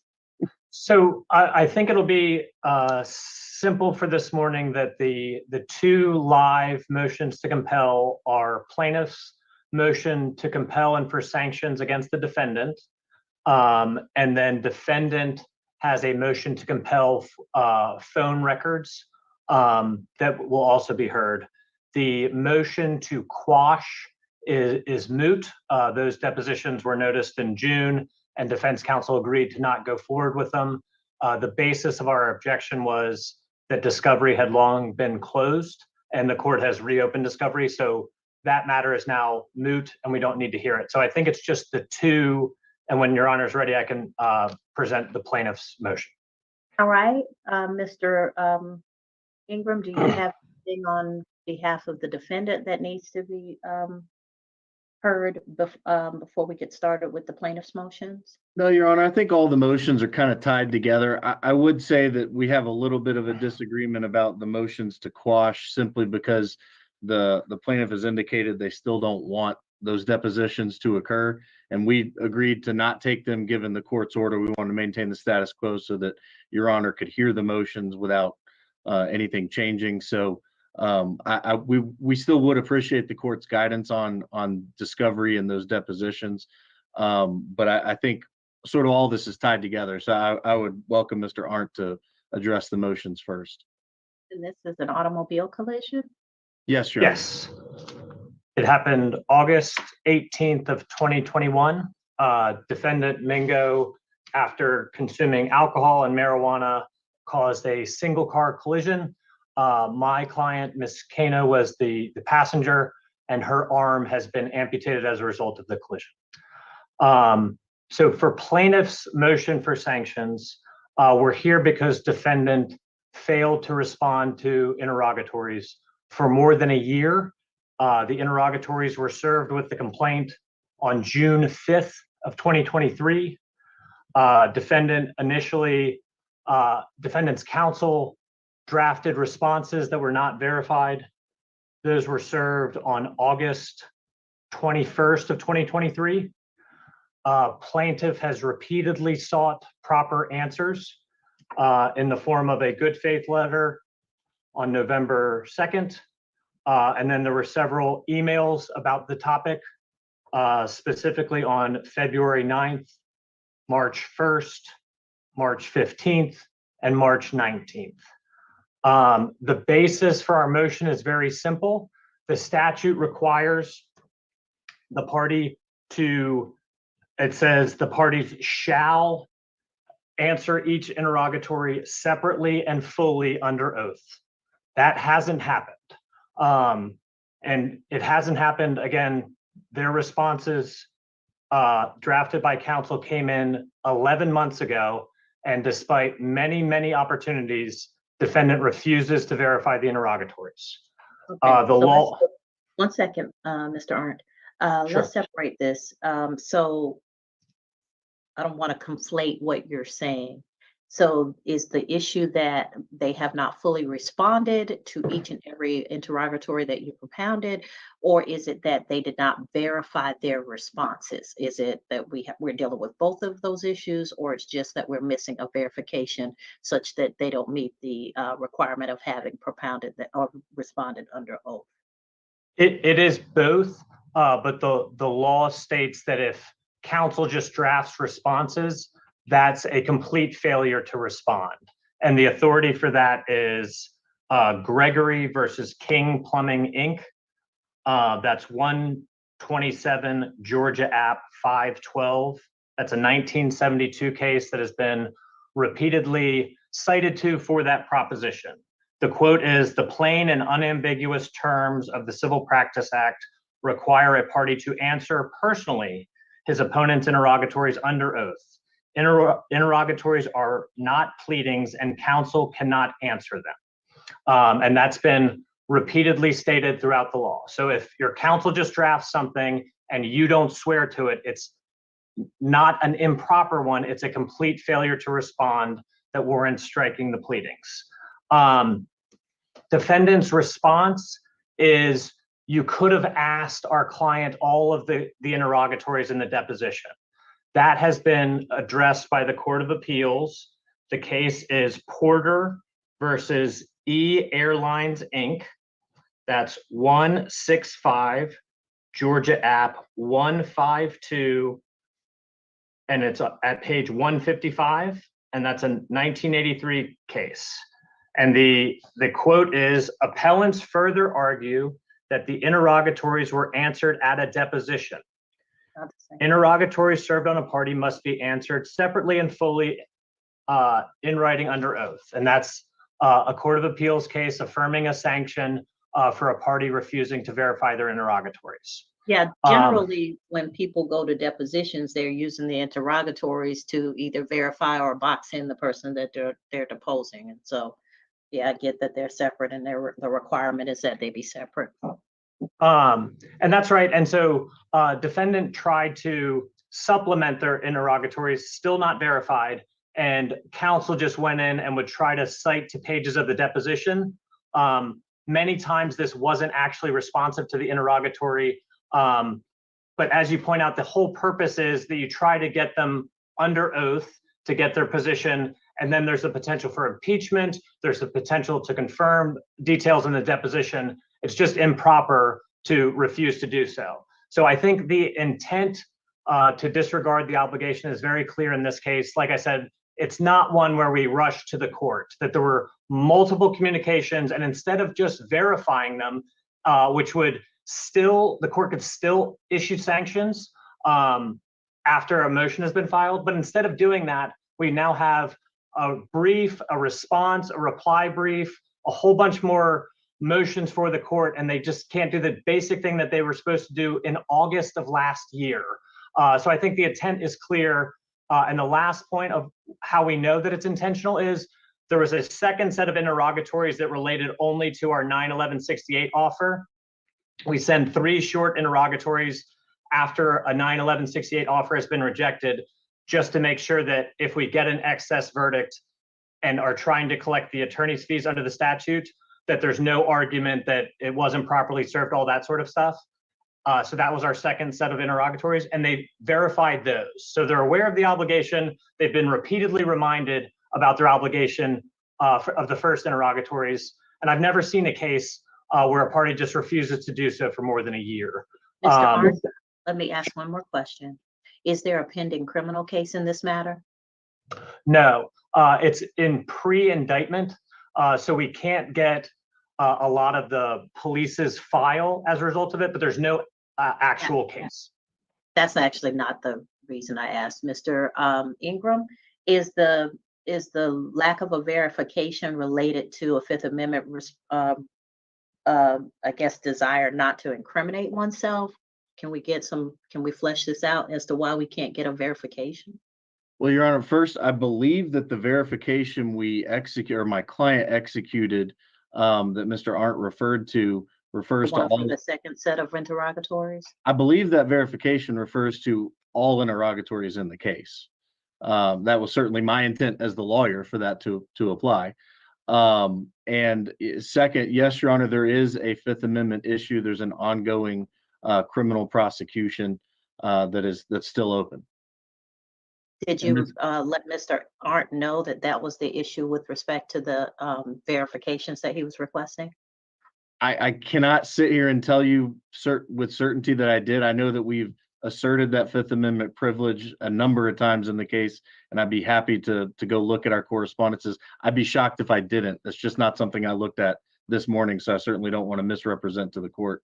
Well, in fact, as someone who practiced civil litigation, but prior to taking the bench, but who's had quite a bit of criminal experience since taking the bench, that's kind of the reason I ask these questions is sometimes there are two competing themes. And if there are criminal matters that are pending, I always look to what the constitutional rights are of the person who's going to be a defendant in that criminal matter and how that balances with the civil matter.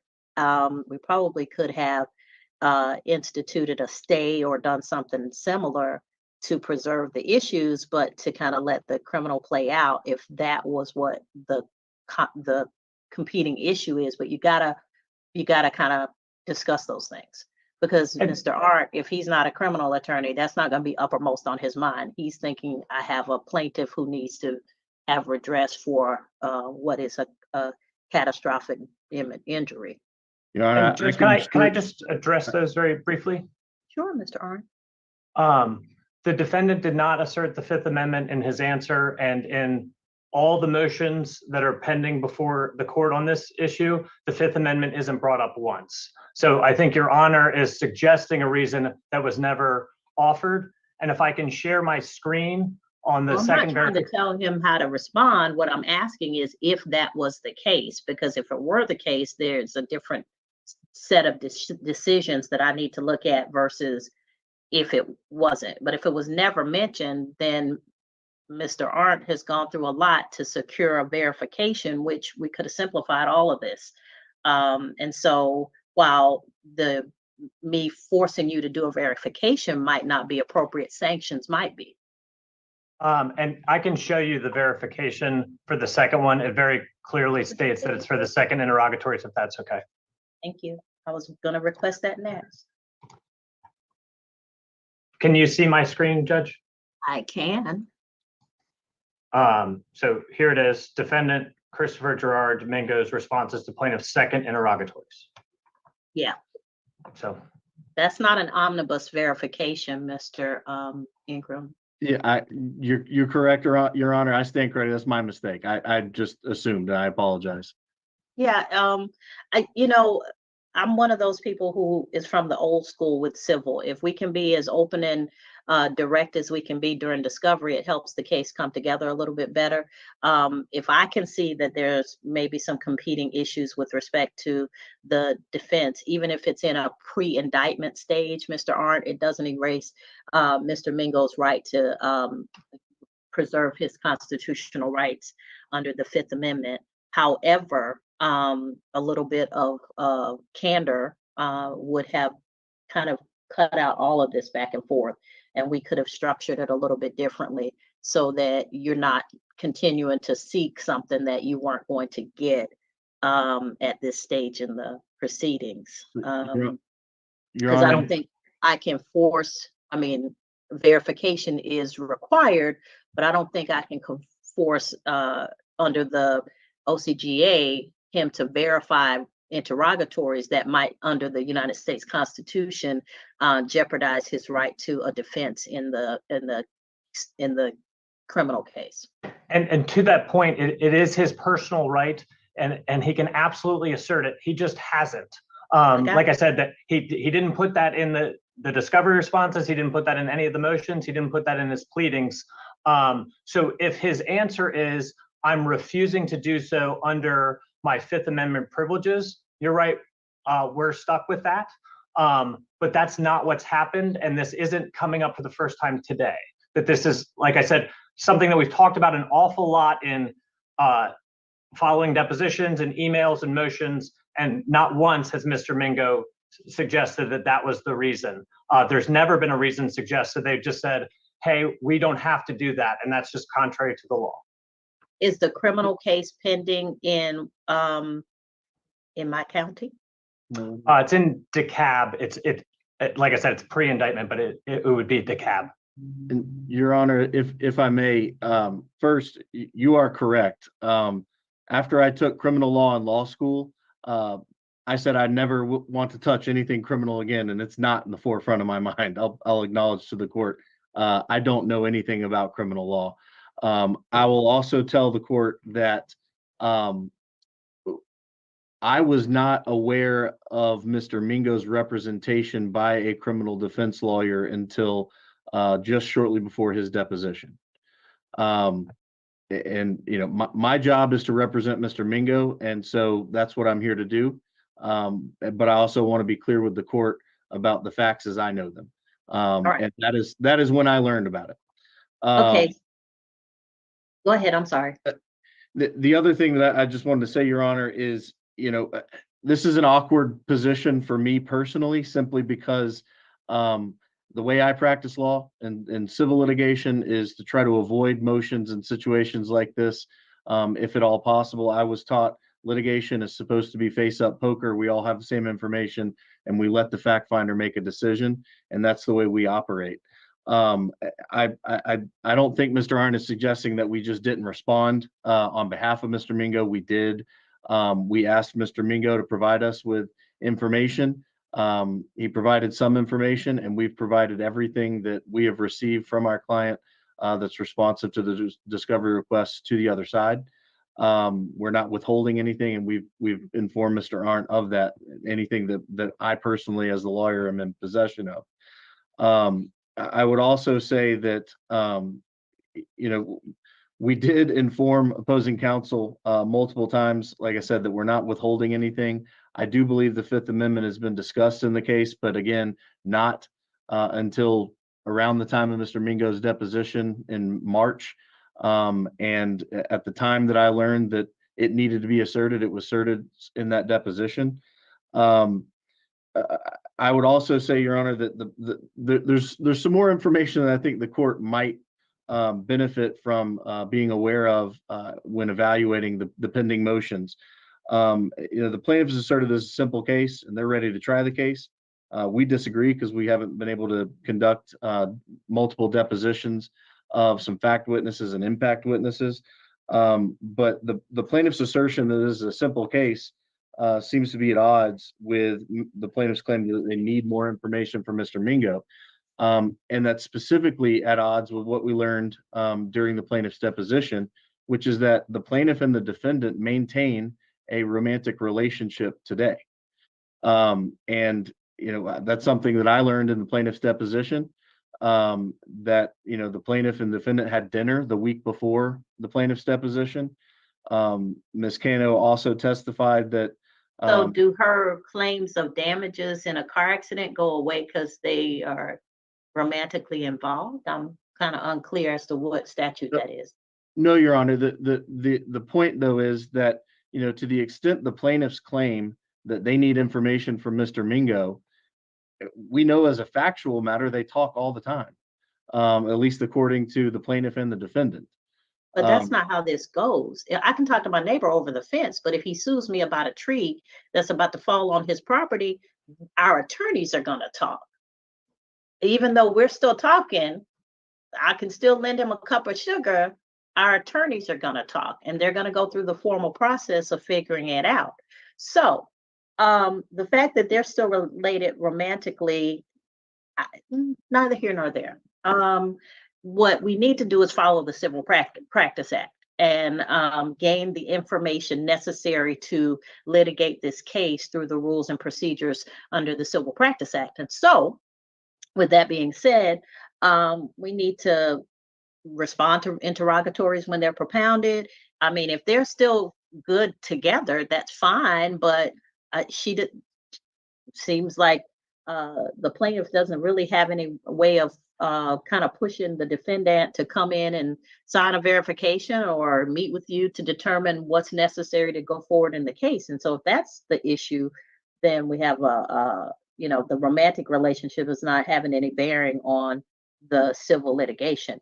The second thing is, my understanding is that there were motions to quash for third-party individual, you know, entities, but I granted the additional time, thinking that that would take care of that issue.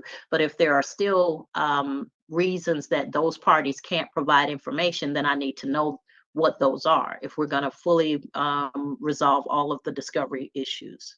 And Judge, I can short circuit that one. So Mr. Ingram was seeking 2 depositions. It was Arsheen and Miss Gruwall.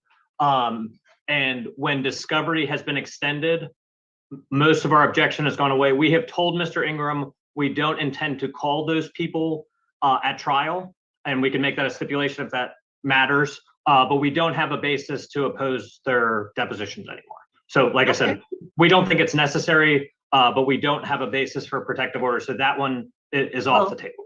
It's their dime, so it's even if you don't intend to call them, the purpose of discovery is to what could lead to information that could be produced at trial, not as necessarily going to be produced. So they have a thought about what these 2 individuals could add to their litigation, then I'm fine with them. So we'll go ahead and get a schedule going so we can get them deposed, even if I have to extend discovery further out, so we can make sure that once we get back to the stance of being ready for trial, we don't have any outstanding issues.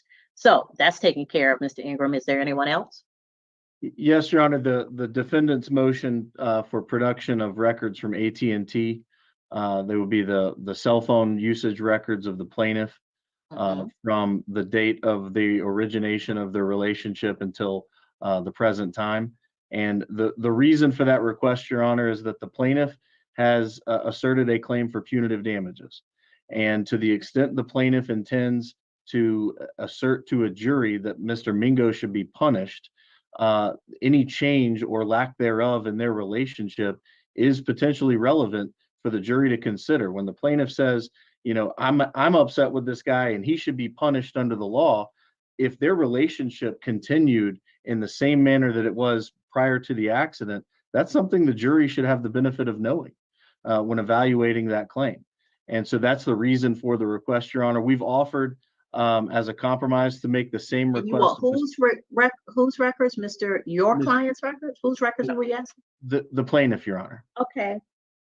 And we've offered as a compromise to request the same records of both the individuals out of simple fairness, Your Honor. But if the plaintiff is claiming that the jury should punish Mr. Mingo as she is, then the fact that her relationship has either not changed or changed would be potentially relevant. If she decided we don't need to see each other anymore and I don't want anything to do with you, the jury should know that. But similarly, if Ms. Kano decided, you know what, despite the accident and what occurred, our relationship should continue or even become more frequent, then the jury should know that. Certainly up and through the time of trial that they're asking a jury to punish Mr. Mingo. And so that's the reason this is the best possible evidence to show the nature and extent and frequency of the communications between these 2 individuals from the time of their relationship as it existed at that time, which Ms. Kano testified to, and then as it existed afterwards. As an example, we know. Would this just be contact information or content information?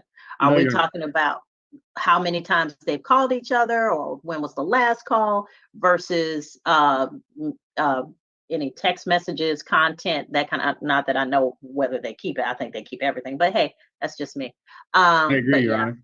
I agree. I assume everything's kept, but no, Your Honor, we're not seeking content, just the nature or excuse me, the frequency of the contact, whether calls and duration of calls and the time and extent of text messages between the 2. And it would be potentially relevant to see if that communication stopped for a time period and then restarted, and when in relation to the plaintiff's filing of this lawsuit that occurred.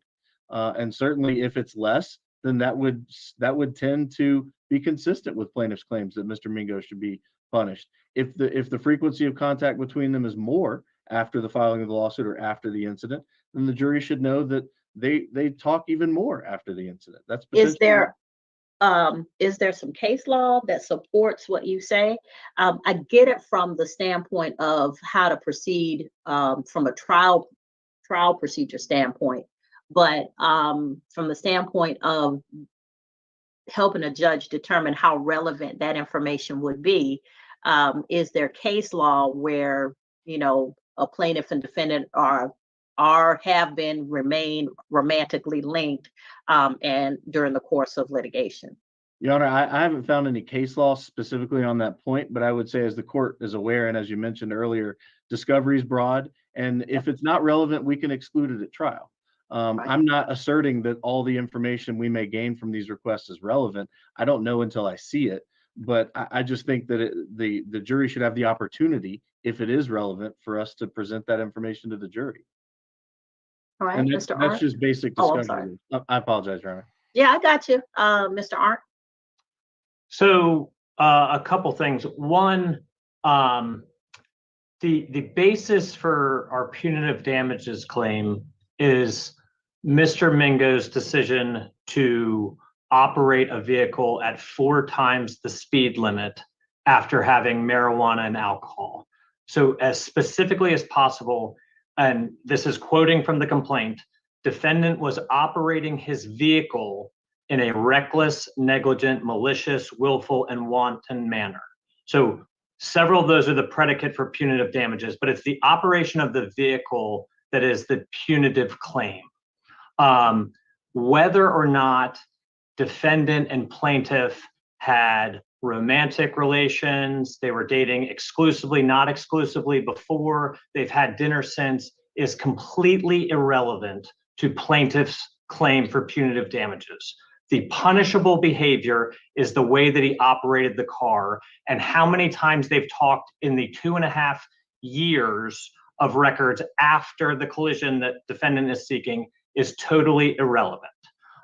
So that's the first thing, is I think they misunderstand what the punitive claim is. It wouldn't be evidence for us if they had never talked again to say, see, plaintiff is red hot angry at defendant, and that's why you should issue punitive damages. That wouldn't be an argument for punitive damages. Likewise, the opposite of saying they have talked, they have gone to dinner after going through this traumatic event together. That's not evidence either as to whether punitive damages should be awarded. Sorry, I would assume that that's information that's going to come up at trial. There's nothing that would prevent either one of them from answering a question about whatever the state of their relationship is. Potentially his background, but he was making it sound like it was a substantive inquiry as to the punitives, and I was just pointing it out. But you asked for law, and in our briefing, we provided federal authority. Okay. Yeah, I'm open to anything at this point, because I'm pretty sure that if there was a pinpoint site or a case that had it, I'd probably have it by now, but I just. So yeah, the quote, and this is from the Southern District, where they found requesting multiple years of phone records, quote, can easily cut very personal, which is overbroad and unacceptably annoying. The court thus grants plaintiff's motion to quash on that score. And that's Martinez versus Rye Cars Construction, LLC. And it's in the brief, but the site is 2010 Westlaw 411-7668, and it's at page 2. Another one very similar, seeking several years of phone records, and the quote was, clearly is overly broad and not limited to relevant and discoverable information. So I can't imagine a case where we would ask the court to compel the defendant to say, every person that you've communicated with on the phone, with a phone call or text message, even if we had you're using your phone a lot when you're driving type claim where it could be relevant as to what you're doing with your phone. That was what my question was pointed at, because generally those requests are overbroad unless they're really kind of confined to immediately before and immediately after the incident. And to that point, that was our proposed compromise where we said 3 years of absolutely all calls, all texts, all data usage is way overbroad. We'll give you the day of if you think that's relevant for something.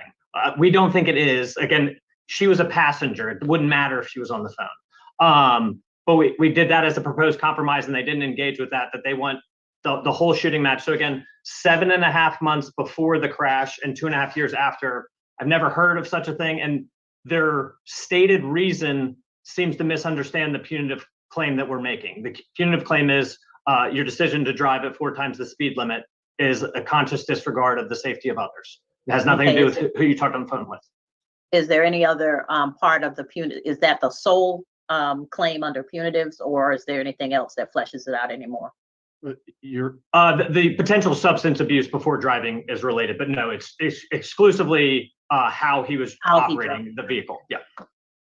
All right, Mr. Ingram. Your Honor, I would just say that the court's well aware of the pattern jury charges that the court gives on punitive damages. Punitive damages are authorized to punish or deter future conduct. And in this case, I agree, it is a rare case where a request for records this broad may be relevant, but here it's reasonably calculated that there may be discoverable and relevant information in those records. I would say in terms of the plaintiff's concerns, we'd be happy to not receive any records other than records of communications between the plaintiff and defendant. I'm not interested in anybody else's communications or the plaintiff's communications with anybody else. But again, to the extent the plaintiff is claiming that the jury should punish or deter future conduct, it's potentially relevant for the jury to understand the nature of their ongoing relationship, whether it is increased or decreased in frequency. And as an example, Your Honor, I learned during Mr. Mingo's deposition, after plaintiff's deposition, she testified that she had taken Mr. Mingo to a dental appointment the day before her deposition. And about 30 minutes after that testimony on the record, we received a communication from Mr. Mingo that because of dental work he had recently received, he wouldn't be able to appear that day for his deposition. About a month later, we finally had Mr. Mingo's deposition, and we learned in that deposition that she did in fact pick him up and drive him home from that deposition or that dental appointment. That puts both of these parties in a car together. That's potentially relevant information. And again, that's only borne out by the nature of the relationship and the ongoing relationship. And again, it may not be relevant, Your Honor. We may not need to present that information at trial, but if the plaintiff continues to associate and drive or ride with the plaintiff, or excuse me, with Mr. Mingo, the jury should have the benefit of that knowledge when deciding whether the plaintiff is correct in saying that Mr. Mingo's conduct should be punished and future conduct similar to what happened on the date of incident should be deterred by these punitive damage claims. Okay, if the punishment we want to deter is not his association with the plaintiff, but the punishment, the conduct of driving too fast and drinking and partaking in illegal substances and driving, if that's the conduct that we want to deter by punitive damages, nothing in the AT&T records is going to make that true or not true. I mean, if you want to deter them from having a relationship, or that's an entirely different track. And whether he gets punished or not punished, I think that the argument that I'm seeing is, hey, jurors, give her less money because she's still associated with the person who drove and took her arm, as opposed to he's, the punishment, the punitives are for the way he drove and what he, consumed while he was driving or before he drove. And so that's a different argument. I don't know that AT&T records are going to lead to anything that helps you to defend against the punitive claims with respect to how he drove and what he consumed before driving. And so with respect to that, I can tell you now that the AT&T records are not going to have to be produced. We'll go ahead and. I apologize. I'm sorry, Your Honor, I was just going to say It's that. a fishing expedition, Mr. Ingram. And I mean, mind you, I've done my fair share of of civil defense, but it's an argument if you want to make it, if it comes up in trial and you want to make that argument, hey, they're still seeing each other, they're still talking to each other. Those are questions that can be elucidated at trial. But The issue that we have here is whether the AT&T records are going to lead to anything that could be relevant. And in the broad use of my powers of discretion over these discovery issues, I'm not seeing it. And so the argument can still be made if it comes up in trial, but I don't know that we need to do 3.5 years of AT&T phone records to verify that they still like each other. And in another context, I hate to say this, but it tracks with what I know about, and I'm not saying this is an abusive relationship, but in abusive relationships, there can be all kinds of injuries and damage, and they still see each other. And so I don't know that it changes the level of damage or the type of damage or how the damage was done, just to know that they're still together. What we're trying to, what punitives would deter in this case is Mr. Mingo allegedly, all this is alleged because we haven't gone to trial yet, nothing's been determined, but him essentially imbibing in illegal substances and overuse of alcohol and driving in a way that could hurt anyone, not just this particular person who was riding with him. So Thank you, Your Honor. I just think that it's overbroad, and I don't know that it will lead to anything that will assist you with respect to that based on the arguments you've made in writing and today. Now, I think we're back on track. I think that we, Mr. Ingram, I'm going to give you 10 days to get with Mr. Mingo's criminal attorney, and you're either going to assert the Fifth Amendment in writing and explain what you can and cannot do based upon that Fifth Amendment right against self-incrimination with respect to the civil discovery that has been propounded, or you're going to verify the first set of interrogatories. Yes, And Judge, can I just clarify that? Two things. One, can we have the objections removed? As an example, our interrogatory number 5 just said, in the 24 hours before you drove, tell us if you were on medication, any illegal or legal substances that you took. And their objection was that this is protected by HIPAA, which is obviously wrong. Yeah, that's so not, again, because if I did a search warrant, that wouldn't be protected by HIPAA. And if it comes up in the criminal case, while it may be protected until the criminal case goes to trial, it's gonna be public at some point. So HIPAA's not gonna protect what his blood alcohol level or level of intoxication from any substance is. So no, yeah, let's update those. But if the response has to be that a pending criminal case and Fifth Amendment, then fine, but make sure that the record is clear and correct. Sure. And that's all I was going for. So we'll either get a Fifth Amendment, I can't answer because of the Fifth, or we'll get a clean answer Yes, within 10 days. Gotcha. Yes, and if you get a clean answer and there's no Fifth Amendment, say the case goes away between now and then, I don't know, I'm not a district attorney and they have the right to prosecute, but then you'll have 10 days to either give clear answers that this is Fifth Amendment protection, or you're going to verify the first set of interrogatories. Your Now, Honor, if I may, to be clear, as to objections, if there are other objections that are appropriate as to breadth and scope and things like that. yeah, make them. Okay, thank you. Your Yeah, Honor. but just be clear about it. I don't know that HIPAA, because we can get around HIPAA. I don't know that is not a end all and be all in a discovery issue. But if there are other objections that need to be asserted, please make sure that you assert them. But if the main reason we can't get a verification is because of the Fifth Amendment, then make sure that's asserted and Mr. Arndt is not left in the dark as to why this case is not moving forward as quickly as it could. Now, with respect to the Art Sheen and Gruel, if you want to depose them, notice it within 45 days of today's hearing. If you don't want to do it, then fine. Then y'all go ahead and knock those out.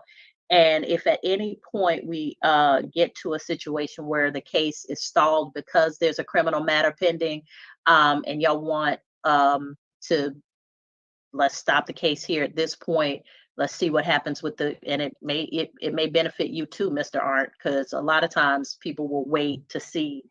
And if it's a conviction, it helps plaintiffs. If it's a acquittal, it helps the defendant. So y'all both may benefit from something like that. But if that is the case, let's go ahead and have a little telephone hearing or a little Zoom conference, which is not necessarily a hearing, but let's talk about it. Let's see how we can best move this case forward without having to go back and forth with a lot of motions. Okay.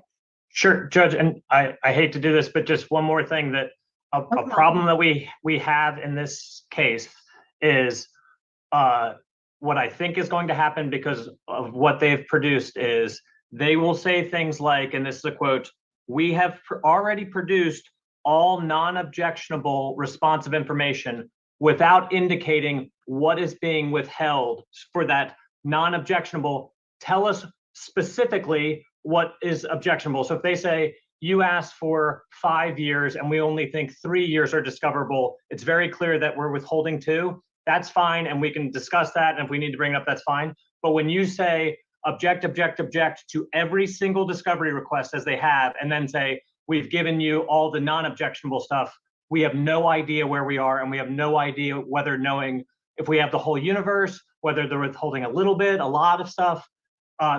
If their answers don't make it clear, it's impossible to know where we are. So I understand that they're not going to give straight answers to everything without any objections. My only request is that it has to be very clear what is being withheld so we know if we even need to argue about something or not.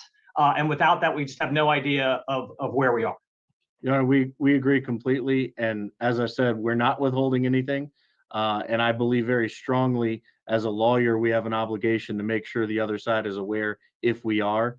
I'm not a hide the ball person. I think that's totally inappropriate.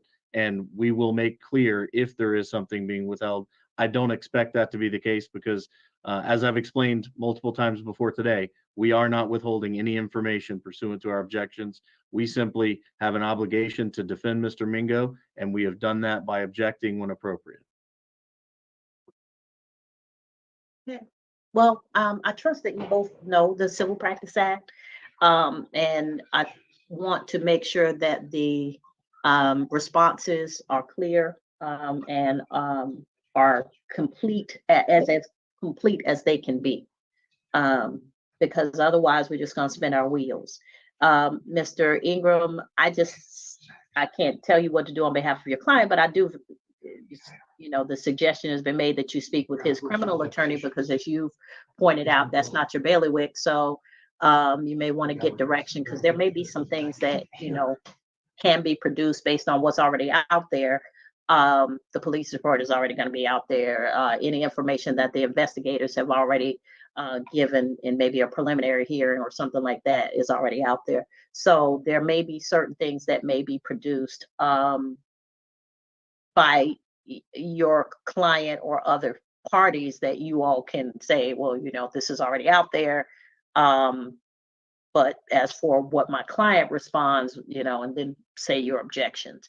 So I trust that y'all are going to be able to get that done, and we'll move forward. So this is what my order is going to look like. With respect to the plaintiff's motions to compel, the motion to compel for the phone records is sorry. Okay, so the motion to compel the AT&T phone records, that's denied. The motion to compel for the verifications of the interrogatories, that's granted to the extent that the Fifth Amendment right against self-incrimination will be asserted where appropriate, or a verification will be given if the Fifth Amendment right against self-incrimination is not asserted within 10 days of today's date. And Judge, just as for the depositions, in hopes of avoiding involving the court again, our concern is at Ms. Cano's deposition, there was a lot of talk about her sexual history. She's a woman in her 20s. I don't think that's relevant to anything. We're not claiming that she can't have sex or anything like that. I hope not. Yeah, so they asked if she had sex on Christmas, whether she had sex in her family's bed, whether she received she had to give anything in exchange for all the money. So I don't want any of this coming up with the witnesses. And if we can get a stipulation on the record, I promise we won't have to come back to court, but we really don't want to go there. And we've tried talking about it. We think it's completely out of bounds and it should be not brought up in the deposition. She lost an arm, not her libido. What, I mean, Your Honor, this is, Your Honor, I have tried to not, these cases are about the parties, not the lawyers. And I have been repeatedly attacked. I have been repeatedly attacked. It is untrue what Mr. Arndt just said. The word sex was not in my questions, but the nature of their relationship before and after the incident is potentially relevant. And I did ask if they maintained a physical relationship before the incident and after the incident. This assertion that I asked her specifically where they had sex or anything like that, completely false, Your Honor. And I object to the personal attacks against me. So I want to be real clear on that. So hang on one second, Judge, and I hate to interrupt. The question of did you share a bed with him and are you still physical? Those were exclusively about sex. And the fact that you didn't use the word sex, the court reporter afterwards commented about how inappropriate it was for a middle-aged man to be asking a 20-year-old about her sex when it has nothing to do with the case. It's not like we created it. And we've brought it up multiple times, and all we're asking for is a stipulation that is out of bounds and should not come up to try to harass and intimidate a 20-year-old in a deposition by intimidating her friends and talking to her friends about her sex life. Completely out of bounds, and all we're asking for is the stipulation. The deposition is in the record where those questions were asked. Why were you initially attracted to him? All of those things, nothing to do with anything, and we need to put a stop to it. Was the only reason we brought it up. It's entirely inappropriate, the innuendo that's being thrown at me, Your Honor. I'm happy to review the entire transcript. There are appropriate questions necessary for me to ask. And Your Honor, let's be honest, this is a unique case. I have never defended someone where they have an ongoing relationship with the person they've sued. And I, as the lawyer, am having a difficult time getting information to respond to discovery while there's communication going on between the parties. It's a very strange situation, Your Honor, and I'm doing the best I can to represent Mr. Mingo. I got it, Mr. Ingram, but Mr. Ingram, you've not knowingly represented anyone who had an ongoing relationship. A lot of people do, and they don't tell you. Number one. Number two, I think that this is more of a normal case than you're letting it out to be. What we're dealing with here is a catastrophic injury with respect to a one-car accident, collision. There's nothing more normal than car accident cases. I mean, that's the bread and butter of civil litigation. And so from that standpoint, whether she's having sex with somebody, who she's having sex with, if it's not, I mean, if they weren't having sex in the car at the time that the incident happened, I'm not sure that it's relevant, because we've already discussed the fact that they have a known romantic relationship. And so now that you know it, you can go ahead and assume they're doing everything under the sun and let that be it and work from that. But Mr. Mingo is as much involved in this case as is the plaintiff. And I'm not sure why her sexuality is any more necessary to review than his. Mr. Mingo hasn't, I believe, been deposed. Is that correct? He has, Your Honor. He has? Yes, Your Honor. Okay. And did we go into whether he was having sex or who he was having sex with? Your Honor, similar to Ms. Cano, nobody asked them about sex. Or, okay, a physical relationship. I frankly, I wasn't there, so I'm not sure what was asked of him other than generally about the car accident. Okay, well, I just think that that strains the bounds of what is relative. Um, and yeah, unless he called you 12:30. Thank you. Yeah, that strains the bounds of what is relative in this case. I mean, relevant in this case. And so let's just, if y'all have to come back to me and we have to have an in-camera frank discussion about what's necessary to talk about.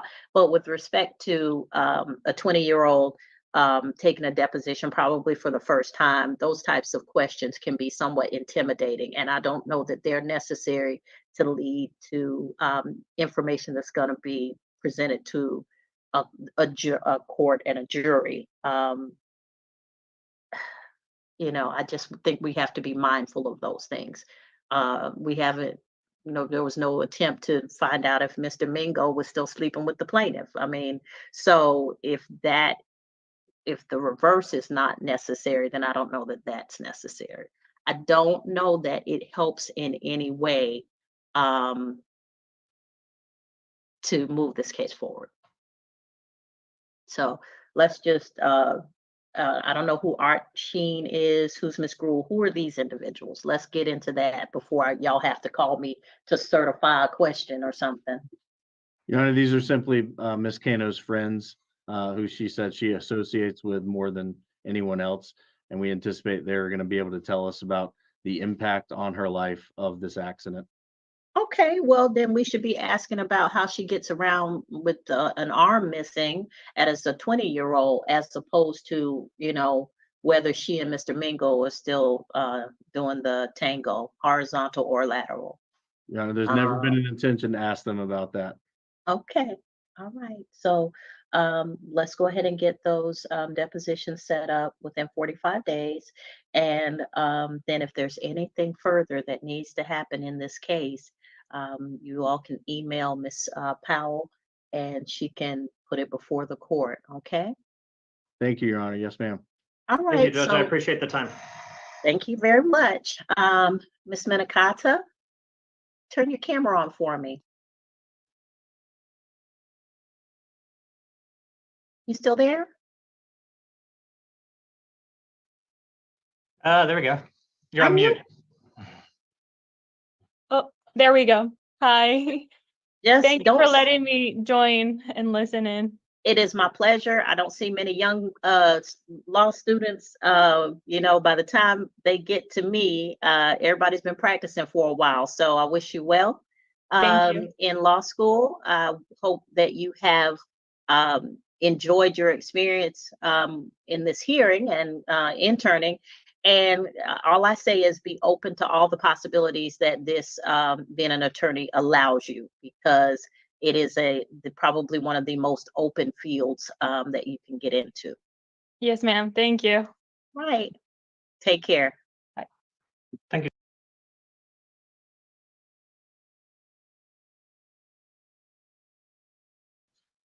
All right. So now, For Group 5.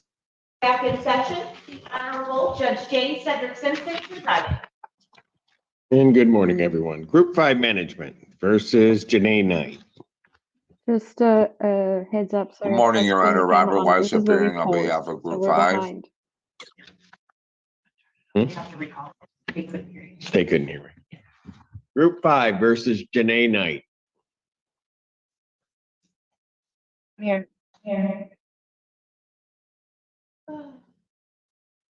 Mr. Weiss is there. I see. Mr. Weiss, Yes, can you hear me, Your Honor?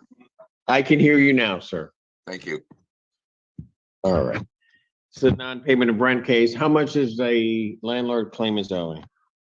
As of today's date through the end of August, $1,988, including the court costs. 1988. Okay. And Ms. Knight, how are you intending on trying to get that paid? I can get that paid when I get paid next on the 18th.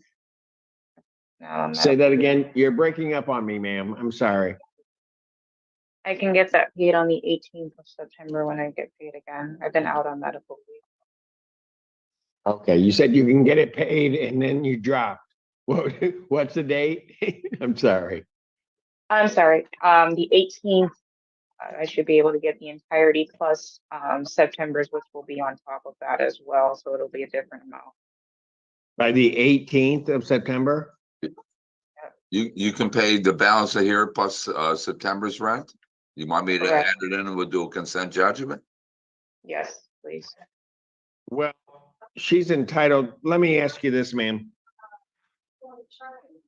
Between now and next week, how much can you get paid on it?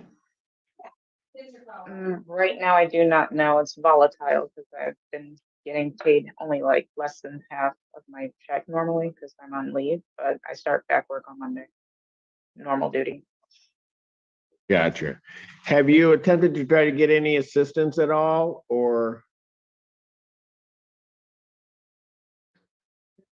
Oh, did she drop on me? Yeah. No, I don't. You there, Miss Knight? Okay, there you are. Excuse me. Worst timing for a phone call. Okay. What was the question again? I didn't hear that. Have you tried to get any assistance to help you out over this sort of period in time, or? No, but a nice young lady that was just in the waiting room just provided some information. So I may be looking towards that as well. Okay, so, and the nice young lady, was that Amy? I don't remember. Sorry. All right. So are you going to call Hawk? Is that who? Yeah, I'm going to be calling Hawk as well as that number for SIRS. And then on top of that, I actually have some other income that's going to be, I actually also have a rental property, and that's a whole other conversation, but kind of expecting Okay. something from that. So yes, so it's Gotcha. Okay, but you're gonna contact Hawk. So here's what I'm gonna do. I'm going to adjourn your case out to September 6th, 2024 at 3 p.m. And how much is your monthly rent? I'm going to be doing month to month, so it's changing. Hold It'll on. be, the monthly rent will be, if it's month to month, the monthly rent will be 1338, plus, a washer and dryer. 1388 plus a washer and dryer for 25 and then 25 for a pet rent fee. So Right. Got it. 1388. Okay.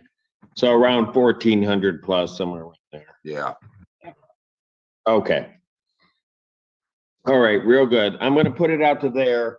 Make whatever payments you can, contact Hawk, and then we'll see exactly where you are next week, okay? Thank you. Thank you. September 6th at 3, Your Honor. Yes, sir. Can I do that by Zoom also? If you put in the form, yes, you may. Yeah, all right, I'll put it in the form.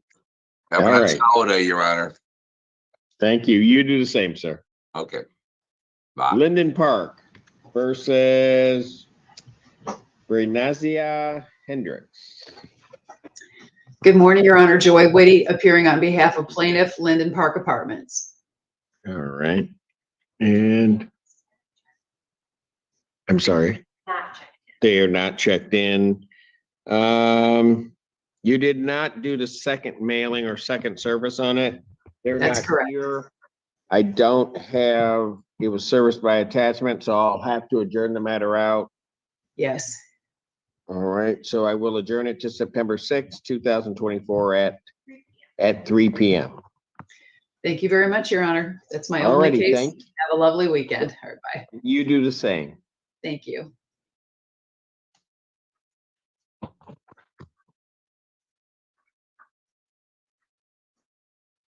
Style Farms versus Wakima Jackson.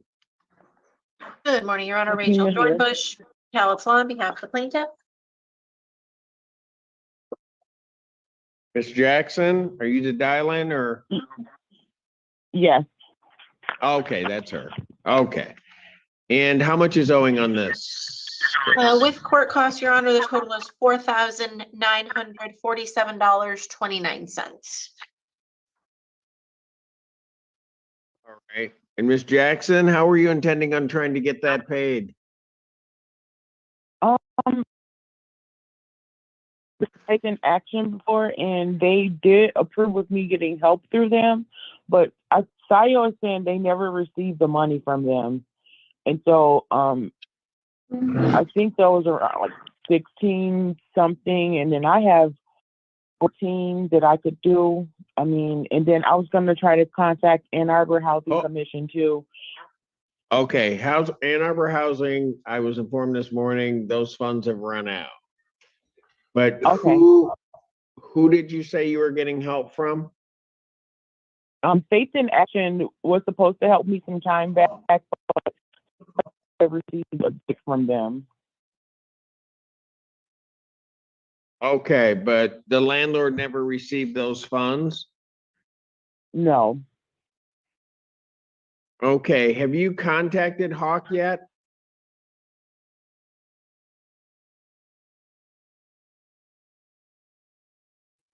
Hi, I sent a message, but YouTube rejected the comment thinking it's spam.